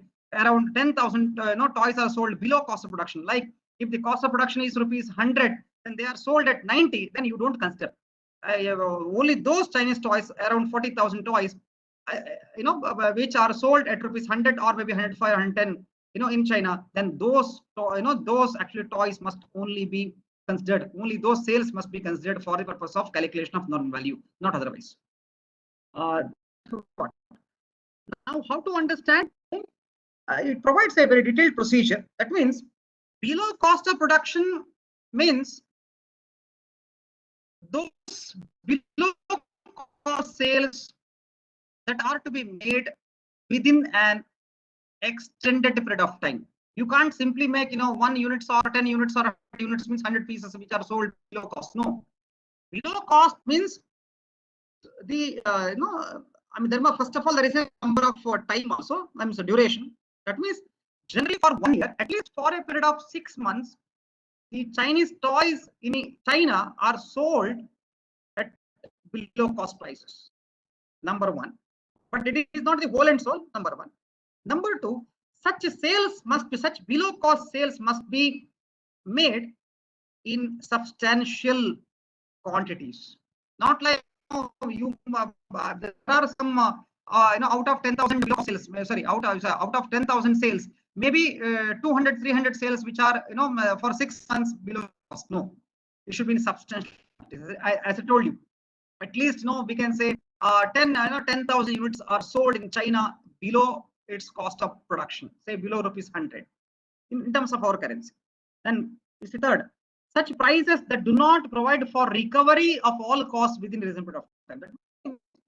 Even if the Chinese toys, such amount or such say 10% or 20% of Chinese toys are sold in China below cost of production, say at least for a period of 6 months, such 20%, but within next 6 months or 1 year, they show or they have shown the sign of recovery. That's called recoupment.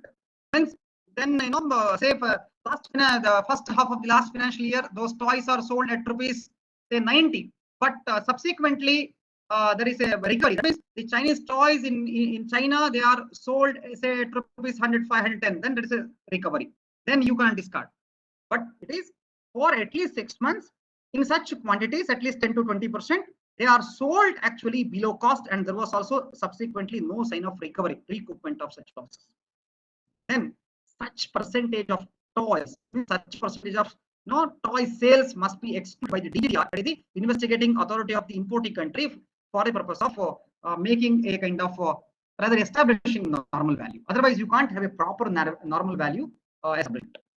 The remaining sales which are made in the ordinary course of trade, that is at or above the cost of production of those toys, must only be in account. Let's understand. Okay. Now, please see, as I told you, the third country, alternative methods. The first one is third country export price. What is third country export price? Basically, when it is important,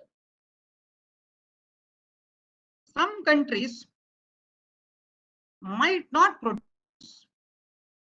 certain products for the purpose of domestic consumption. They might produce at least substantially, maybe more than 90-95%, only for exportation. Then you cannot, you can't get then the normal value. There is no, for example, there is no domestic sales in the exporting country, or there is an insufficient volume of sales in the domestic market of the exporting country. Then how the importing country can calculate? It is not possible. How can you get data? It is insufficient squarely. If it is less than 5%, it is absolutely insufficient.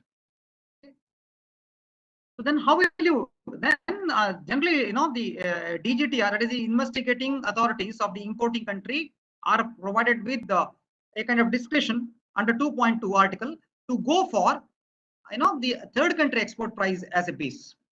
Of course, it is only a representative price. It is not exact. It is ultimately up to the judgment of the investigating authorities of the importing country. Third country export price. For example, the price of the Chinese toys at which the toy is exported from China to Singapore, say Singapore, or say to Japan, or so Germany, European Union countries. So that price can be taken into account by the Indian DGTR for the purpose of establishing the normal value when the sales are not available. Okay. So the next one is constructed normal value. That is when there is also no possibility of getting third country export price for the DGTR. Then what to do?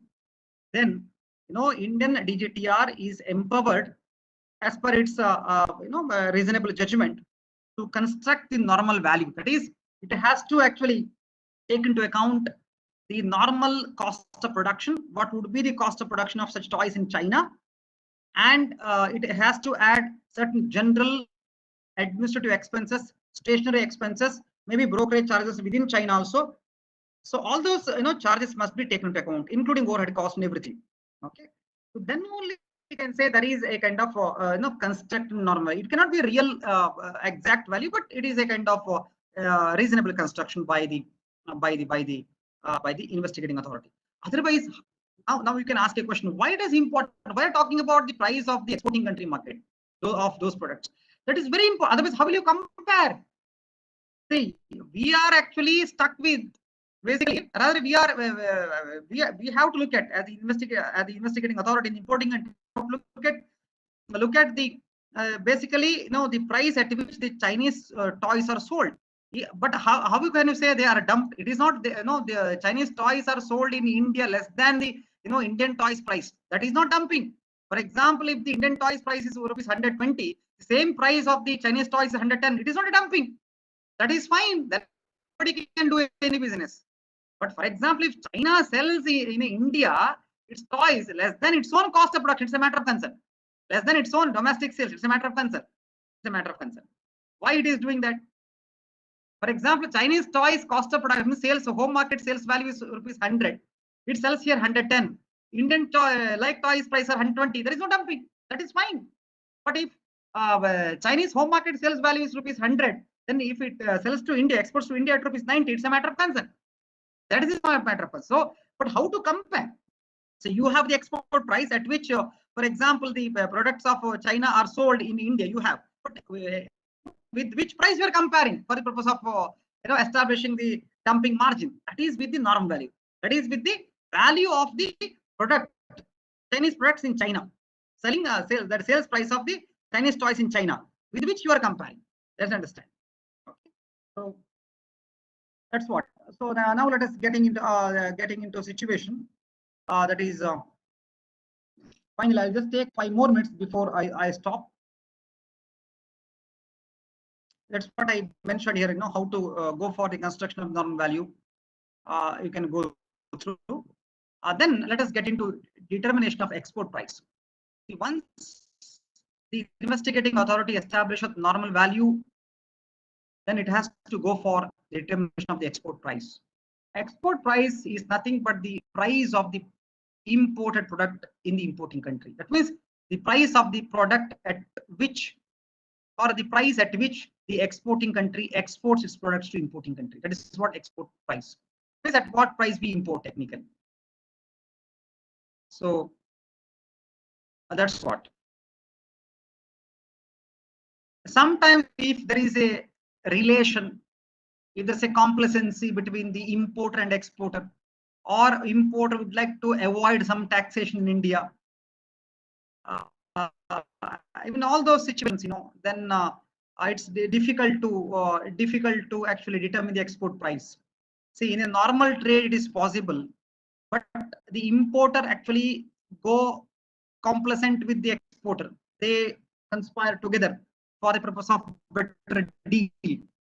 Then the real price, export price, is not possible to be found out. Or sometimes, the exporting country might have its own office, its own subsidiary in India.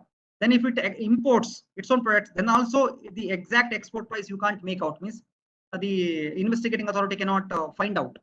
So those are different situations where it is not possible for the investigating authority to establish normally the export price in a normal manner. Then please note the last one. The export price may then be constructed like how the investigating authority can construct normal value. Similar way, the export price can also be constructed, but it's using the price at which imported goods are first sold to an independent buyer. Though it is imported, that's fine, but ultimately the importer cannot keep the products. It has to supply. It has to either in a wholesale manner or retail manner. It has to resell the products for the purpose of final sale to some players. So that is what. So then the investigating authority would look at the price at which the very product is first resold to an independent buyer by the importer in India. So that would be the export price, and with that price, the comparison would be made with that of the normal. Then, if the export price is actually lower than the normal value, it's a matter of concern. Export price is higher. For example, normal value is 100 rupees per unit, and export price unit is 110. There is no problem. That is fine. But if it is reverse case, then that is a problem, of course. So that's what I just mentioned. Few parameters as given under Article 2.4 of the anti-dumping agreement while making comparison between the export price and normal value.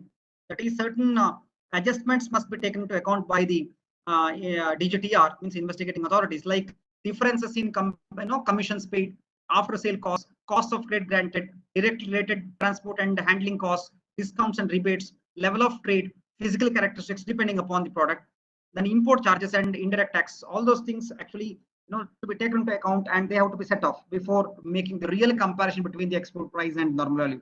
Otherwise, it will be a real loss for the importer as well as the exporter. So then whatever,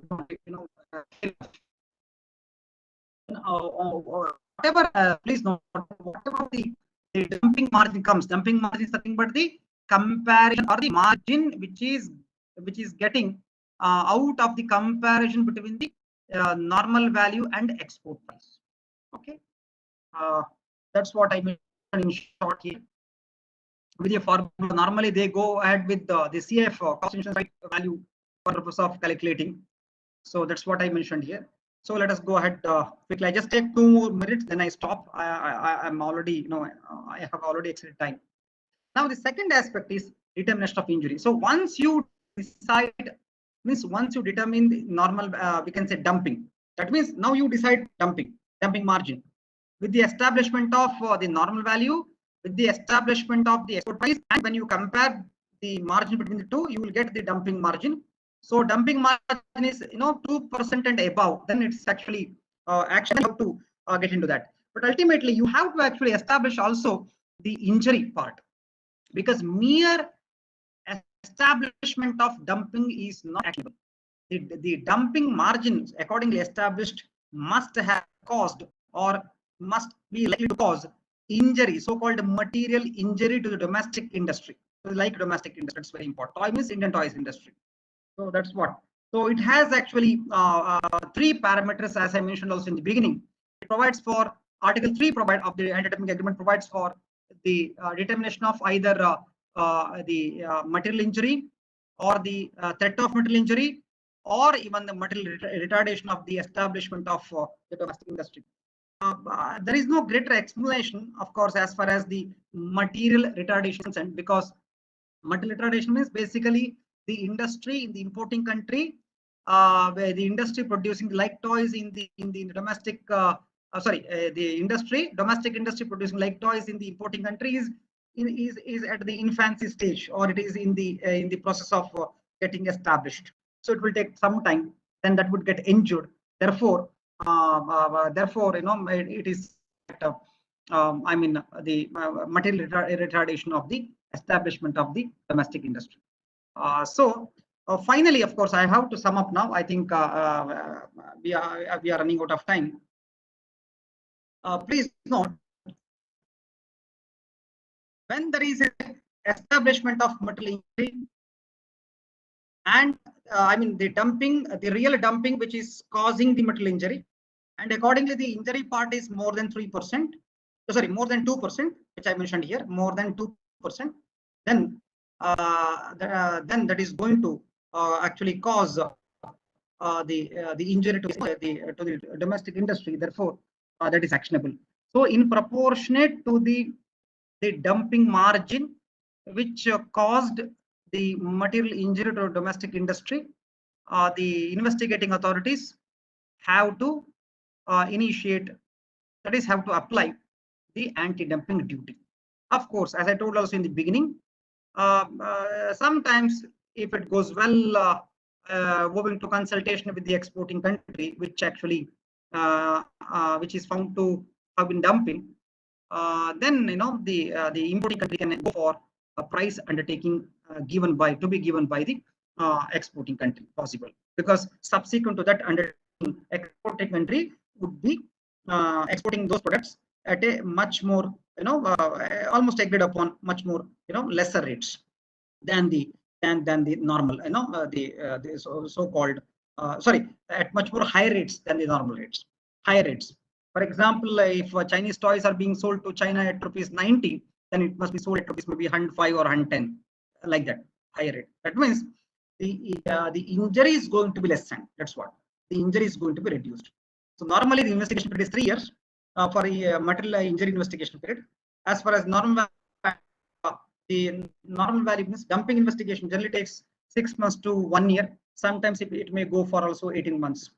So in this way, the entire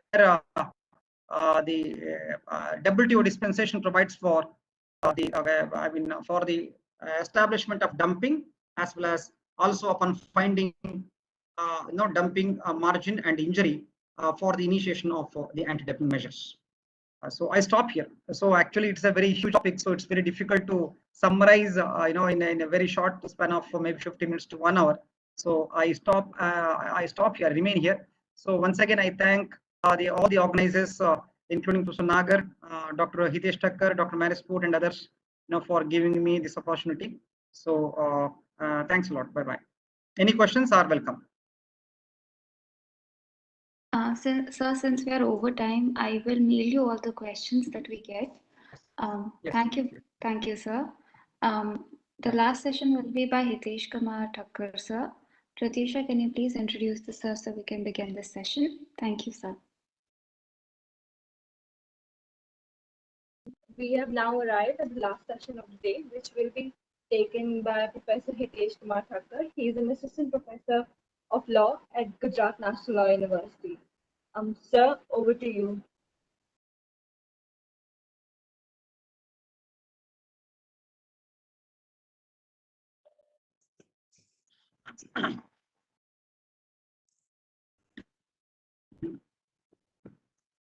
Welcome. So on behalf of Center for Law and Economics, I'm thankful to Professor Uday Ramakrishnan sir for his wonderful session on WTO. I think he has covered in the comprehensively most the aspect what he was interested to do, and we are looking forward for the future collaboration and session from this sir. With that note, thank you very much, sir. Subi, can you give me Yes, sir, I've given you the presenter privileges. Can you Okay, please I try want in the two names are there, not in the video. In video which is there, it's I want in that. Yes, sir, I've given in that only. Can you just change it to other one? Okay, I'll try changing it to other one.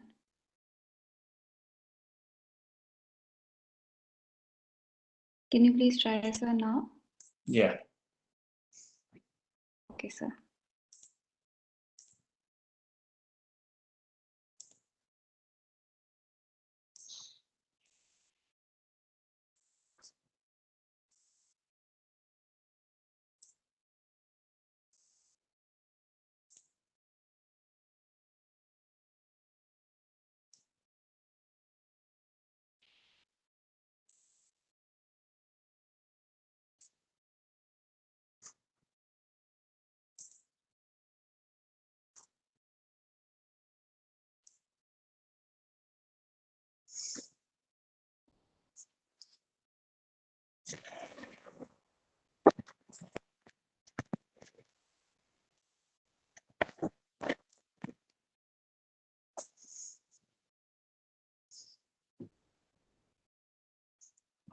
Good evening.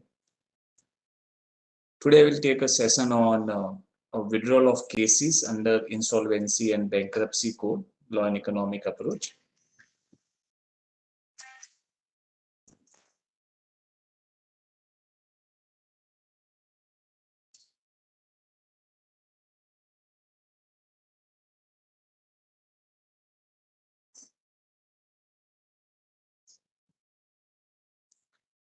So initially the background information of insolvency and bankruptcy code, IBC. In fact, IBC was developed to rescue the ventilated company to coming out proper resolution and revival plan, or whether it is creating threat to its life, whether the company is reviving, yeah, restructuring, yeah, there is a resolution coming, yeah, ultimately we are getting liquidation and later on it may lead to resolution.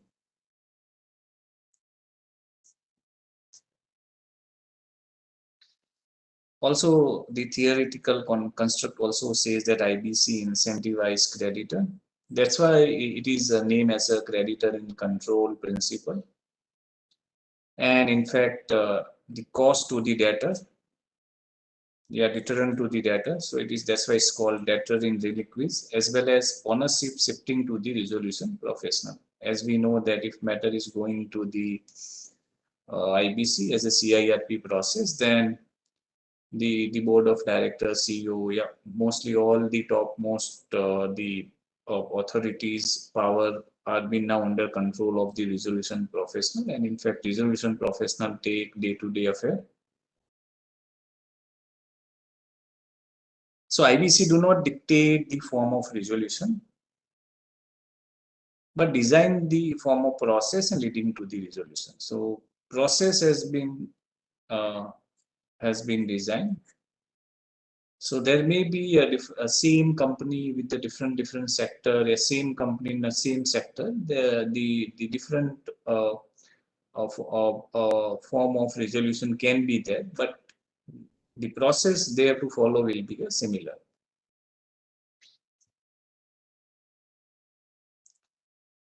So creditor decide the resolution plan.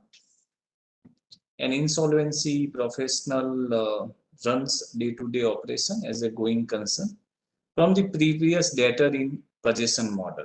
So we have changed from the earlier debtor in possession model to creditor in control. In fact, still many of the country do have same model of debtor in possession model, but our model is near to the UK centric. So there are cost also and there are benefit also. And in fact, now the in the new developments are looking towards the hybrid model where a debtor in possession model also can be there as a new instrument which are in the new phase of development. So let's go to the basic concept of the insolvency, a basic concept of creditor and debtor. So generally, loan is an agreement between the creditor and debtor. So if you consider agreement a form of contract between creditor and debtor, where debtor honor the loan agreement and pay agreed amount as a principal plus interest. So generally, why we want agreement? Because we want that they honor the agreement and they pay principal plus interest. And mostly the debtor honor the loan agreement and pay agreed installment in the specific time interval. So we see that the debtor is paying the installment amount and their principal and interest is taken care. But when debtor and creditor are in repeated relation, both sides want to abide the terms and conditions of loan agreement. So it is not that once you don't pay, then next time you think that you will be ignored. It is not like that. So you are in a dynamic relationship and you are having a dynamic relationship with various form of creditors. So you would like to abide for your own self. First of all, it should not happen that you are having and you are not paying. So that is called the clear case of the willful default. So it is always called as a cooperative outcome as mandated in the loan agreement. But generally, generally what we see, whereas in the phenomena where unexpected breach of loan agreement or not paying due of goods and services may lead to non-cooperative outcome. So we want that they pay, but generally do happen that there are unexpected breach of contract, a breach of loan agreement, and not paying dues of goods and services. So this lead to the non-cooperative outcome. Now what? So let's take very simple form of game theory. And we know that in the IBC also these three are the types of creditor: financial creditor, operational creditor, and corporate debtor himself can file the CIRP process. So their loan, either they have given loan to debtor, either maybe operational creditor has provided supply of goods and services to debtor. And in the previous slide also we discussed that generally they honor the loan agreement and that is a cooperative outcome. So there is no question that they are obeying the contract, a loan agreement, and they are paying all the dues which has been supposed to pay by them. But there are cases where the breach of loan agreement, non-cooperative outcome occur, where there are chances that some of the maybe a genuine case may be there, or some maybe ungenuine case may be there, where some may deliberately are not interested to pay their due. So now what? So after exploring all possible mechanism, nobody want to use the formal mechanism of the CIRP through IBC. So what you will do if your dues are not settled, the creditor maybe financially operational, will use a forum of corporate insolvency resolution process, CIRP process, which has been prescribed in IBC, and want to transform non-cooperative outcome into the cooperative outcome. So that's what generally they wish to do. Now, question here comes that whether the matter going to insolvency and bankruptcy lead to can create non-cooperative outcome to cooperative outcome, and so there can be answer yes and there can be answer no. But if you see point of view of what topic I am taking, which is withdrawal of cases under IBC, generally sometimes withdrawal words look maybe different, but if you want to use more specific word, then out of court settlement. So already matter is pending with the IBC and you want to go with the out of court settlement. And what is the mechanism to go with the out of court settlement? That is a withdrawal. So whether withdrawal of cases will create, it will transform non-cooperative outcome into cooperative outcome. That's what I would like to discuss in the few slides. So what here we want to discuss that matter is with the IBC. First of all, you don't want to go to IBC. You would like to first informally would like to try to get your money, your the debt, your amount to be settled. If not, you would use the mechanism of IBC. And if after using mechanism, your matter is under the court, your matter is under the tribunal, NCLT and NCLAT through CIRP process, whether the withdrawing out of court settlement is efficient or not, that's what we want to discuss in the further course of time.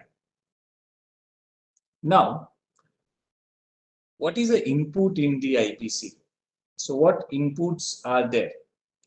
So generally defaults like liquidity problem might be companies, LLP, partnership, individuals that we see in DRT and DRAT. Here, maybe with the corporate companies who have not paid their due. So that is the input. So what is the output? Output we want in CIRP process is resolution or revival. If you are not getting resolution or revival, the output too will be lead to, if there is no resolution plan agreed, then it will lead to liquidation, or you have already breached the 180 days plus 90 days of extension, that is 270, and if there are some legal proceedings are there, then 330s. If you have already taken more time than the given time interval, then also it will may lead to liquidation. But this two output, what we are seeing is not correct. I think there may be a third output. Matter is there with the output here in the tribunal, and there is still withdrawal. Yeah, out of court settlement is still possible. So we are interested in that, whether withdrawal of cases, out of court settlement in the current IBC is efficient or not.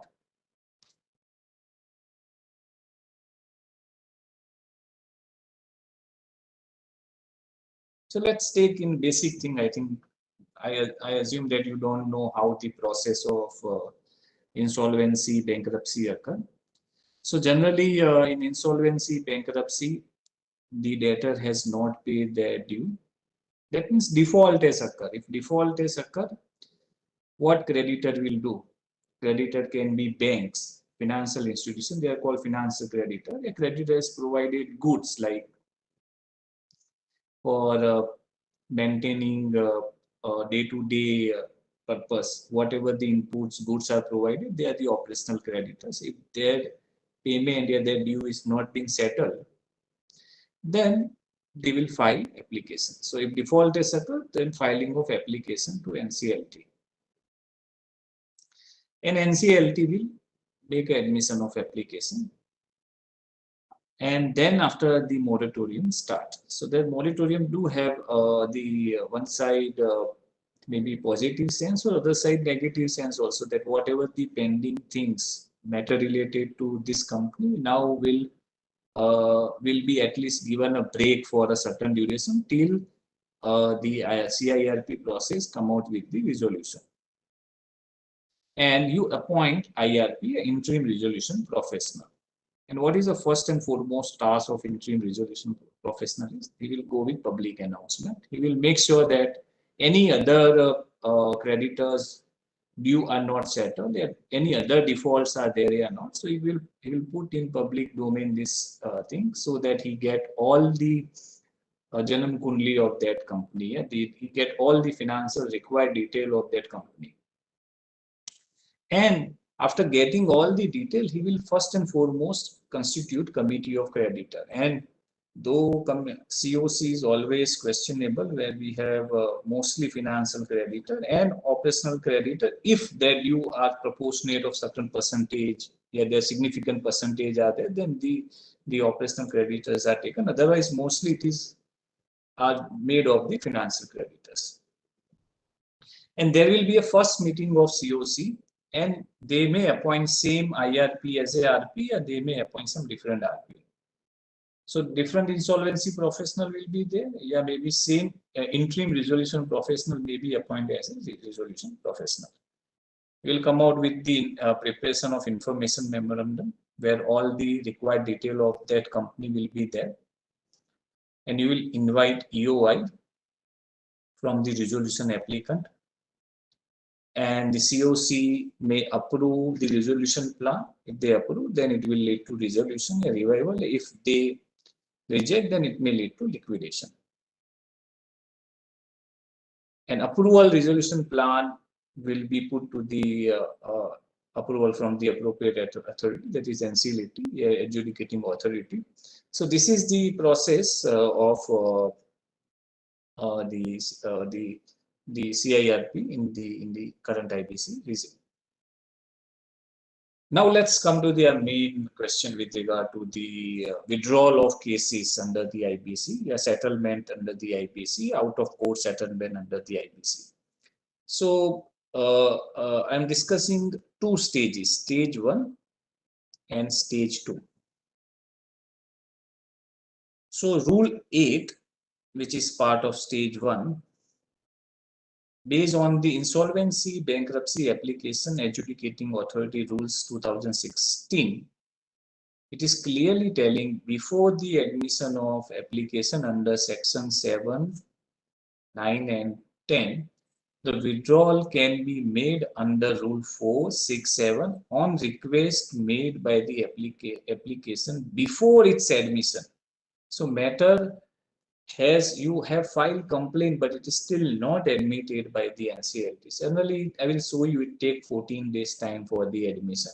So you have already, if you have filed application, still you can withdraw that application, and that can happen in the rule 8.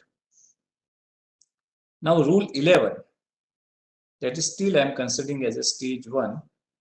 The NCLT rules at any stage where committee of creditor is not yet constituted, a party creditor debtor can approach to the NCLT directly for the withdrawal, and tribunal may, in exercise its inherent power from NCLT, disallow the application for the withdrawal or settlement. Generally, tribunal will not want to say no, because if they are getting if dispute are getting settled themselves, what is the problem to decide by the CIRP process and NCLT?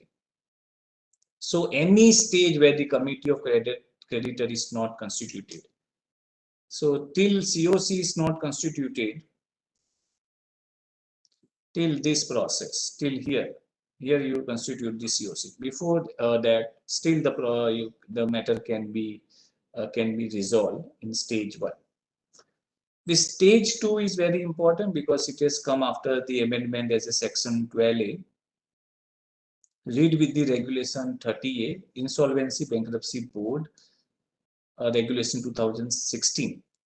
the application can withdraw after the constitution of committee of creditors. So now in 12A, in fact, you can still withdraw after COC constitution, but before issue of the invitation of EOI. That means you can here till here before issue of application. So before issue of application, still you can withdraw. But there are few judgment. If you go through it, then also after issue of invitation for EOI also is being considered. So there are, but laws said before, but there are the judgment and there are the prevailing practice where after issue of invitation, the withdrawal is possible. So what here we want to discuss, if default occur and somebody has filed an application, so that application will be admitted in 14 days. So still, if you want to withdraw, if you want out of court settlement from the debtor, a debtor want to get out of settlement from the creditor, still it is possible. That is stage one. Assuming they have not decided in before the admission, but they want to still decide before the COC is constituted. Still, they can use Rule 11, where you want to require approval from the NCLT. Assuming still you are not going to consider till COC is constituted, you want COC is constituted and till the EOI has been not invited. There are, I've said that in practice, post EOI also the withdrawal is still possible. Out of still settlement is possible under 12A. So this is stage 2. Now, I don't know whether you have not seen still data. There is no empirical evidence I have shown. Just as a curiosity, I'm asking, what do you think, in which stages the more cases will be withdrawn? Whether in stage 1 or stage 2? What do you think?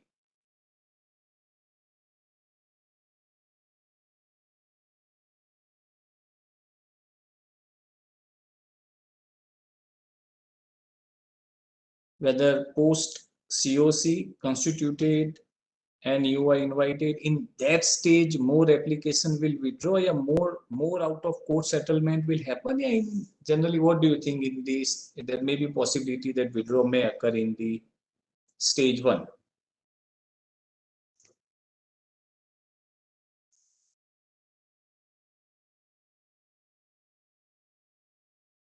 Okay, so Ronak has already answered and he said stage 2.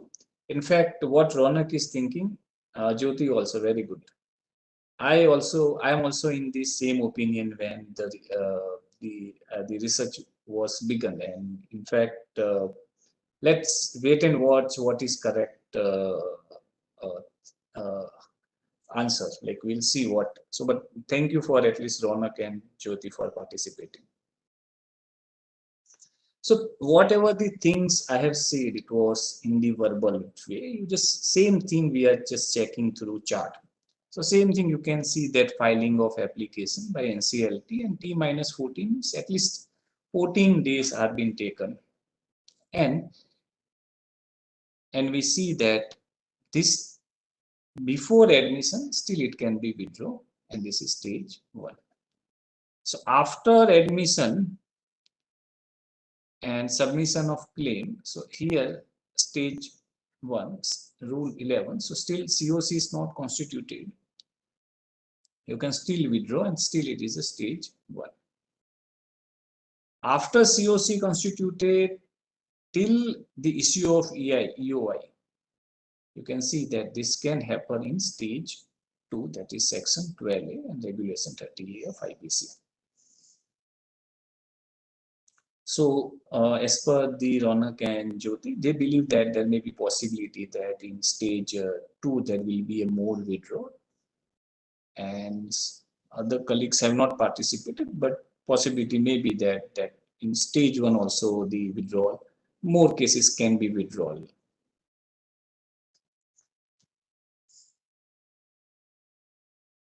So this is same chart. So if you just if I want to skip, then I can skip. But same thing you are telling, stage 1. admission, stage 1, COC confirmation in a very simplified way, and stage 2. So after EOI, COC constituted till EOI, so that is a stage 2. Generally, there are seen in the cases where resolution liquidation happens. In some cases, they have given in the case of resolution, but they are the exceptional cases. Otherwise, law is settled with regard to till EOI is being issued. So this is also same chart with the showing the game theory point of view. File, not file, admission begun. So this is the stage 1. And if out of court settlement happens, then stage 111 rule, stage 1 rule 11 of NCLT. If stay, then still it is in stage 2. It is still possible to get resolution. Or ultimately, if it stay, then either it will get resolution or either it will go for liquidation. So all the thing what we have discussed, I think it has been just simplified through the chart. So at least you get more clarity about what thing we want to discuss. Now, so I'm just deliberately coming fast. Otherwise, I should have taken more time. See, the 82% of cases, that is 16,473, are settled in this stage 1.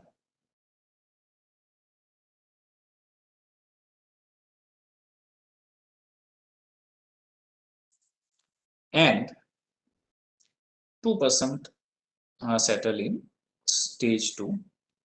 11% still process of CIF is going on, and 5% has gone to liquidation. So the suspense of which stage the withdrawal will be more, that is already is been answered in this slide itself, that the more withdrawals are happening, in fact, in the stage 1. So now question comes for the law point of view, that whether IBC create deterrent effect or not.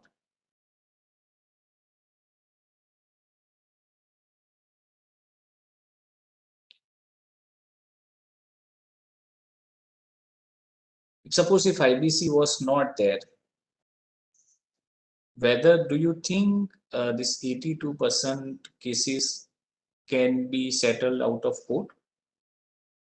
Yet the debtor has paid their maybe partial, fully, discounted, whatever due. Suppose I have to take 100 rupees from X, and X is paying me 60 rupees, 50 rupees, 70 rupees, 80 rupees, whatever the due he paid. If I agree, do you think if IBC was not there, do you think without IBC, whether such settlement may have happened?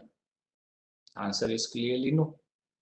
Because previously we were having the mechanism, and it was generally not timely process.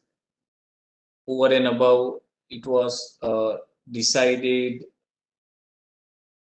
quite taking more time. Over and above, there was nothing that surety that whether your due will be settled or not. In this case, if your due, which is 1 lakh to 1 crore,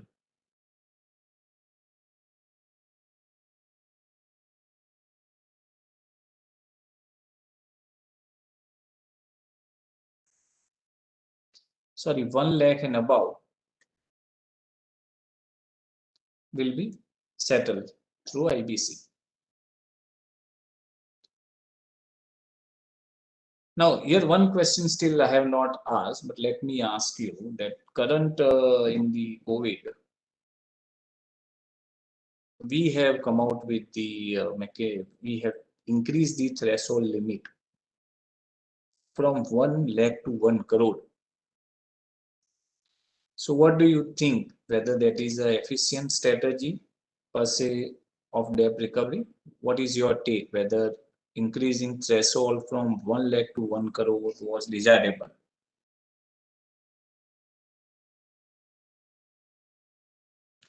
And if you increase threshold of 1 lakh to 1 crore, what do you think about this out of court settlement? That percentage will still remain 82%, yeah, that will significantly decrease.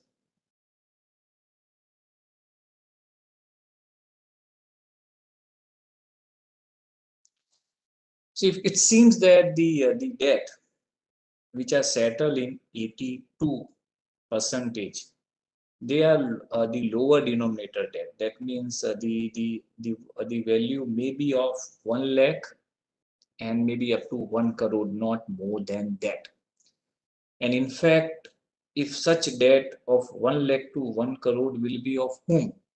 To mostly of the operational creditor, the small, micro, medium enterprise sector.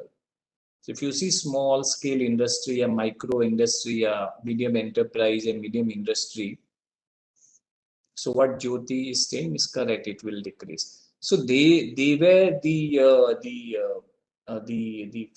applicant of that debt is not paid.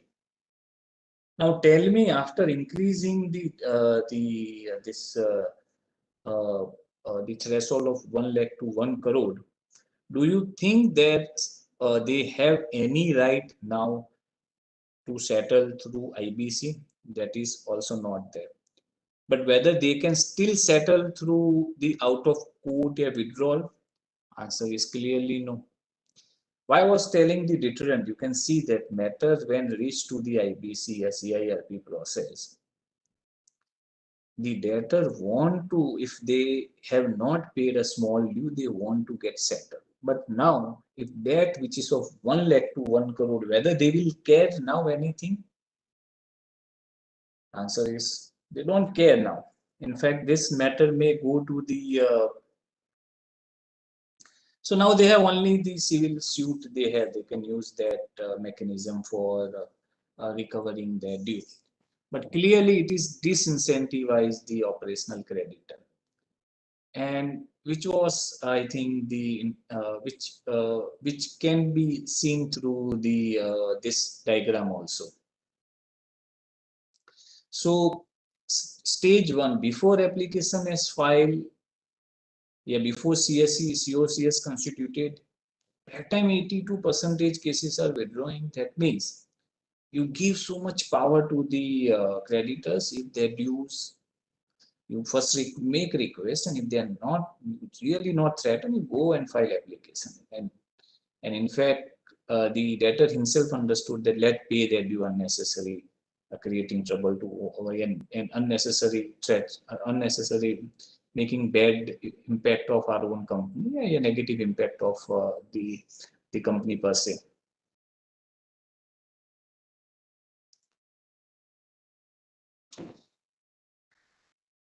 Now, what is just see that if you're withdrawing, then see the 30% of the cases have got full settlement. So full settlement means 100% with the applicant itself. Full settlement with the other creditors, so 7. So if I total it, it may come around, I think 41%. This is still deferred. So this you will get or not, we don't know. Other settlement with other creditors. So that is also incomplete information. And this other, if it is mentioned, then it is surely that something is not clearly how it got. But these are still, if you count this all 3, then it will come around 70%, yeah, more than that. Yeah.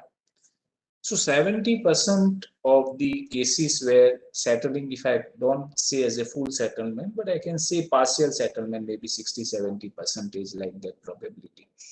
So that what the importance of stage 1 and stage 2. In fact, in that both stage still you get the recovery, and which may be partial. So let just keep that facts in your mind, and then we'll see other additional evidence.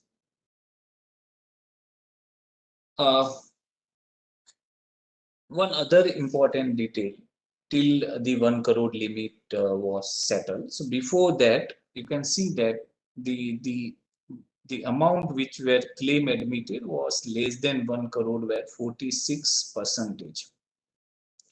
So 1 to 10 crore is 25. So I think significant percentage are coming from here itself only. It's more than 70% are coming from here itself only. But you can see around 50% were the claim which were of less than 1 crore. So, and that got settled. So I think that is a big story and big achievement of the IBC. Now, what roadmap the current setup, current framework do provide? When you have increased the recent 1 lakh to 1 crore, so now you are the significant contributors you are neglecting now. This will not be there. This settlement, you forget settlement to dusri baat hai. You will not make complaints through IBC also.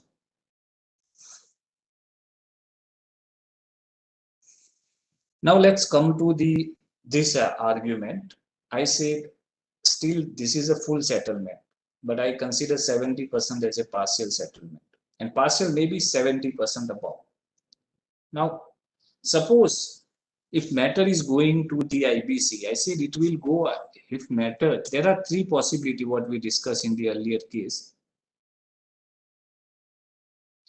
So this is the three possibility. First, resolution. Second will be lead to liquidation, or third will be the withdrawal. And withdrawal, we have understood that what is the it may be partial, maybe 78 to 68 to 70% recovery will be there. So total due of that percentage, you will get 70% or 68%. Now, what will be recovery rate in the resolution and what will be recovery rate in the liquidation? That's what we want to check. So what do you see? What do you think? Whether it will be higher than the out of court settlement, and it will be comparatively lower than out of court settlement. What do you think?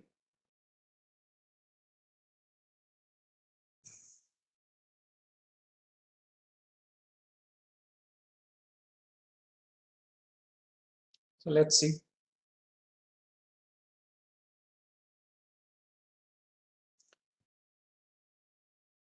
First of all, the cost can be measured through time and cost can be measured through rate. So how generally average time taken for your matter decided by the CIRP will be 433. Law says to a 270 and ultimately 330. That is the law says, but it's, you see, the time is quite, time is taken, which is 443, which is quite more than what it's supposed to be.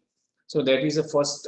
So generally, you know, the commerce students and the finance and economics students, if they pay today, your dues, yes, settlement happened today, may happen after 433. Whatever the discount they want to take, it settled today is more important than somebody give different hope. That is not that much of significant important for you. So that is first. Second, the recovery rate is 43. General recovery rate is 43. Still, that will be far below than what recovery rate you may get from the out of court settlement. But this story is still incomplete because generally you don't know how much companies go for resolution may ultimately lead to liquidation. Suppose it's going for the liquidation, then you see the value is eroded to 7%. So there are chances that the significant number of companies go for the liquidation. So, and you also the data in coming in that case, then you can see your debt will be possibly you will, because there is a hierarchy is there, that way it's settled. Possibly your due will not get settled, and only 7% of total outstanding will settle. So in all case, either resolution, either liquidation, in both, still in both case, The better efficient mechanism is if matter is resolved through out of court, a withdrawal of application in CIRP. So let's make quick summary. And though already I have made some point, but let emphasize that. But before going through that, let's first comprehensively tell and take one pause and tell what the things we have discussed till now. We are discussing the insolvency matter as an input. And what IBC provide? IBC provide output of resolution, that is first. And in other case, it may provide the liquidation. If not resolution, that may lead to liquidation. But IBC do provide the third important output, which is a withdrawal, out of court settlement. Now, in these three, whether IBC is important institution for withdrawal of application, answer is yes. So what we have seen that we have defined the two stages. Stage one, withdrawal of application before admission. Further stage one, before the COC is constituted. Stage two, COC constituted till invitation of issue of EOI. That is stage two. And the data itself has provided that the 82% of withdrawal happen in stage two. So that means, stage one. That means the before admission, before COCs, before COCs constituted. In that, the 82% maybe are settled. And there is a speculation further. I'm saying that there is no speculation. We have seen that 1 lakh to 1 crore, the significant amount was of 45% of people. That means this in 82 also more than 50-60% will be of 1 lakh to 1 crore people, 1 crore debt owner. And that's they got the settlement. And this settlement is timely settlement. You have not wait till 433 days and got the settlement, but you got the settlement on time.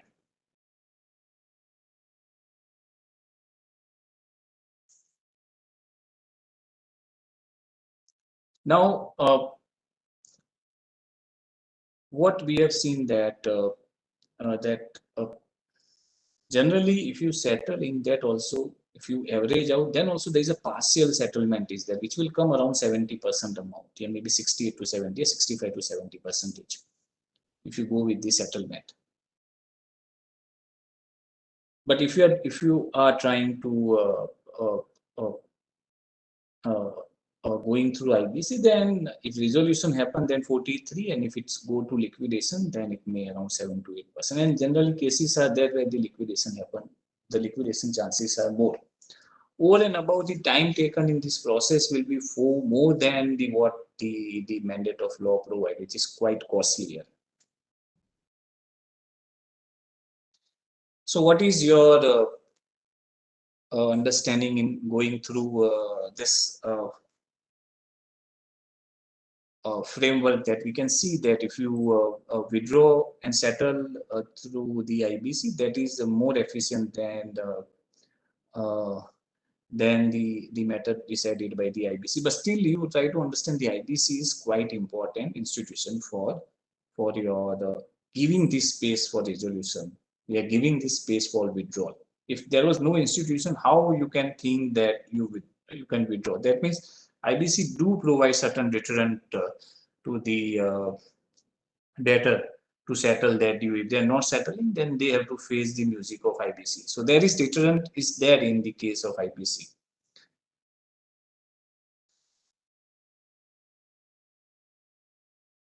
So frequency of out-of-court settlement, debt payment related to dispute is going to be much smaller in post-COVID, because the already limit, try to understand, which has increased to 1 lakh to 1 crore.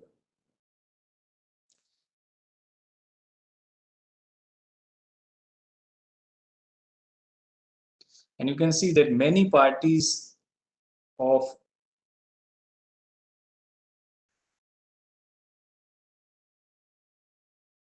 okay, why there is to increase in threshold. We'll come to that point in the question answer session. The main benefit of threat to CIP under IBC, that is incentivize many parties settle their dispute in stage 1 and stage 2. I think in this, I think number of cases may significantly reduce. So this 82% already we have seen, and we have discussed about the 1 lakh to 1 crore. And we have seen that it will majorly affect to the small, medium enterprise, small micro enterprise. So dispute will not benefit from negotiation, and hence it will not settle.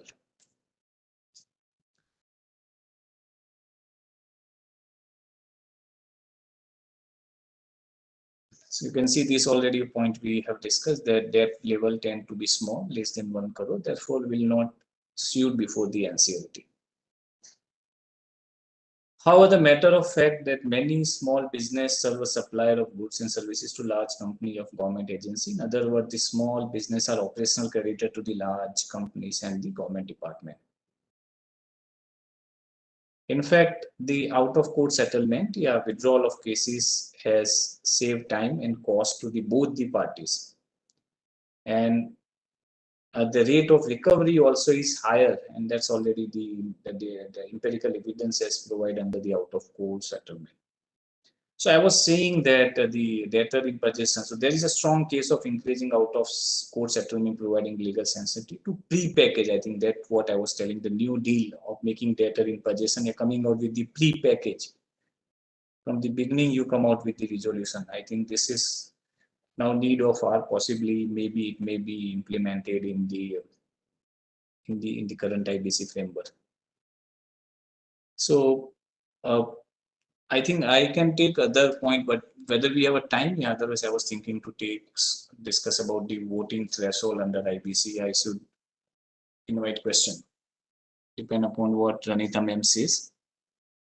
Should I go voting threshold? I should stop here and have some question, madam.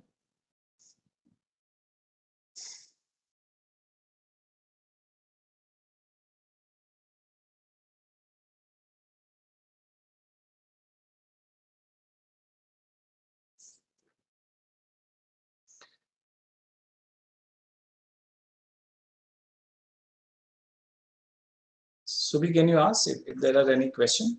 So first question has been there from the Jyoti. Why was increase in threshold? Sir, the participants are asking you to continue, please. So I think. So I will complete this. Okay, let's just complete within 5-10 minutes. I will not take all detailed discussion. So let's take about the voting threshold. So if you recall the voting threshold, I think most of you have learned constitution and you know about the money bills require simple majority. I think in House present around 51%, if I'm right. And the constitutional bill amendment, a constitutional amendment require 2/3 majority. So that is called special majority. So which is easy to get. It is clearly the 51% majority, simple majority is easy to get, and 2/3 is comparatively hard. But logic behind keeping money bill, budget, annual financial statement, giving only the 51%, that the party has won with the majority, so let they have a stake to decide in the financial matter. But if they are deciding with the system as a whole, a constitution as a whole, then they should not decide with only majority. They have to take support from the rivalry also, the opposition from also. So that's why you had made 2/3 majority. Sometimes you see that notoriously we club money bill with the constitutional bill, and sometimes for not getting 2/3 majority, you can still complete your case with the 51%. So there are some cases are there in the UPA with regard to right to information, something was done. But let's keep that thing aside. Try to understand the 75% is still the quite significantly higher percentage threshold to deciding the to decide from the COC to accept resolution plan or not. So 75% was the voting threshold, and it was being seen. And I don't want to name any company, but there are empirical evidence are there of that companies that company X has tried and they got voting threshold of 73.45. Second time they got 72.80. So still 70%, more 70% is still comparatively very high, and still that resolution was not decided. If 70% of the stakeholders are deciding, what is the problem? So this 75% was always challenged. In fact, in many countries it has been seized, they have only 51%. So financial creditors, yeah, in the committee of creditors, 51% voting threshold will decide any decision in many of the country, but in our case it was 75%, which was comparatively significantly very high. So we come out with the amendment, and cutoff date is June 2008, and through amendment we've seen that the 75% has reduced to 66%. Now question is that, what do you think? This 66% has impacted good. Yet, what do you think, whether this has improved the framework of IBC, or this may have created some different ill effect? So there are the both side of stories there. So deciding 66% is, so this is pre means when 75% voting threshold were there.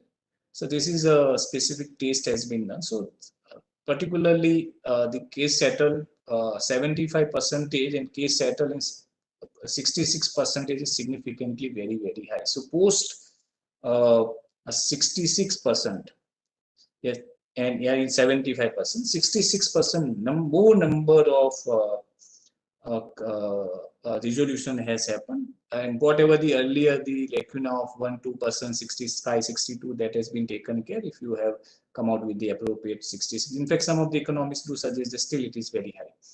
But the problem comes here. You just see it has benefited in CIRP, but you can see clearly it has also impacted that more number of liquidation also has increased in the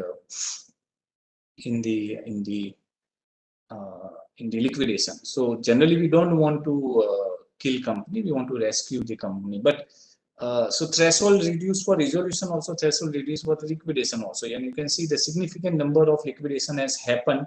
So this was a cutoff date. If you take pre this date, so all the cases were dividing 75, and after this date, it is 66%. And we see the answer clearly shows that in 66%, the resolution also has increased, but similarly the liquidation also has increased. But because now you cost of liquidating also become quite easy. So 75% deciding and 66% deciding, I think in 66% it become quite easy whether that company will survive or not. That also become easy. So whether that is a good per se of long term for the company per se or not, that is a question to think from our point of view.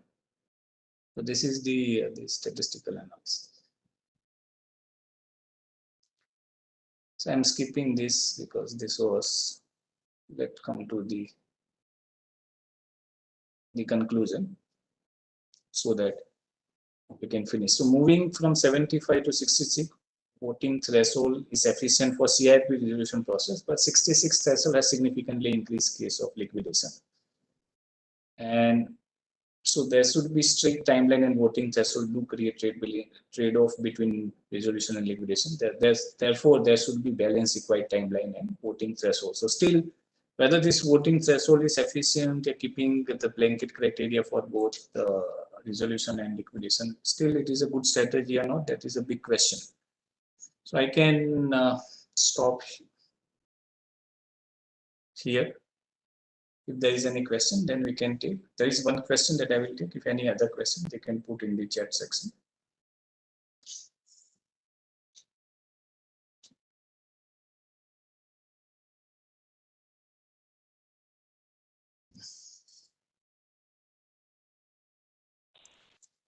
So this 1 crore threshold was required because in COVID pandemic, there may be genuine people who are not paying and they are allowed by the, there are some flexibility given. So in that matter, I think it was right decision to take. But what can be a long-term effect, that is to be seen, because whether it is a one-time measure and it is only will be concluded for the this limit will be only restricted to this current ongoing process, then it is fine. But if we continue longer, then I think this, you can see consequences will be comparatively more high for the small and medium enterprise. I hope Jyoti, I have answered your question.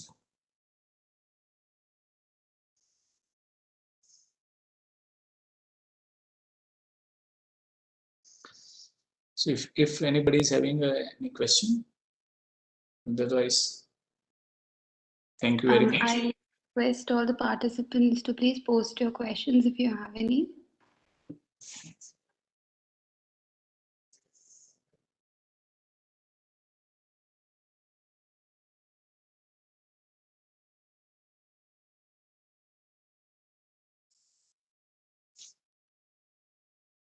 So we are already late. If there is no question, I think Subi, we can dig in. Sir, I have a question. Yeah, madam, please. So you are saying that, settlement has increased and that really is a benefit of the IBC. Yes, madam. But which of the two is bigger, in terms of, that's the benefit, but then there is also the number of matters that have not reached, that have entered the resolution process but not seen conclusion. So, delay and all of that. So that's a cost there. So in the overall, what would you say? Aggregate net outcome? So there is a paper which I do tell net aggregate. Still, it is not advisory. So that is, but try to understand. In one more paper I have discussed, it is not the matter resolved by IBC will be efficient for you, because already we have seen if it's resolved, what time taken is also comparatively very high. What your value erosion will be very high, and some of the cases what you may see saying maybe not get settled. But suppose if you don't have IBC mechanism, then what? So earlier, whatever the situation ex ante, what situation was there, and what we are having the situation in ex post, I think it do provide some the deterrent effect, that what we can say. But deterrent effect through whether through the mechanism of IBC or whether mechanism of the out of court settlement. So this is the third new mechanism which has been developed. In fact, what I am saying, which is a not complete story, I think now the policymakers are coming out with the pre-packaged solution. In fact, from the beginning itself, it is providing the out of court settlement through pre-packaged model. So so that may require more time to see and check whether the that model is efficient or not. But what you are telling in that also the points that there are the infrastructure issues, there are the time cost, there are the value erosions, and the framework of deciding one resolution professional, yeah, maybe IP as insolvency professional of all the day-to-day matter, sometimes it do harm the overall company per se. So there are some infrastructure, yeah, the structural problem. But despite of all, I think the in this paper I was trying to just make a point that the out of court settlement has at least help, but the problem occur when the limit has increased from 1 lakh to 1 crore. That's what I was trying to emphasize here. But thank you very much. Thank you, Dr. Thakkar. My compliments for a very insightful research finding. Thank you. Thank you, sir. That was indeed a very informative session. So we don't have any questions. I've not received any questions from the participants.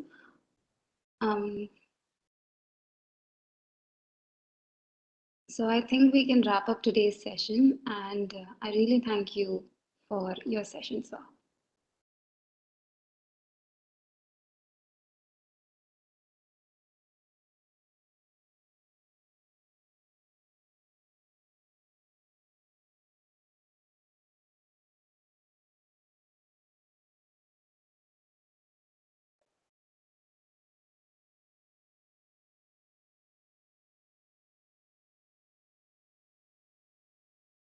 Thank you, sir. Thank you, ma'am. And I thank all the participants for joining today. Pratyusha, can we just conclude?